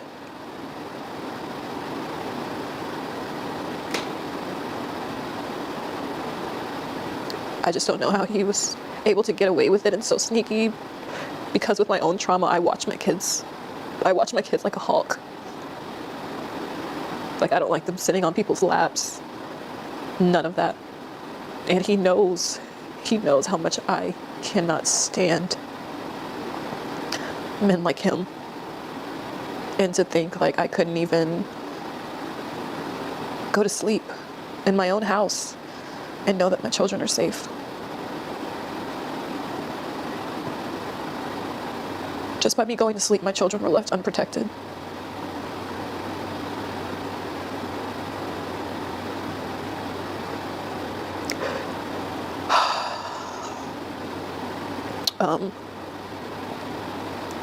So I don't know what the future of this channel is going to be. I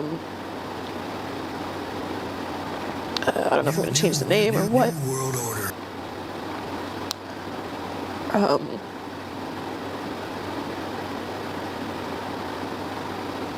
Yeah.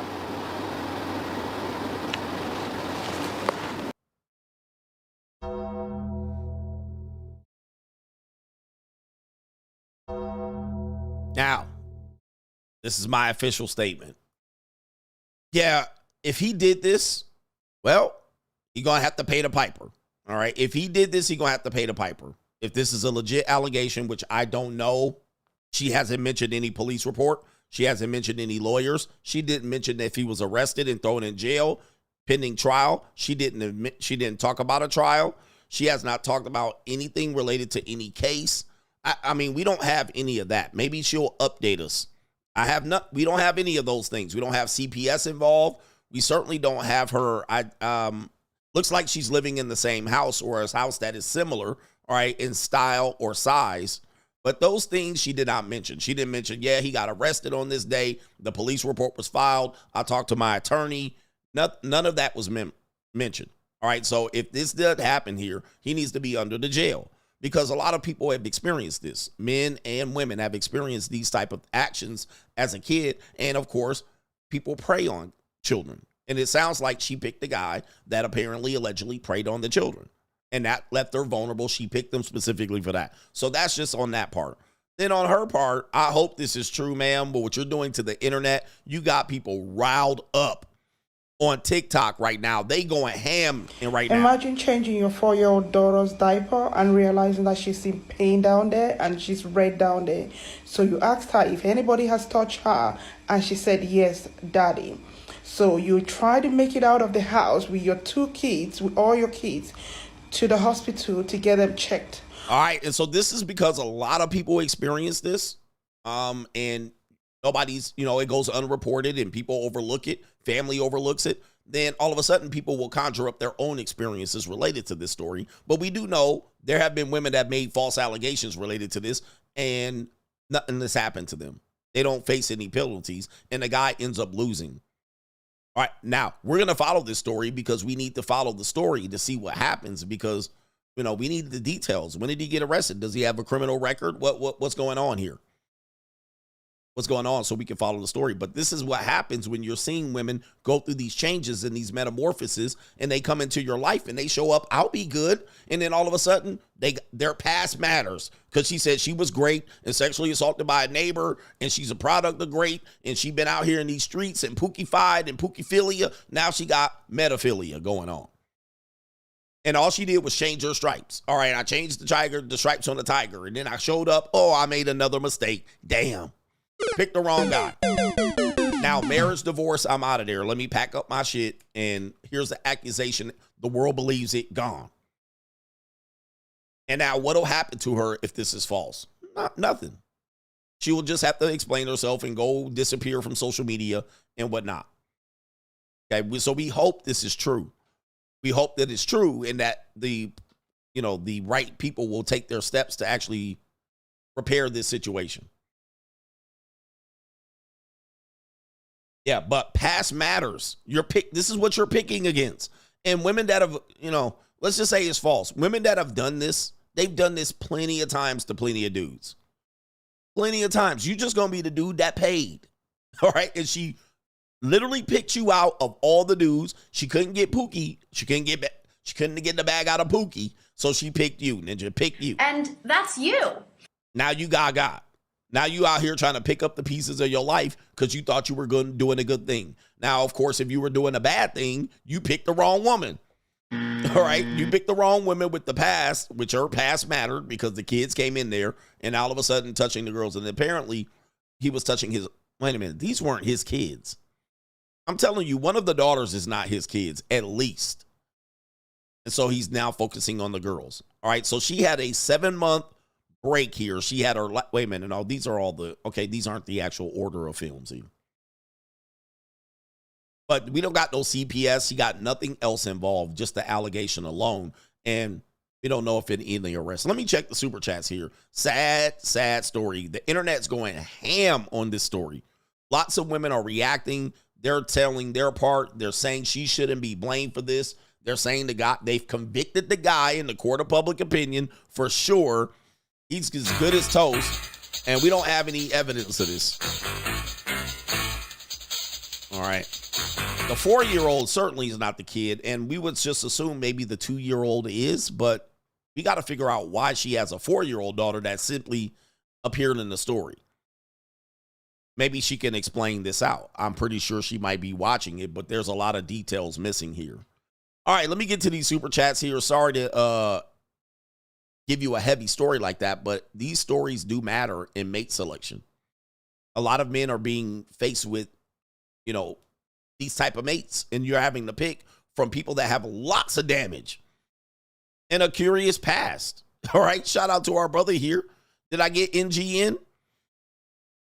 Face Fact says you can't force crazy people to take medication, but the family court lets mothers force medication on children. He says we still have insane asylums. They're just called liberal colleges. That's a matter of fact. Face Facts. Liberal colleges. Colleges are the new insane asylums. All right, shout out to Blue Bag. It says she is fine and in shape, which gives her a chance, but convincing these big girls they can do it. And it's incomplete. But the big girls are the ones, right? They can't do it. Shout out to Isaiah says, Coach, do you think college girls who are athletes will date a regular guy if he's handsome enough, or will they always date and sleep with other athletes to match their status? Just speaking from my experience working with college athletes, female college athletes, we're talking about basketball, but we're not talking about golf. We're talking about female athletes. They almost always date another athlete. Almost always. It's inevitable. All right. That is almost always going to be the case. There's going to be always an exception to that rule, but a female college athlete almost always is going to date. They're certainly going to have sex with a lot of them if they're interested in that. But they're almost always going to date another athlete. They're typically going to be attracted to athleticism, and they might dream of having an athletic kid type situation. We're not talking about cross-country runners and shit like this. Most of the time, especially basketball, if they are heterosexual. If they're heterosexual, it's almost always they're going to date another athlete. And if they're a tall athlete, female and heterosexual, yes, they're going to date another athlete. All right. Yeah. So like the breeding and shit like that. Yeah, it's going to be hard to pull a female college athlete that's heterosexual. And you're a bum. You're a goofy. Right? You're a bum. You're just a regular dude that don't even know how to tie his sneakers. All right, but yeah, you can bet on that. All right, shout out to Legacy T says, Coach out here creating droids and programming them to teach men a lesson. He says, LOL, you can't make this ish up. Another CGA win. All right, she's literally a droid of everything that I've tried to warn you about. And he says she got the new baby, child support, and alimony. It's an evil world we live in. Bait and switch. Oh, man. It's an evil world we live in. Bait and switch. Bait and switch. All right, this is a marriage will 101. She got what she needed, and she probably didn't like the guy very much, but she was in a bind. Shout out to Timeout. This last video she made is for her to file a protective order and divorce him. He was controlling, a.k.a. that's why he's the monster. Yep. Again, what the thing that works against hypergamy, again, a lot of guys that are victim of women's hypergamy don't realize that women victimized by becoming hypergamous, potential for exploitation. They're susceptible to manipulation and exploitation by partners who are of higher status. And once they get in there, trust me, I've dealt with a lot of women that be like, yeah, just, I'm just looking for a guy, stable income, got their shit together, blah, blah, blah. They get in there and, dude, they start pivoting. If you move them in, these things I haven't done all these things. You move them in, you give them a baby, you commit to them, go Facebook official, you give them an allowance, like one of these sugar babies, an allowance. Dude, soon as you do that, it's over. Dude, she gonna pivot on your ass quickly. Why? Because she got what she wanted. All right, we tell you at the JUCO, you're locked in, right? You give her an allowance, guess what she's going to do? She's going to say, okay, good. That's her safety net. Now she's going to still be out there trying to get a second sugar daddy or rotational dating or fucking back with Pookie, right? She's going to then call Pookie up. Hey, how you doing? And all of a sudden you're going to catch her talking to Pookie. You're like, what's going on? She'll be like, oh, just, this is my ex. Don't worry about it. That's because she got you locked in. You marry her. She can then go reach back out to Pookie like Ginger in Casino. And he just needed a little help. He needed a place to stay. Soon as they get the support, you marry her, right? You give her a baby. All of a sudden, I don't got to listen to you no more. Then she pivots. It's bait and switch. Bait and switch, dude. It is programmed in the relationship. Now, if you don't give her any of these things, she gonna play good. I'll be good. I'll be good. I won't do it. I promise. I'll be here forever. Soon as you give her a relationship, guess what? You start seeing her less and less and less. She start pulling back on that sex, less and less and less. The bait and switch is programmed. You move in with her. Sex is like crazy. 3 months down the line is less and less and less and less. Now she want to do what? Oh, my friend has a brunch thing going on. My girlfriend from out of town is coming in. My homeboy that I went to school with visiting. Then I want to go to this concert. She starts to get her independence back. Why? Because she moved in. She got the relationship. Now it's time to work on that. My sister's 1-year-old niece is having a birthday party. Now she got to make all these family events. Now you're doing less and less. And she coming in later and later and staying out more and more. I'm telling you, bro. It is programmed. It's programmed. Before you get the commitment, she checking on you and seeing if you change your dating app profile and all that shit. She watching you. I'll be good. I promise. I'll be the best.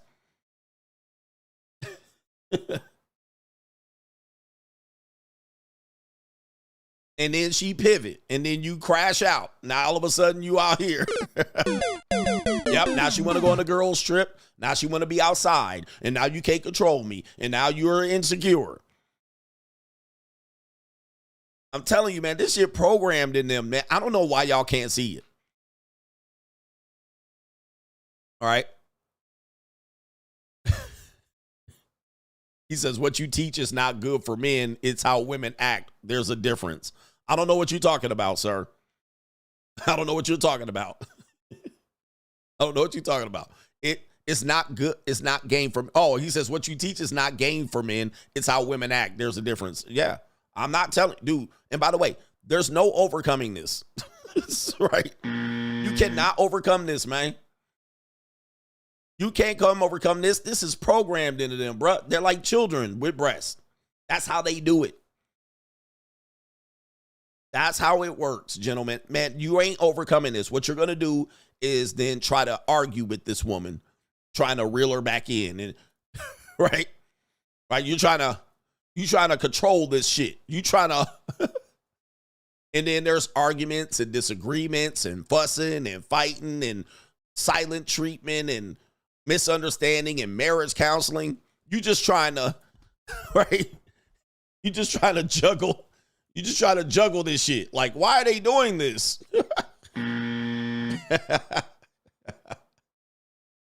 It is what it is, man. I prove this shit, man. I'm 100%. I'm batting 1,000 when it comes to this, bro. That is exactly how it's going, bro.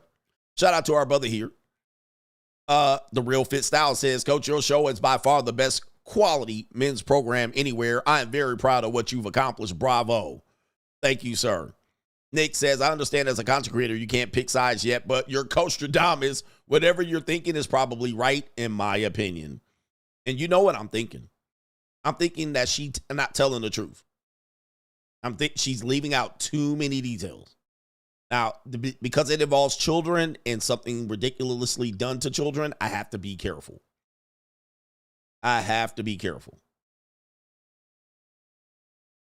This ninja won't quit. I'm taking your wrench. All right, hold on for a second. Hold on for a second. This ninja right here got a wrench. Bruh, come on, bruh. Come on, man. Ninja got a wrench and just in here violating. Hey, man, do not come to my show talking about no other content creators unless I'm talking about him.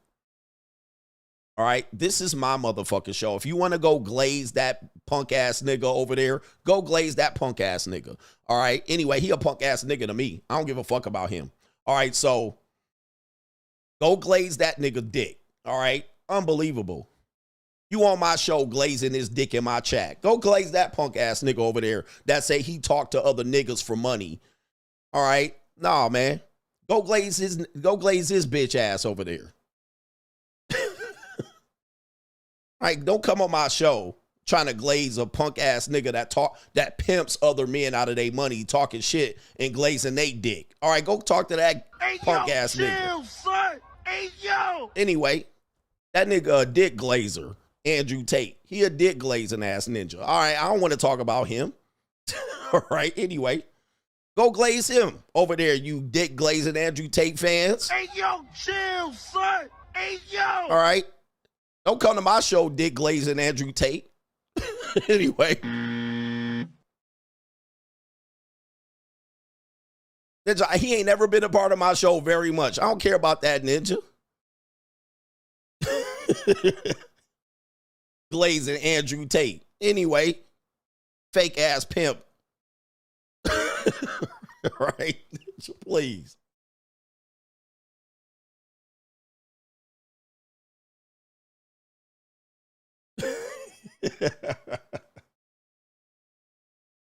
Don't take your wrench and I'm gonna block your ass next time you bring it up, Mitch ass ninja.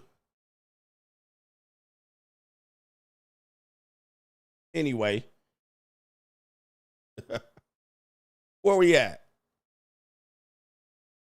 Where we at? Shout out to our brother MC Hamster says, Bravo couldn't write this Real Housewives script. All right, sad, isn't it? Shout out to Keith says, this whole story is BS just so she could go viral and get a bit of exposure on mainstream media, hoping to leverage that into money. That's been her goal. I got money. Anesthesia New York says 3 years ago, you covered a crash out story in Baltimore. Dude deleted both his baby moms and himself after one of the baby moms accused him of essaying his two daughters. Truth is debatable. How about this? Was that the guy that said it's your day today? Right here. All right. Yeah. All right, for sure. Shout out to you right here. So, yeah, man, you got to watch out. She playing with fire. Henry Resilient, my daughter's psychologist, said she had a 99% diagnosis rate. She debunked my daughter having PTSD, but diagnosed her with being stressed. All right, interesting. All right. Shout out to our brother there. And shout out to Chief Rocka says, check out how she just admitted intentionally making herself a baby mom, contrary to the message that these BWE content creators promote here on YouTube. You know, it's black men that made her a baby mom. All right. Shout out to you on that one. That's an interesting super chat. All right. That's an interesting super chat. What if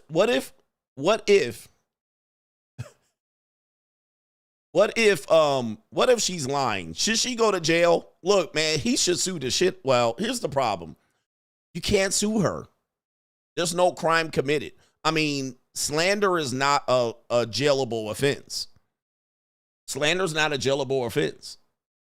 So you can't, what is he going to do to her if he sues her for slander? Oh my goodness. Shout out to our brother Kalen says, I can't help but think for something like LeBron and Bronny playing basketball together at the same time, you have to get to work and procreate young. We as men have to work throughout our lives, but women can't have babies throughout their lives. We need to start having families in our younger years. All right. Having favors right here. Having kids in our younger years. I'm pretty sure. I mean, it makes sense. Fertility is what it is. Fertility is what it is, but I think men want to have multiple kids. But we are in a situation where the situation is not going to be really that. It's going to be hard.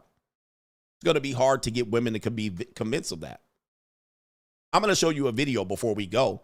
Shout out to our brother. We're going to call you Chike. I don't know how to pronounce your name. Guys, Coach is 100% right. I know the Brad that married the 44-year-old black woman. He was one of my coworkers from 3 years ago. They're in Florida. Can't make this ish up. Ring the bell on that ninja. Wow. Okay. He's talking about this woman right here. He knows the Brad of the 44-year-old. This guy right here. The goofy. He knows the goofy. So there it is right there. All right. So they're in Florida. He says right here, he knows the Brad that married the 44-year-old woman. And he's a goofy. He probably had 2 pieces of peace leave his whole life. Right? He probably was a nerd, a geek, and dude, that's a predator, man. To me, that's predatory behavior for her to get this man and get the kid out of him. Why is this not predatory behavior? Ladies, where y'all at on this? That's predatory. For her to eventually target this gump and get and sperm jack this ninja. Straight jacket. That makes her a predator. And don't let them divorce, because you know that's coming. If they divorce, that's predator. Predatory behavior. All right, what are we doing here? Shout out to our brother here. Daryl says, if this isn't true, the law is going to work. He says the guy, her husband will get locked up and will give her the keys to his kingdom, and she will have the power to sell everything. Talk about getting to the bag. Shout out to you, man, but you should put no government name at the top, so I don't say your government name. But if this isn't true, you said the law is going to work. But the guy, I think you meant if this is true. If this is true or isn't true and he goes to jail, which he's going to have to prove himself as to not have done this, which is going to be a tall task. It's going to be a tall task. How do you prove you didn't do this? Well, you're going to need the medical report. Shout out to Nook if you buck. It says, it's right here. You want the Great Muda on, is that the Great Muda on Takeout Thursday? It is. Shout out to the Great Muda. Sheldon CPR, I was falsely accused of abuse just to win custody. So it does happen. PIW says a full frontal lobe won't help bad decision makers. All right, so there's the old her frontal lobe wasn't developed, right? And it is. Shout out to our brother Chris R in the building. It says you have a note, but I don't see one. Shout out to Buckner. Appreciate you, sir. Flash is in the building. Appreciate you, Flash. And we got Vimo Love, so let me get to these guys right there. Defamation of character is a civil lawsuit. All right, defamation of character is a civil lawsuit. What is that going to do? What are they going to do? Tell her she owes him $8 million? Okay, if it's $8 million she owes, she already broke. So he ain't getting it. Let you get it through your thick skull that I'm broke. All right. Dead, flat, stony, broke. I've got $3.85 Shout out to Arlene in the building. Hello. Here's my $1. Shout out to you, Arlene. She looked like a pretty feet Chiquita. All right.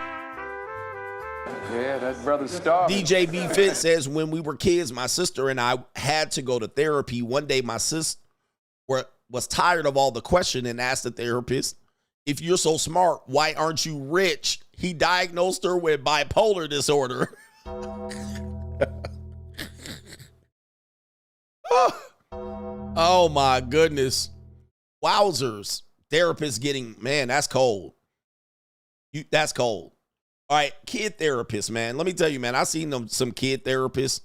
And, dude, look, because my ex was like, they need to be in therapy. They need to be in therapy. That was like her go-to, right? So then she can go and get a report and then get the therapist to like, I knew what she was trying to do. Because a lot of women do this. The kids need, when you divorce, they'll tell you the kids need therapy. They're traumatized. No, bitch, you traumatized. All right, the kids done moved on with life. All right, but what they'll do is convince the good kid to go to therapy, and then if they get something the therapist said, they'll try to take it to court.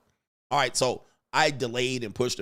So I finally agreed to put them in this therapy program that ran for like 8 to 10 weeks. All right, because what's the sense of keeping them in therapy? At that point, they would have been like 7. Then they would have been like 10 years of therapy because she would have just ran up the bill. All right. Well, they haven't got better yet. So I was like, okay, let's find a therapist that has a beginning date and an end date. A beginning date and an end date that it's controlled. There's 8 weeks. They went to therapy. Let's see what happens. If they don't find anything that's crazy, it's fine. They're good. So she tried to fight that in court to prevent me from putting them in that therapy. She wanted them to be in under control of her therapist, right? And so they could just keep piling on the bill and then doing 8 years of therapy. So I was like, nah. So yeah, diagnosis fishing. So I was like, nah. So I'll put them in the program 8 weeks.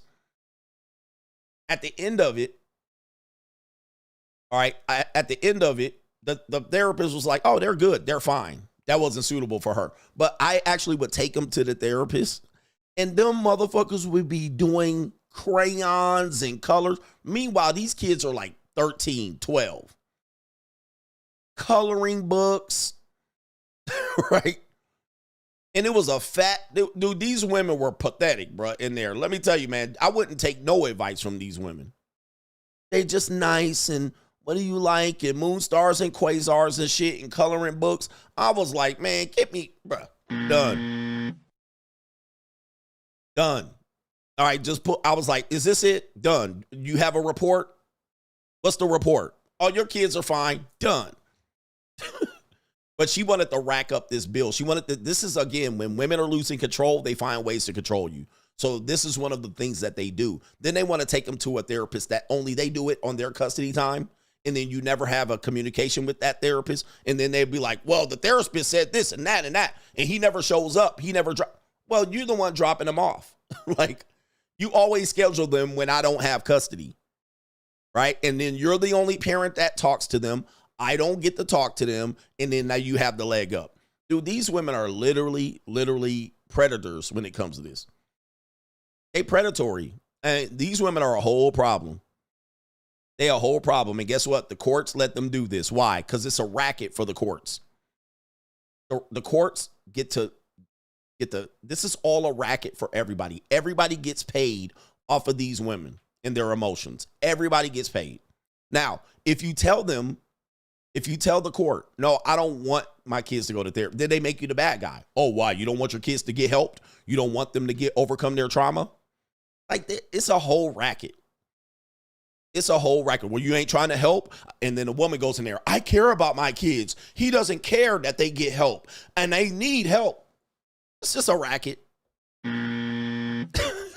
It's an absolute racket. They never tell the kid to go jog, go walk a mile, eat better, go to sleep, take their phone. They never do any of these. These women, this is why I tell you it's not for the interest of the kids, because these women never parent the kids. All right, they take them out for ice cream and take them out to the amusement park, and they do everything but come down and parent them kids. All right, they don't take their phone away. They don't cut off the Wi-Fi. They don't give them hard restrictions. They don't tell them to come back home by 10 o'clock. They let the kids do whatever the fuck they want. They never tell them to go exercise. They let them sleep until noon. They let them skip school if they had a bad day. But they care about the kids. It's just a farce. It's a farce. It's an absolute farce what they allow these women to do. But of course, these people, they don't tell them to drink water. They don't make them eat good food. They just keep feeding them chicken nuggets. They keep giving them pot pies and motherfucking Jack in the Box. They keep letting them get fat and do nothing. Lazy. They let them sleep in a room full of darkness. They don't let them do chores. And the dad over here telling the kids, this is what you're going to do and this is what that fuck you ain't going to do. And guess what? And the mother says he's scared of him. The kids are scared of him. I'm telling you, bro, they let them smoke weed. It helps them with their depression. They feed them pills. And they make these kids customers of the therapist system. Right?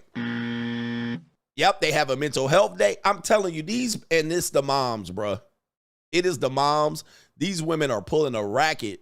And they're part of the racket to take the money out of the father's pockets. And what 8-year-old kid need therapy? Unless they were abused. What 8-year-old kid need to do coloring books for some fat therapist woman? Like what? Like, how does this help? Oh, this is a color therapy. Oh my goodness. This is a farce, man. This shit is prove this shit right. Oh, by the way, prove this works and then actually prove it again. And then prove it again. Don't show me one study. I want to see 50 studies that this works. But it's just another way for them to get control of the situation. And then you got a referee. Now you got a therapist referee with some degrees and letters behind their name that you supposed to respect. Well, fuck your degree. I don't care about your goofy ass degree. All right. And your letters behind there. That don't mean shit. Do you have kids? If you don't have kids, you need to shut your ass up about raising somebody else's kids. All right. And these fat women don't even have no kids talking about your kids. All right. They ain't never been married or they've been divorced 3 times. Like, what's wrong with these people, bro? All right, man. I'll tell you, man. It's absolutely a farce. All right. So shout out to DJ B Fit said, Joe, the sister said, if you were so smart, why you ain't rich? He says 80% of these studies in mental health cannot be replicated. And that's a fact. 80% of the studies can't be replicated. Whatever they come up with is probably a study that they cannot replicate. This is a fact. All right. I've heard that and I've seen that. All right. I've seen it. And most of the time it's the parents putting them in the situation where they're traumatized. It ain't like it's the parent that's saying they're the good parent. They're the ones got them in poverty. They're the ones out there homeless and broke. They're the ones out there. They got their kid living in the worst area. It's like, all right, these people are crazy, man. All right, shout out to our brother, man. We got more. No government name says he says these are really the women we got to be perfect and faithful for. Not to judge stories like this, but we should be at least be able to get 3 women on the side for saving them from misery. All right, nah, man, ain't no saving them. But yeah, these are the women that you got to be perfect for. Let me just go back to this woman right here. This woman has dealt with Gloctavius, Keandre, Devontae, Aiden, Pookied Out, Train, Cocaine, right? Orgy, Pookied Out, gunfights in the parking lot pimping. She done turned tricks. And this ninja out here, he make one mistake and she on the internet crying. Now, we don't know if his mistake is true. I mean, it would be a terrible mistake if that's the case. But yes, these are the women that make you pitch a no-hitter to qualify for them. You got to be perfect. Yep. The starving artist, all that shit. And you come in there, you sneeze wrong, and they be like, I don't like he. Rob the villain. Rob the villain. Fellas, do not seriously date or move in with a single mom. Don't do it, especially with daughters. Facts. Some of these mothers will do damage and coach their kid to blame the step dummy, especially if you got a bag and a nice crib. They are devious, especially to simps. We call them predators. Dude, when a woman finds a simp, they do the unthinkable to this guy. I heard a woman tell me, and I hope y'all, Luke, I heard a woman tell me about situations that she claimed were either situations she's agreed to sexually or situations where it was like a SA, but these guys have never been reported, right? Which makes me believe, I'm like, dude, I could never trust this woman. Right? I could never trust her if dudes are just running up in you and you can't do nothing about it. I'm like, I would never trust you to be by yourself. But she told me these stories, and I'm sitting there like, this woman told me she was at a party and that 6 dudes clap. I mean, I'm sitting there like, so any man would be perfect for you at this point. Any man would be perfect. You should be lucky to have any dudes, but what do? No. Those dudes do that. They get away with it. No police report, no report. They sometimes engage in it, say they had fun. I did it. I was drunk. I was high. You yell at this woman one time. This bitch claiming emotional abuse, crying in the corner. Like, this is the predator. This is why I call these women predators. Okay? Because they seek out weak men and they take advantage. I'm not going to give you any sex. Meanwhile, you was at a party and let 6 dudes run up in you. Right? You know, it like what?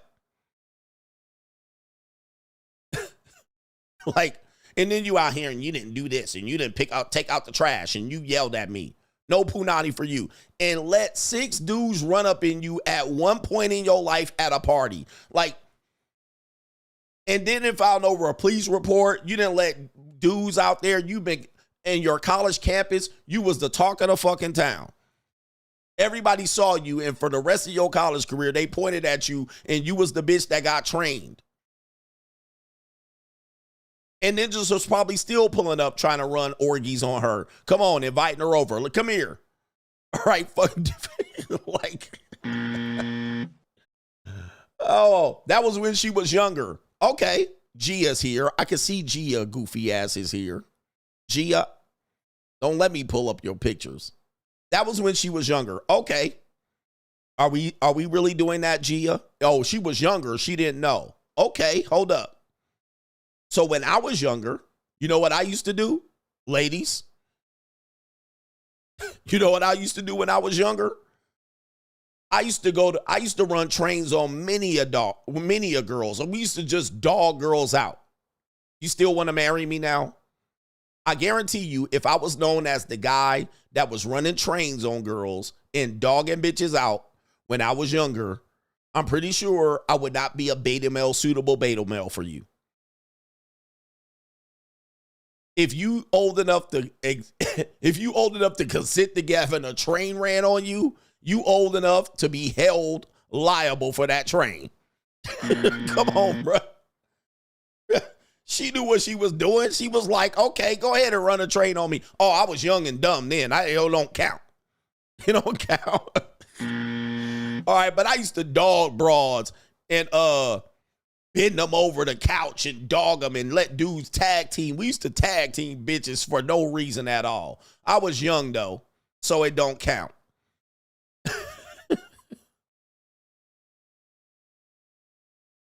This woman arguing, stop. Just like you guys have a past. Okay, but my past, I'm not selling my past. You know what I'm selling? I'm selling my future. You're with me not because of my past. You're with me because of my presence and my future. And inevitably, y'all don't care about a man's past. Y'all date criminals all the time. A nigga trying to avoid a criminal woman. We don't try to get with criminals. We're selling our presence and our future. Your past is what we're buying. We're leveraging our presence and our future on your past. We're not the same, baby. We're not the same. So if I in the future is known I'm a fumble the bag, you leave and divorce me because my future is what you were betting on. If I lose my job and I lose the bag, you say, oh, that's it. Why? Because you were there for my future. You weren't there for my past. You were betting on the fact that you could benefit from my presence in my future. You, on the other hand, I bet against you. I bet against your past, not your future. Your past is everything. This is what men are judging you on. You're not judging me on my past. In fact, the only way you're judging me on my past was the past money I earned to live the lifestyle I live today. Other than that, y'all don't care about what a man did sexually. And let me just add this. If a man had no sexual experience, you probably would be adverse to being attracted to him. And this goes back to pre-selection. When men are with other women, women tend to be attracted. When men are in committed relationships to other women, they tend to be attracted to that male. So therefore, his sexual experience and his relationship experience makes women more attracted to that guy. If that guy was a bum, a beta, a loser, he only benefits her if she can prey on him. if she can get something from him. If she can get nothing from him, she will not associate. Okay? But anyway, men aren't judged by their past. The guy can have a criminal record. Y'all bitches still be out here marrying them. All right? They can kill their whole mama and daddy. Y'all be at their trial. All right? Here we go right here. Y'all don't care about a man's past. Women don't marry virgins unless they're a beta male. And then if that guy's a virgin, let me see what I'm going to do here. Watch this. Let me see this. Let me see if I can pull this up. Oh, YouTube done kicked me off. All right. Oh, no, they didn't. It's here. Let me see here. What's that ninja name? It was on this right here. Right here. Aw, thank you. You're so sweet. So this is fun. I get to be on set with you. Yes. I get to be, okay, we're gonna have a little fun today, huh? Yes. So guys, the funny thing is that Russ makes me really nervous. I do. So yes, you do. For some reason, I don't know. I mean, I kind of know why, but I don't know. I always feel so vulnerable when I'm with you in this setting, but... Well, I do know everything about you, first of all. And second of all, I'm gonna make you more nervous right now. You guys want me to make her more nervous? No, we don't. No, why? Well, I have a question for you. What? Serious question. No, what is going on? Can we have more babies?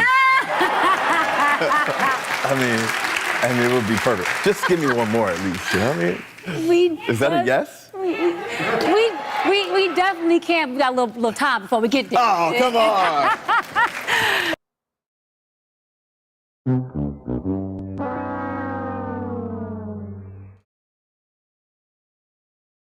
Gotcha, bitch.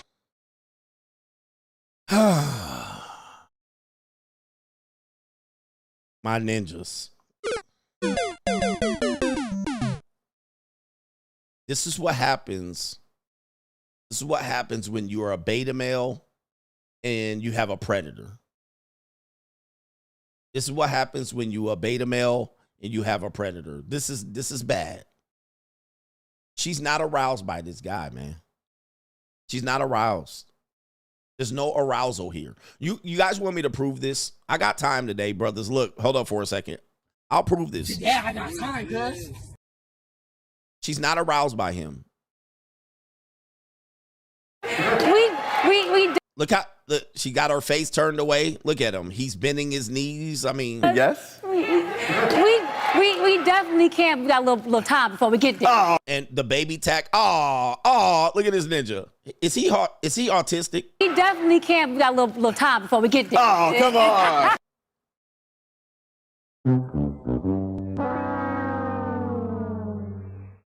Ninja.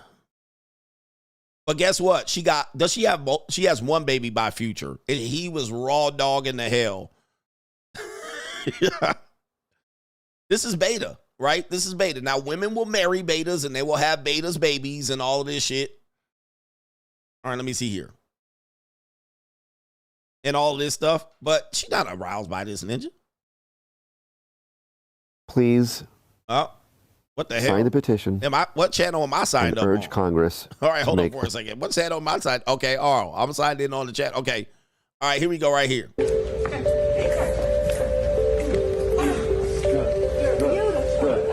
Oh my God! What are you doing here?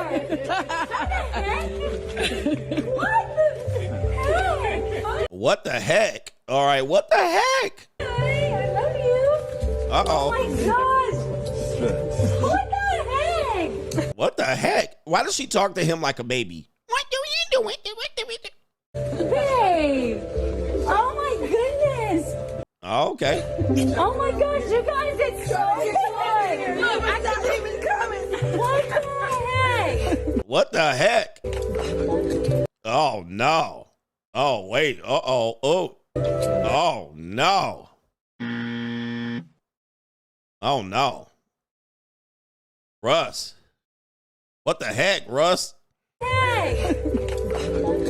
Oh, no. Ooh, man. Was that a pull away? Is she pulling away from him?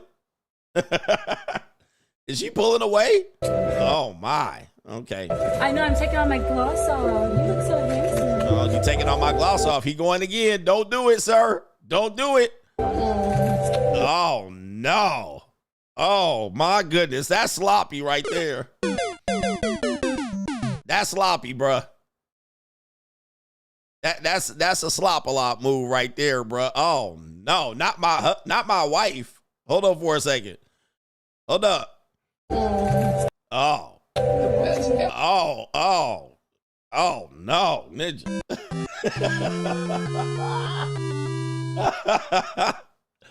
Oh, no. Damn. Man, what happened here, man? What is this? Oh, my goodness, Ninja. Goodness gracious. What do we do? Yeah, that brother's starving. And you know what? I guarantee you, she went ass to mouth on Future, but that's neither here nor there. All right? That's neither here nor there. All right? Future, she never pulled away from Future, all right, on anything. All right? Goodness gracious. All right, that's embarrassing, sir.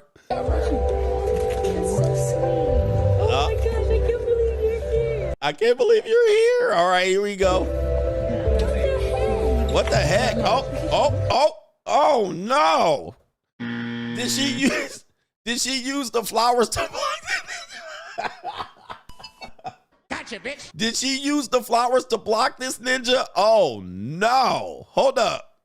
Look, watch this. He's gonna go in again. She takes a step back. She retreats. Look, she retreats. She's standing still. Watch this. All right, wait a minute. Hold on for a second. All right, let's slow motion. We go slow motion. Oh, my. All right, let's slow-mo this shit. Here we go right here. All right, so look. Oh, let's turn down the volume. All right, so he tried to kiss her twice. She knows he's going in. And watch this. There it is, the block. Oh, no. Jesus. Wow, where's the Undertaker? Oh, no.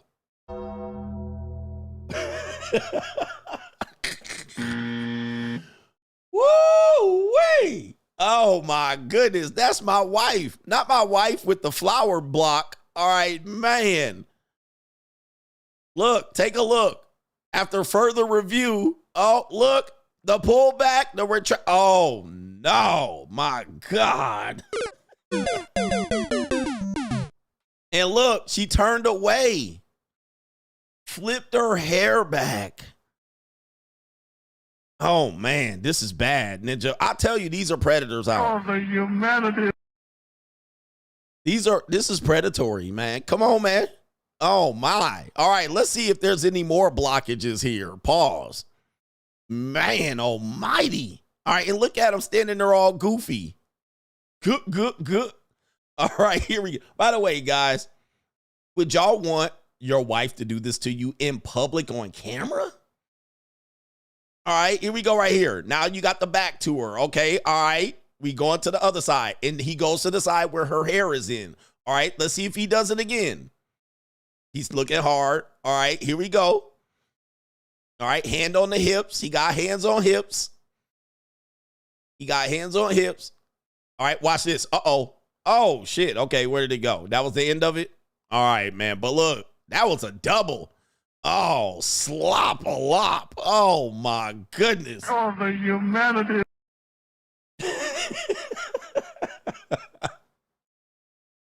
Oh, that's sloppy, man. Oh, that's sloppy, gentlemen. Gentlemen, what are we doing here? What are we doing here, man?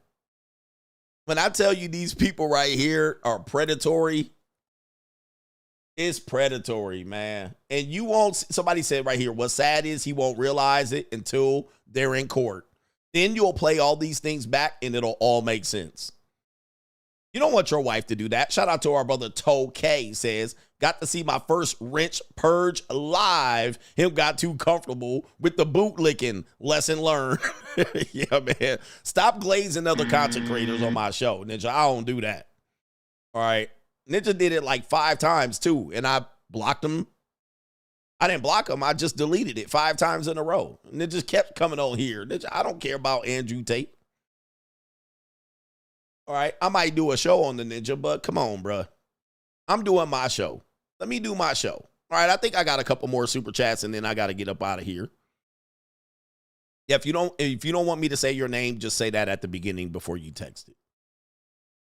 All right, would you guys want that? Would you want your wife to do that to you in public, guys? That's a cold, evil world. I call that predatory. Shout out to James Davis, says 21 years a slave to the child support system is real. 21 years a slave.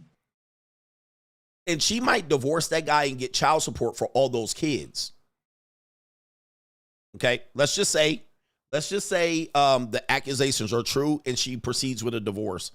She's gonna have cause to get like the keys to the kingdom. She might get child support for all of her kids, the 2 sons and the daughters.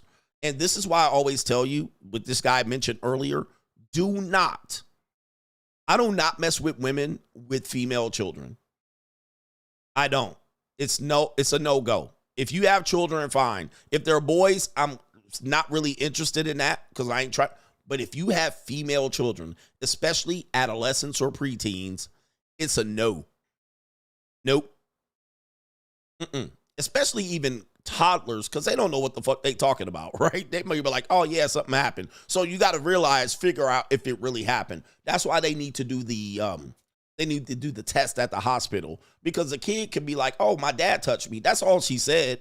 She didn't say they violated him. Now the police report would say that, but she could be just saying, oh yeah, he was down there and he cleaned me up in the bathtub. You don't really know. I mean, you don't really know. So sometimes they don't know how to express themselves and they might say something and then you go overboard. It just is hard without police report, arrest records and evidence. It's really hard. Now, if there's evidence to say he did that, oh, absolutely. Divorce, jail, all of that. Okay, but it's hard. Shout out to our brother Kevin Sullivan, says, for the holy season, the holiday season, Coach is the GOAT. Holiday season, it is. Next week.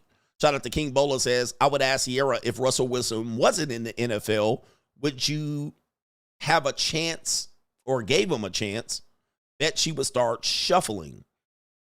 Well, that's obvious, right? She would not have given him a chance if he was not in the NFL. All right, that's obvious. Shout out to our brother, Black Gen Z. Coach Gia brought up a good point. She said, men would freak out if they knew women's sexual past. I've been saying that for a long time. He says, I'm thinking that 80% of men would have permanent disability, would be permanently disabled if they knew even 20% of a woman's sexual past. Can you speak on that real quick? I agree with Gia. I agree with Gia. And now, hell could freeze over. But I agree. I'm telling you, gentlemen, you guys would crash out. You guys would crash out if you knew, she said 20%. 20% of a woman. If you knew, you guys would be, you wouldn't be able to have sex with these women, man. Look. I agree. I've been saying that for a long time. You men don't have a clue. Even the good girls, even the so-called good girls, you guys have no clue what they've been doing out here. And you wouldn't even be able to stand up. And if you had a girlfriend, a wife, you wouldn't be able to, y'all ninjas would be permanently disabled if you knew half of what your girlfriend or wife did. You guys will lose your fucking mind. The thing is, women have much of their sexual exploitation or experiences when they're young. Unlike men. Men are the opposite. Most men are the opposite. 80% of men are the complete opposite. And here's the thing. Look. There's a funny skit where a guy, and the woman always does this. What's the craziest sexual thing you've ever done? And you're like, one time, me and my girlfriend, we had sex on a park bench.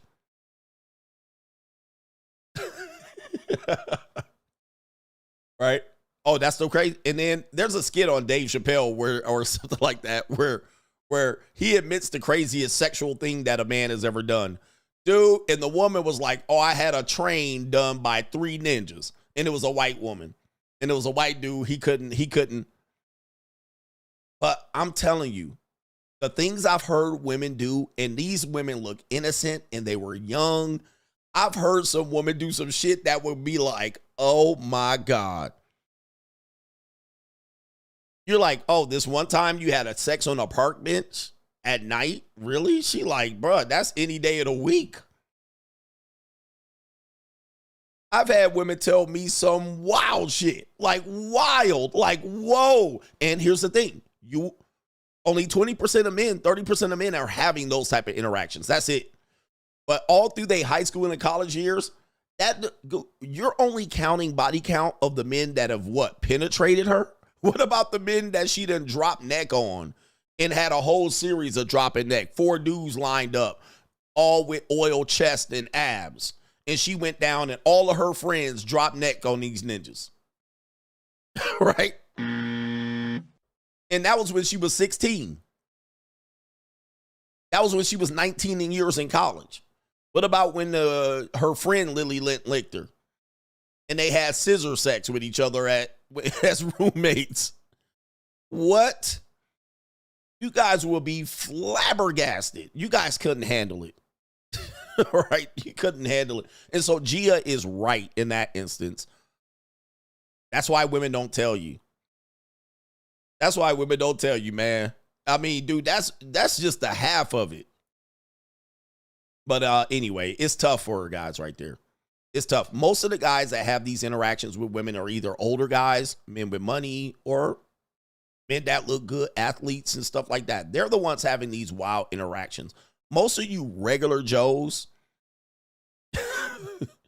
you will be flabbergasted at your girlfriends, the shit that they did, bro. It would break your heart. It will break your heart. I'm just telling you, almost every woman you've been with, it will break your heart. So yes, Gia happens to be right for one time in her freaking life. That is a fact. That is a great point. And that's why women will never tell you. But when you at the JUCO, women tell you stuff that they do. And I'm telling you, man. Oh, by the way, this is another great point. Is this 5 hours yet? Here's another great point. Fathers, men with daughters. Your daughter has done some wild shit out here. Yes, you. And with daughters, you would crash out if you knew what your daughter was out here doing. That's why I don't look at women as like innocent. I don't look at them as innocent. It's hard for me to look at them innocently, man. Like this is an innocent woman. Because I've seen some innocent women doing some despicable shit. Right? But men with daughters, you don't want to know, sir. Your wife or your baby mama knows. Your wife or your baby mama knows. But, sir, dads, you do not want to know what your daughter be out here doing. You would think you failed as a man. You would think you failed as a daughter. And here's the thing. Daughters, that's what they're here for. They're here to have intimacy and create children. So it ain't going to stop her. All right, but I'm telling you, I can't even share this on this show because I got to get out of here. I can't even share the stuff that I've heard women doing. All right, it is crazy outrageous. I'm like, wow. Regular girl. Gary Jr. says, remember your girl was a 304 for another ninja. Facts. And it don't have to mean like it was with 30 guys. But she was with one dude and they did it all. Shout out to JC Coach, who ever had a danger witch. Shout out to you. Nope. Yeah, dude, if she was in a relationship with a guy and she was like, I was with a guy for 3 years and you've been with her for 2 weeks and she done some nasty shit with you. Just imagine what she did with the guy she was with for 3 years. Like, you don't even want to know. You will be shocked. Y'all ninjas will be crushed. Man, my YouTube is messing up, but it looks like I got to get out of here. I'm just making sure I got all the chats. We'll be back tonight. Y'all can go glaze on somebody else tonight. All right, pause. And that means we're out of here. Peace.